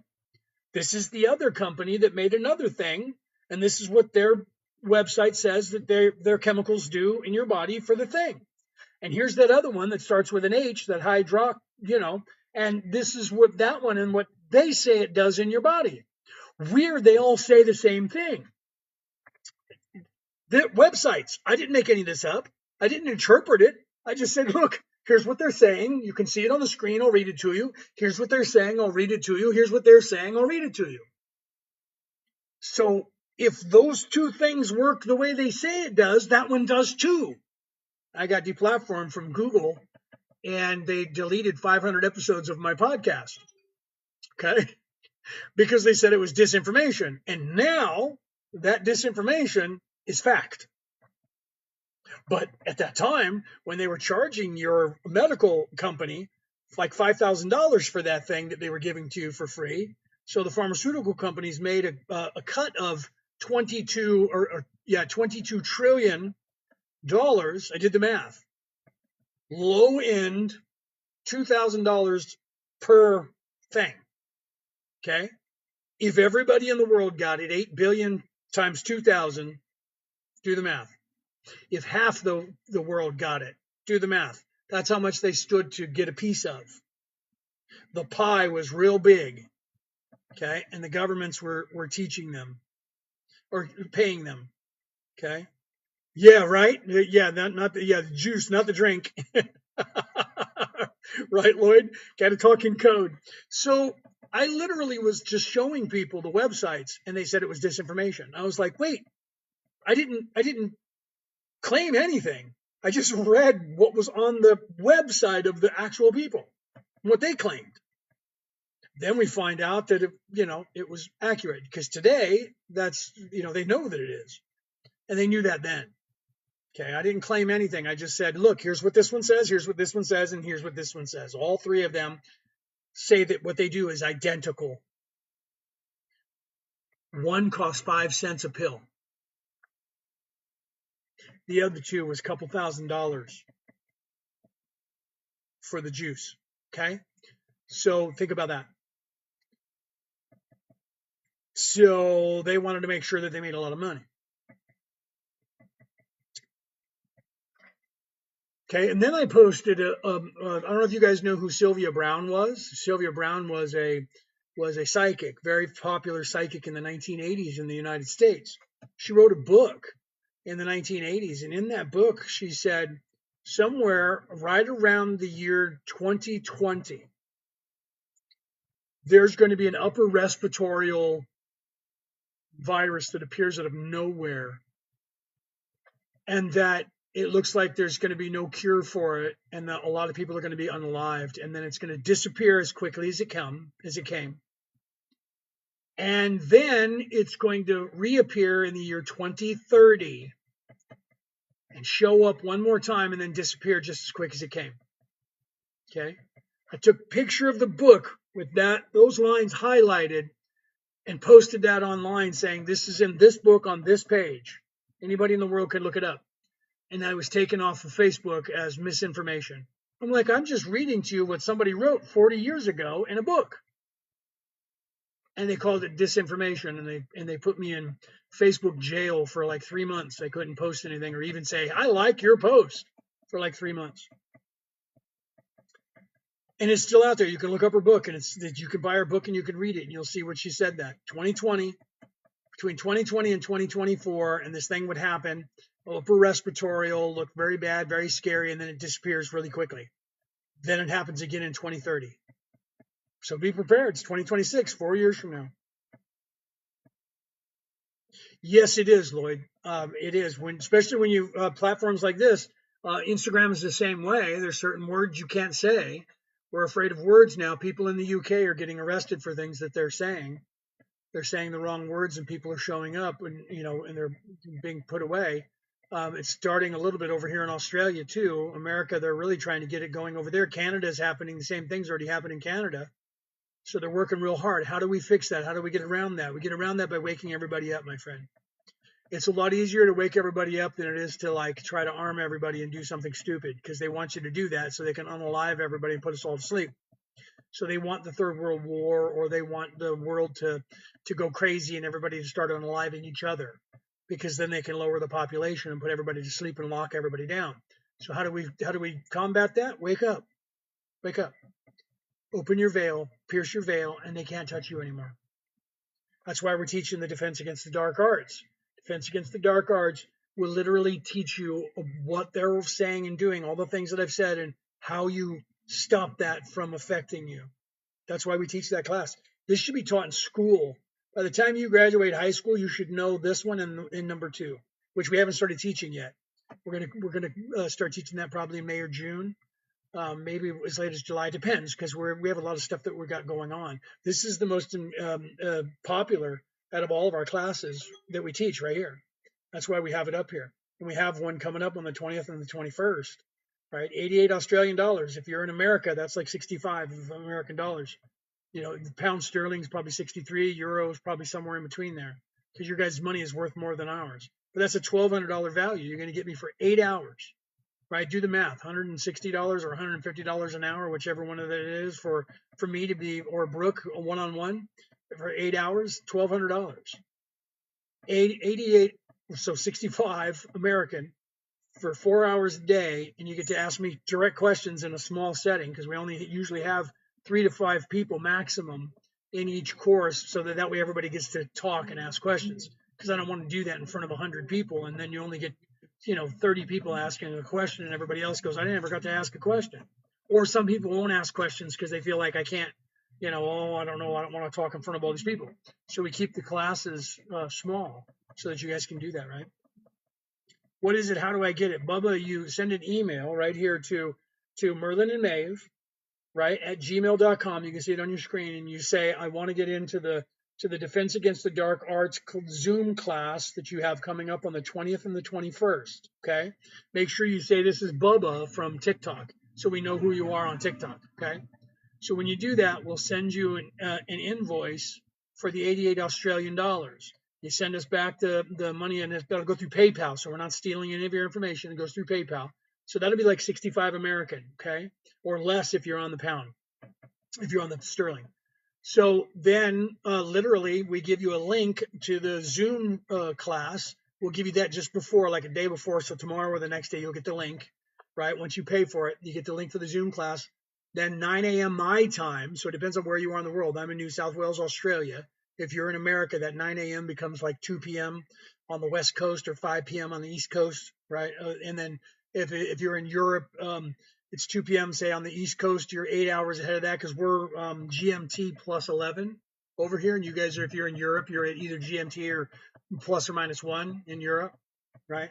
So if you want that information, yeah, see, my wife put it up on the screen for you. Send us an email and say, I want into that course. I want to learn that. It's 2 days, 4 hours a day.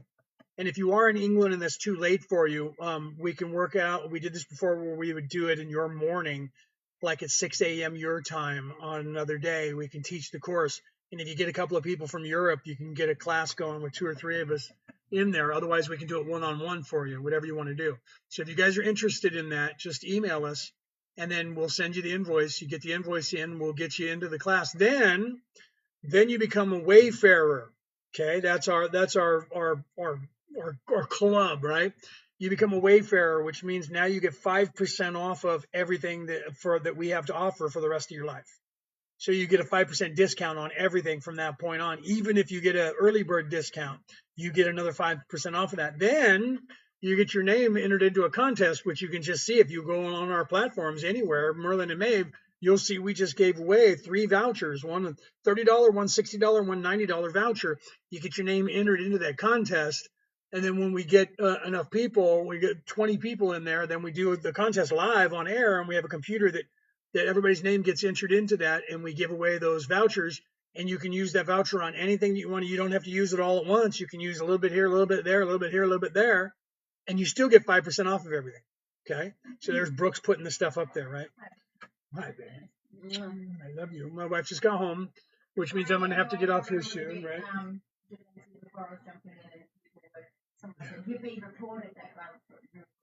Yeah. And I said, no, maybe you've been reported. Thank you for that, because I didn't see that. I was on the defensive of any of the things, so I apologize to Lloyd for being. Did you hear Brooke? Because she said she's sorry, Lloyd, for being a brat to you earlier when she came in because that other guy was being a butthead and she had to block him. And so she was being defensive of her man, because remember one of you guys said you need a moderator in here, and I was letting everybody go at it. So Lloyd, Brooke said she's sorry if you're still here, buddy. She's sorry for if she offended you by saying anything to you, because she just saw people attacking her man, and she was not having any part of that when she was in earlier. So hopefully you didn't get mad at her for hopefully she didn't say anything that offended you, buddy, because you stuck around and but I don't know who it was. Somebody was like, "You're being reported," and she was like, "No, you're being blocked," and she booted him, right? No, it's okay. I totally understand. I'm sure that you get a lot of trolls in here. Yeah, bro. Sometimes we get a lot of people saying, you're telling the wrong stuff, you're getting misinformation. Yeah. But in fact, you guys are actually chatting to other people, telling them and putting them in their place. So I might have just so my apologies. Right, because I was noticed because Lloyd was getting into it with a couple of people, and I was like, what are you saying, bro? And I thought he was still going at me. And he wasn't. Yeah, so that's what it was. He must have been giving somebody else some slack. So thank he you was. for that. He was on. He was on a couple of people arguing with them back and forth for a while. Because I mean, this is my man, right? You know, unveiled from birth, no word of a lie. Awake. He knows what's going on, guys. Listen, pay attention. Unfortunately, I do. I mean, fortunately, but unfortunately. He even felt the pain of being born. Like, come on. Like, yeah, it smashes your head, dude. It actually hurts. When you're born, it does hurt. It's kind of squishy, but you don't have that bone up here yet, so your head squishes a little bit easier, and then it hurts your shoulders. And then when I was born, they used to pull you up by your foot and smack you in your ass or make you cry. Now they shake you and blow in your nose and drain the water out of you. But they didn't do that when I was born, man. I'm 58, right? Yeah, I was having conversations with a dude saying some crazy stuff. No, I think that's who she blocked, was that dude that was talking smack. And he was like, you're getting reported. And Brooke was like, no, mate, you're getting blocked. And that's why he's gone, because she booted him. But then I think she realized, and she was like, this guy Lloyd's not so bad. So she left you in here, and then realized that, yeah, right. Actually, Floyd does. He does. Yeah, that's where she came in. She was like, "Tell Lloyd, I'm sorry, I wasn't being mean to him, because it looked like you were defending her man." And so she was, you heard her. So yeah, right. So I even believe, Bubba. I mean, I'm a Christian minister. I was knighted by the Roman Catholic Church. People trip on that, but I'm also a Merlin, and I'm also a Jedi Knight, a Jedi Master. It's actually a religion in New Zealand, by the way, guys. I'm a Jedi Master, right? I'm a Merlin.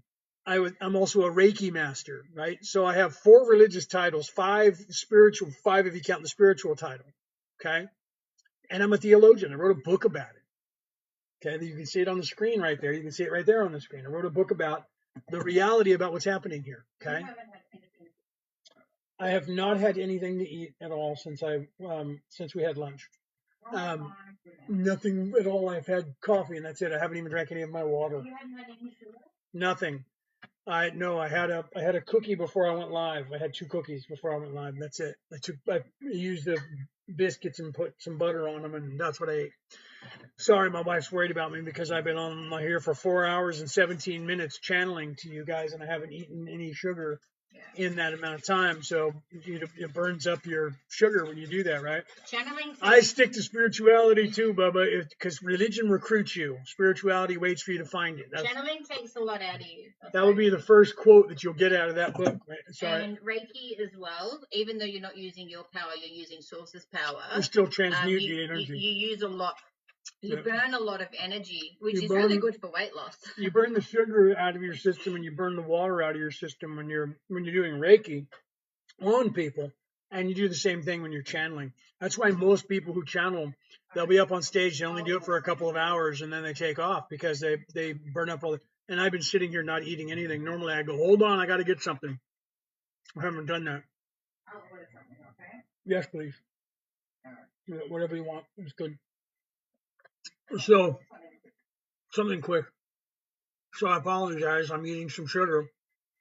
So if I offend anybody because I'm eating with my mouth or talking, I'm eating some jelly beans to get my sugar up because I've been channeling for 4 hours and 20 minutes.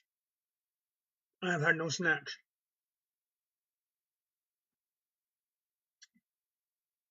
Yeah, but you know what? If you're following the path of inner enlightenment, that is through Christ. It doesn't matter what you call it and what religion. It's all the same way. Okay, so if you're looking within yourself, and you're doing that right, I watched your live for 200 minutes. I love you. Wow, that's awesome. I love you. Right, I love you for that.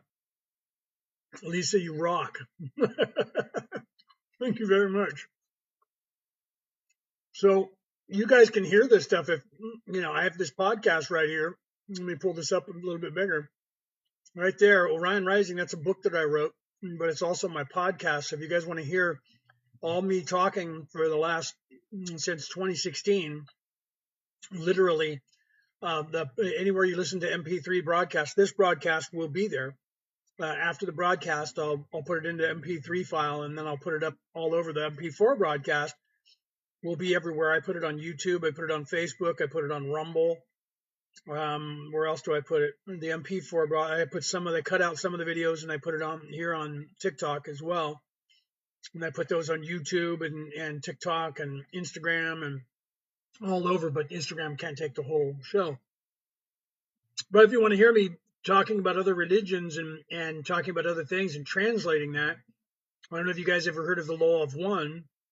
That was channeled by Carla Rutger between 1981 and 1984. They wrote 6 books about it, teaching the way. I actually did that twice, 2 different times, as I'm putting you up 3 fingers, 2 different times, going back to 2018 or 2017. The first time I did, if you go all the way back to that, you'll hear it's very, very close to 3D with the translations. And then the second time that I did it, that I just ended last August, last August, you'll see that one is very like this, very high vibe. Then I also did the Corpus Hermeticum. I did the Emerald Tablets. I translated those. I've just done that in the last 6 months. You guys can go back and take a look at that stuff, right? So yeah, he is in us. That the Christ is within. All you have to do is look in there and find that. And that will find you your way back to heaven. Lao Tzu in the Tao Te Ching said, "He who can create his own illusion in this illusionary place, he who can create his own illusion, live in that illusion, will find his way to heaven." That was the way. Create your own reality. 634 BCE, 634 before Common Era, before Christ. 634 years before Jesus was even born. A man named Lao Tzu, at the same time as the Buddha was talking in China, said the way to heaven is to the person who creates their own reality and lives in it will find their way to heaven. Create your own reality, okay? Looking within, living your own life, not living the other reality. That was just one quote from Lao Tzu. You should look into that. Manifest. That's right, brother. Manifest. You manifest your own reality. So all you have to do is create it yourself. Figure out what you want and not let them make you create their reality. They're doing that to you. What are they doing? They're keeping us all in line and running. I'm moving everything around while I'm talking to you. They're keeping us focused on their reality. Your focus determines your reality. Our collective focus determines our reality. So our collective consciousness creates the reality that's here. That literally is in the Bible. It's in the New Testament. What you sow on earth, I shall too sow in heaven. What you reap on earth, I shall too reap in heaven. What you create on earth, I will create in heaven. I will make it so. Okay? So your focus determines your reality. Our collective consciousness determines our reality. They know this information, the bad guys, the powers that should not be. And what are they doing? They are keeping our collective consciousness focused on their caste system. their power, their money, their fame, their glory, their land, their taxes, their everything. Okay? They know about it. That's why I wrote this book, The Reality About Reality, Returning to the Old Ways. Okay? They know about it. And they're using that to their advantage. They're using that information to keep us all in line so that we focus on their reality, not on our reality, not on any reality but theirs. So if you can stop thinking about their reality and create your own reality, you'll find your way out of here. Okay? Or you can do like I'm doing and do that while helping other people create their own reality too. And if we all want a better reality, why don't we all come up with it? What do we all want? Well, we don't want to have to pay for anything. We don't want to have to pay taxes. We don't think everybody should starve either. We think everybody should have everything. So if we all think that, it'll become true. We also don't want evil people to be in charge of it, do we? So we need to pierce the veil. We all need to wake up from the slumber. We all need to open up our third eye so that we can all see them, so they can't hide from us anymore. So if we all do that when we wake up our third eye so that we can see them, then they can't lie to us, they can't cheat, and they can't steal from us. Then we can see them when they're trying to get in control. So then we say, no more war, no more famine, no more taxes, no more money. No, we don't need any of that. And then when they say, you're right, but somebody's got to be in charge of that. Thank you for that. Then we're going to be able to see them and go, not you, or you, or you. And they'll have to be somebody who's really good to be able to take control, who's actually evil. And we'll be able to see that. Thank you very much. Who gave me that? Right? Is that Drink Cat? Drink Cat gave me that one too. Thank you. Drink Cat, thank you very much. I love you for that. Thank you. So, but if everybody becomes unveiled, they can't hide anymore. So then they're going to have to really, really work at changing the reality and tricking us. They won't be able to Jedi mind trick us anymore. Can't gaslight us, right? Do you think that we're descendants of Adam and Eve? Adam and Eve was that entire story is just trying to show you the dichotomy between, it's a parable showing you the dichotomy between the masculine and the feminine, and the separation down here in the physical plane and in the spiritual. Masculine is physical, bottom three chakras. Feminine is spiritual. So truly, the story of Adam and Eve is the story of the Kundalini and the Kunda buffer. That's all that is. Okay, it's the Celtic knotwork. It's the masculine and feminine, the ego and the conscience, right? The devil on your left shoulder and the angel on the right shoulder. It wasn't supposed to be about the creation of the human condition as third dimension, which is what they love, so that way they can say, yeah, and aliens came down and did it. That story was a dichotomy. It was just a parable, like an allegory. It was an allegory showing you that there's masculine and feminine energies, and you gained this knowledge of and understanding of that. Well, how did that happen? Well, then they lie to you about that tricksters thing when they were trying to turn all of the snakes into the wisdom into a third dimensional, and so they changed the whole thing. They changed the whole story. Then you got people that are telling the story that they were aliens that came down here taking over, a prince and a princess taking over the world. And you have all these people telling you these stories, and that's just all making it 3D. It's bullshit. It's the same information of, it's supposed to be, and that's the way it originally was, same information of the Adam and Eve is Kundalini Kunda buffer. It is the physical plane, masculine, warlike, male dominated portion of yourself, ego, and then the feminine, caring, loving, nurturing, upper three chakras, spiritual. Masculine, beast, the beast, physicality. Feminine, the spirituality, right? So that was what that was supposed to be teaching you, but they've gotten away from it, and they use it to say that Adam and Eve were people, and that the evil devil snake gave them information, and now you women are bad because of the original sin, because Eve ate the fruit, and therefore all you guys suck. Shut up and get back in the kitchen and take your shoes off and feed the kids and give me some food. So walk 10 paces behind me to shut up women. That was a control mechanism to shut women up. Okay, and then they came out with a witch's hammer for anybody that wouldn't shut up, and then they just called you a witch and burned you, or unalived you in 5 different ways. Yeah, here, this is my other one if you need it. I needed the time. I'm sure that this is the time for our crazy stuff. Oh, hold on. I'll tell you that. Okay. No, it's all right. It's okay, baby. Hold on. I think it's 3 p.m. If it's 9 a.m. 9 a.m. our time is, hold on. Which in California it's 3. Yeah, 3 p.m. California time is 9 a.m. Sydney time. Okay. So hold on, let me see what you're saying there, Lloyd. So explain how the world was created and how we came into existence. It was actually how can everything? Wait a minute, you're asking me like 4 questions, bro. How can everything be meticulously created without God, a omniscient, intelligent creator? Well, God gave us free will. You're actually kind of answering your own questions, right? Well, what UK time is 8 hours ahead of that. So 3 p.m. California time plus 8 hours. So we're GMT plus 11 here in Australia. So your GMT either dead on or your GMT minus 1 or plus 1, depending on where you are in the UK, right? So we're like 10 hours ahead of you or 11 hours ahead of you, depending on where you are over there. I don't know if that makes sense to you. London time would be 2200, so it would be 10 o'clock p.m. London time, if that's where you're at.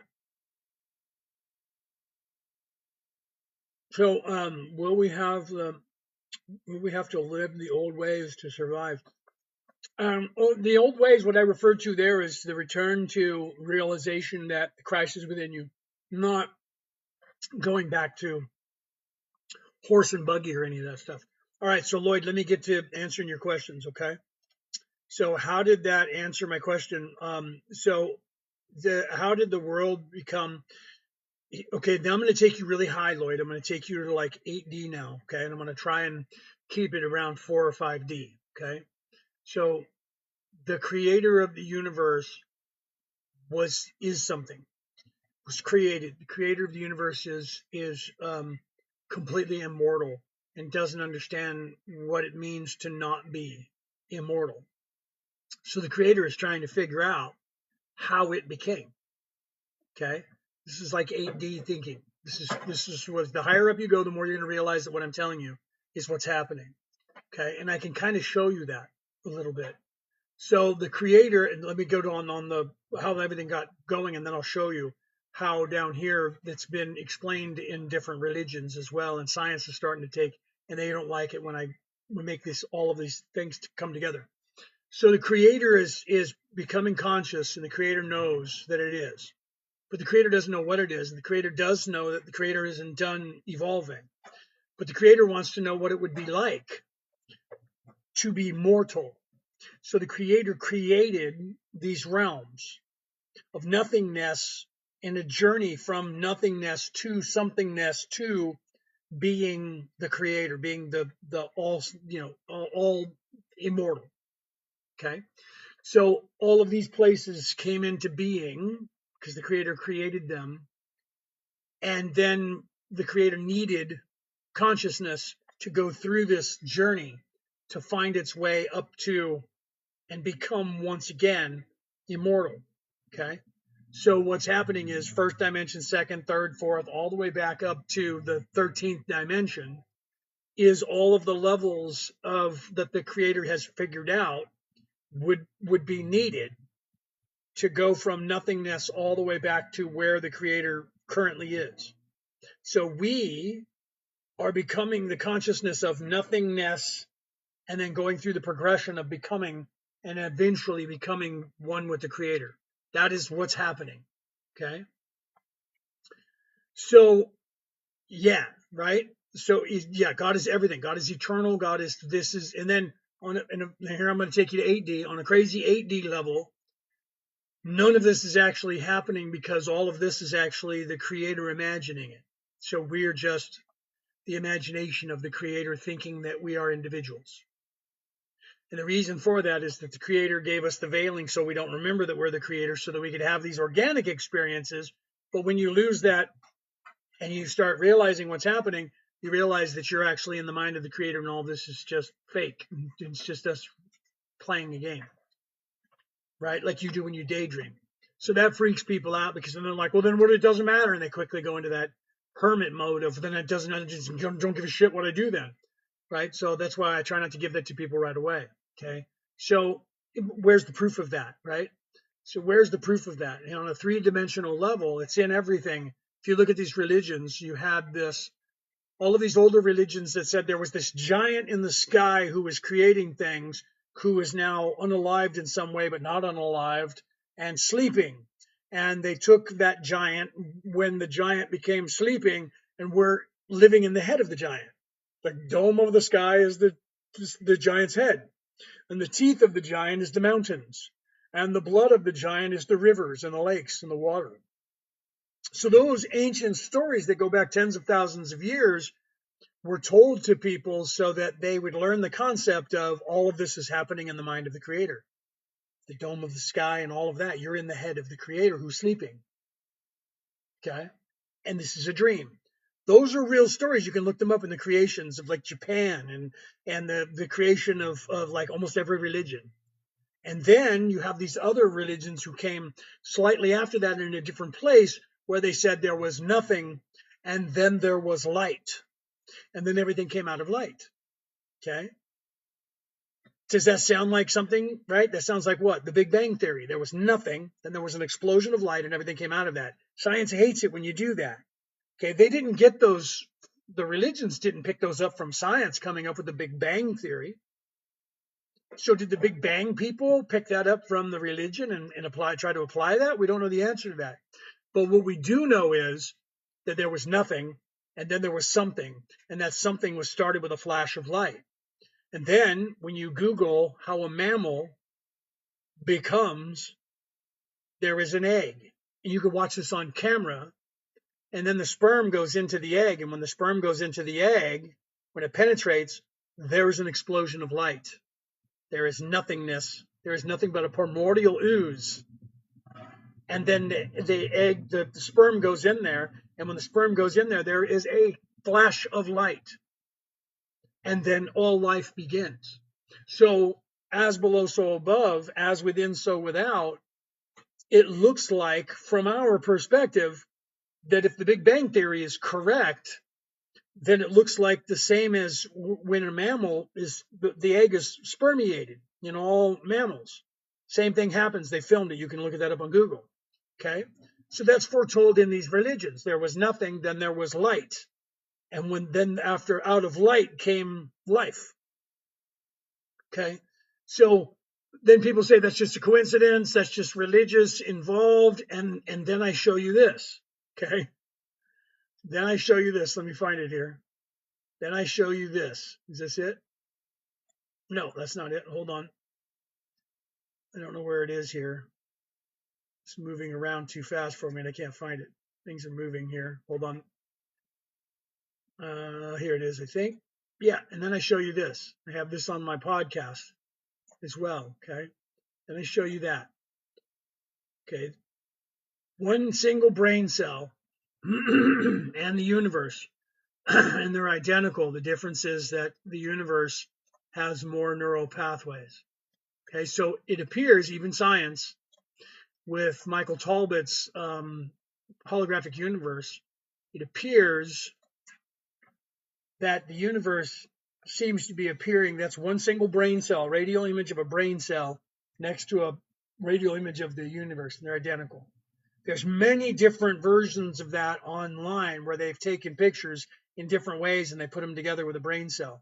So again, as within, so without, as below, so above, it would appear that science is starting to realize that the universe is a hologram and that some of it is AI. Some of it seems to be AI controlled or a part of something that's similar to our AI, artificial.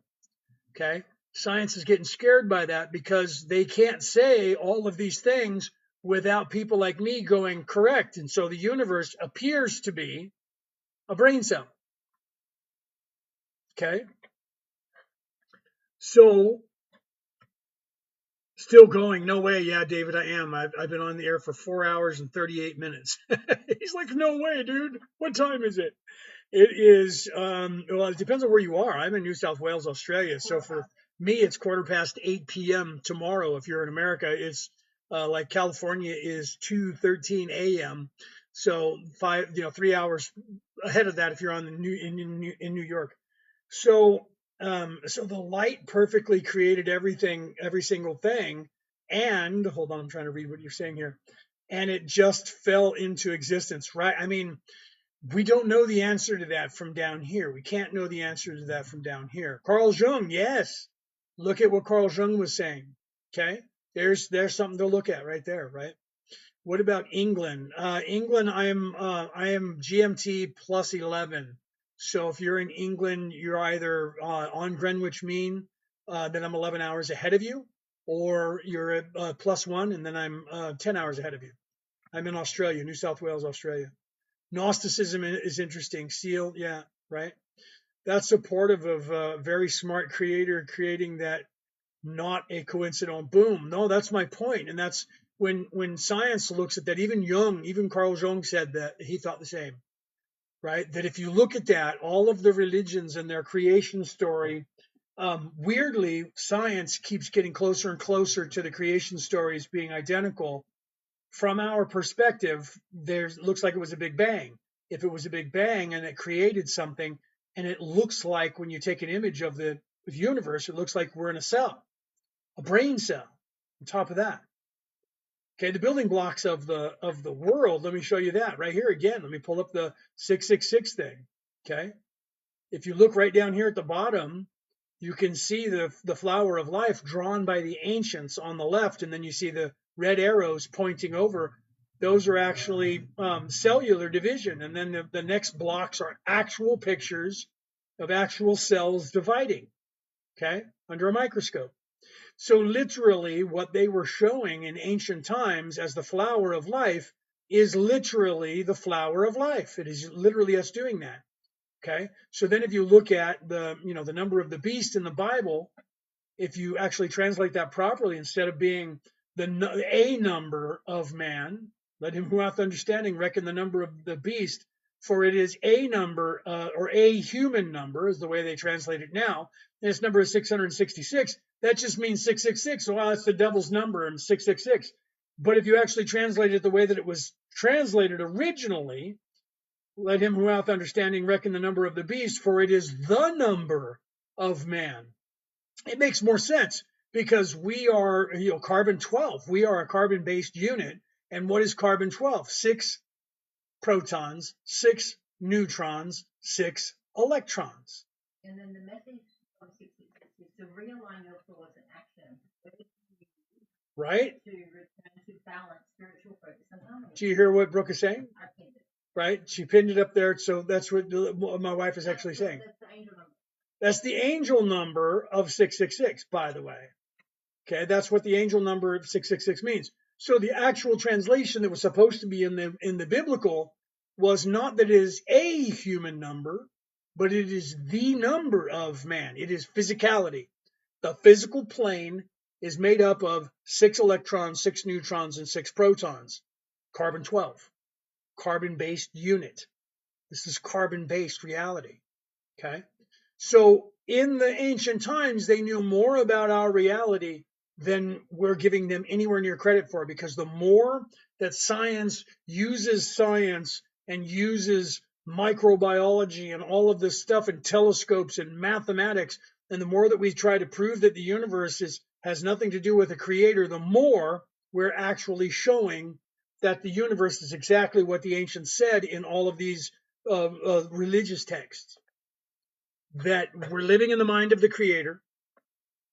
Okay? So we're living in the mind of a sleeping God, in the head of a sleeping God who is not unalive but asleep. Okay? And that all life was created out of nothingness, and then there was an explosion of light, and all life came from that. And that's exactly how mammals procreate. Spermiation is a flash of light, and then it activates all of the cells and starts cellular division, and it starts a method that we still don't understand in DNA, and it creates a whatever, a human, a buffalo, a whatever, right? The answers are with as above, so below. It's actually as below, so above, but they're the same, Steele. They're the same. The reality is a poor shadow, right? and we all just fell and landed that way? No. Right, the monad, right there. Now you're back to that. So you're using a language that you don't even understand. You're using a word, monad. You don't even know what that word means. Okay, so that's the problem with a lot of that stuff. When people see, like, the archons, the monad would be the primordial ooze or the ether or the nothingness, you know what I mean? So when people try to say monad, they try to give it a name, and they're like, so it's Sophia. So the monad is a woman. Well, in third dimensional construct, for there to be an egg to be inseminated, there has to be a mother, but there also has to be a father to give sperm to it. Do you see that? So people want to go third dimension and go, then the creator is a god or the creator is a female. There is no gender in the light body. There's only gender in the physical body. So that's good 3D thinking to try and label God a man or a goddess a woman in charge of the creation of the universe. But it just doesn't happen. Okay? As soon as you leave this physical body, you are in a light body, and there is no sex there. There is no gender there. Okay? So the monad represents the emanating, the original monad. But how can the monad? You don't even know what you see what I'm saying, right? The monad is emanating. The original monad is not the woman; it's the father. Is it not? Well, no. It depends on where you're reading it. Okay. So the creation of the, it depends. Are you saying the creation of the creator or the creation of the creation? See, there's the dichotomy now. What, the chicken or the egg? Okay, so if the creator became something, where did it come from? Was there a mother father figure that created the creator, or was the creator just forever? We don't know the answer to that, and I don't believe the creator knows the answer to that.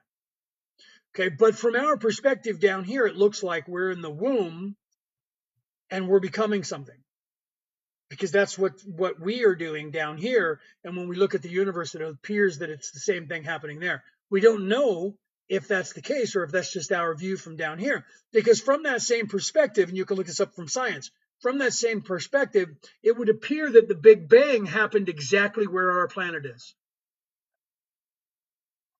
Let me say that again. From our perspective, science is saying that it appears that the Big Bang happened right here where Earth is.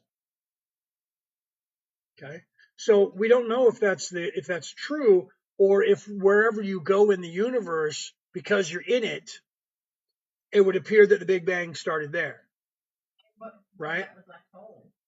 Yeah, and then black holes, like what my wife was saying. If you look on the screen, let me pull that back up. What did I do with that? Here we go.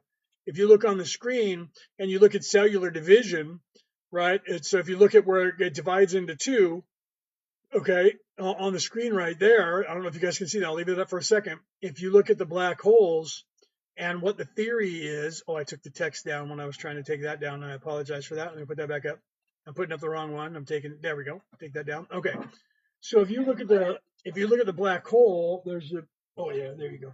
If you look at black holes, what is happening in a black hole? Okay. In the black hole, it would appear that when we look at it, all light and all particles are going into this black hole that is going somewhere that we don't know the answer to. We don't know what's on the other side. And until we travel through there, we won't know that. But they're theorizing that that's going through to another dimension now, right? They're theorizing that the black hole is everything is being sucked in and it's going to another place. If you look at cellular division, you have one cell, okay? And then all of a sudden that cell starts duplicating itself and sending all of that information over to the other side, okay? And it starts literally halving itself into two holes. And then the membrane then comes down like this, and it literally goes down to this little teeny space before it goes bloop into two identical versions of itself. Okay? Let me say that again. Comes down to this little teeny, and there's information going from one side to the other side that is duplicated, and eventually it pinches off and goes bloop, and now you have two identical cells, or two identical universes, or two identical timelines. And from that moment on, they evolve independently of each other, and become something else, and they also divide again into two more. Okay, so is that a black hole? It would appear that a single cell separating into doubles and then going into 4 and then 8 and then 16, the flower of life, it would appear that that's what the universe is actually showing us. Science doesn't want to say that because that would say creation, that would say a God, a creator, and they're like, nope, we got to figure that out in the physical. But they will ignore every time how much that physical looks exactly in the physical like cellular division and something becoming out of nothing and becoming a person. That's what's happening above. That's what's happening in this with the universe itself. And their theory of how it started is a big bang, nothingness, then an explosion of light, and then everything created from that. Okay? So we don't know the answer to that, and we can't know the answer to that from our perspective because we're down here. But what we can do is start ascending and go up there and see if that's what's actually happening. Okay?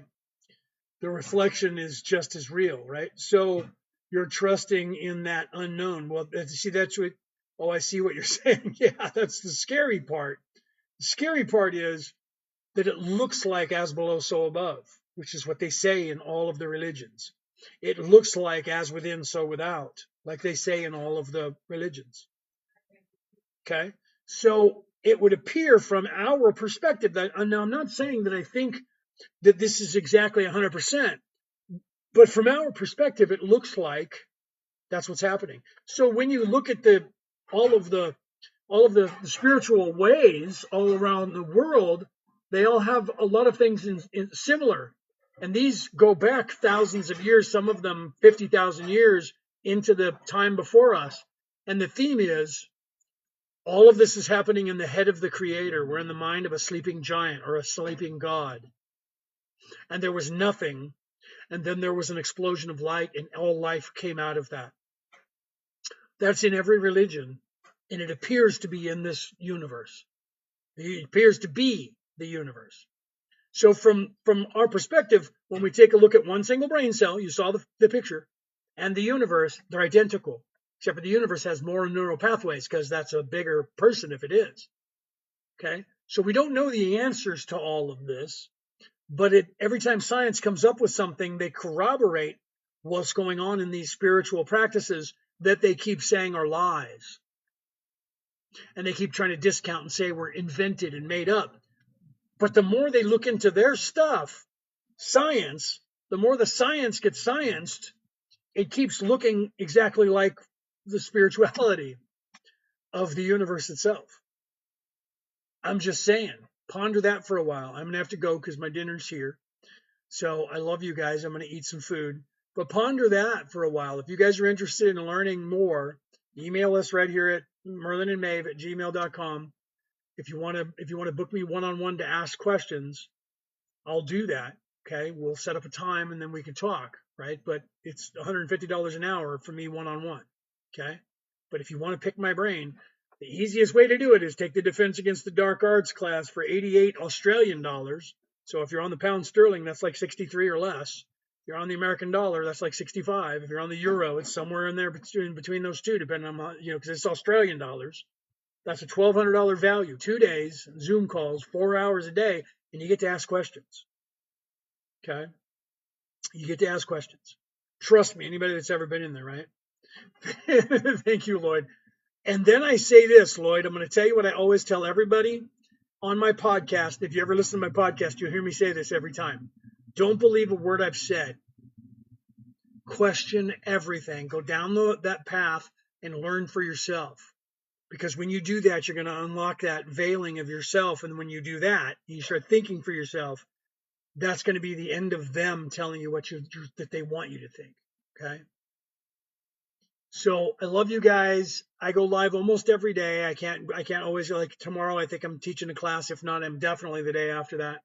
I'll try to go live after the class if somebody books me. Yeah, so it is the day after tomorrow. So so I might be live tomorrow. If we don't have anything to teach tomorrow, I might be live tomorrow again. Follow us, hit that bell so you know when we go live. Okay. And if you guys want to get into one of the classes right there, if you want my book, you see it on the screen, The Reality About Reality, Returning to the Old Ways, Google that.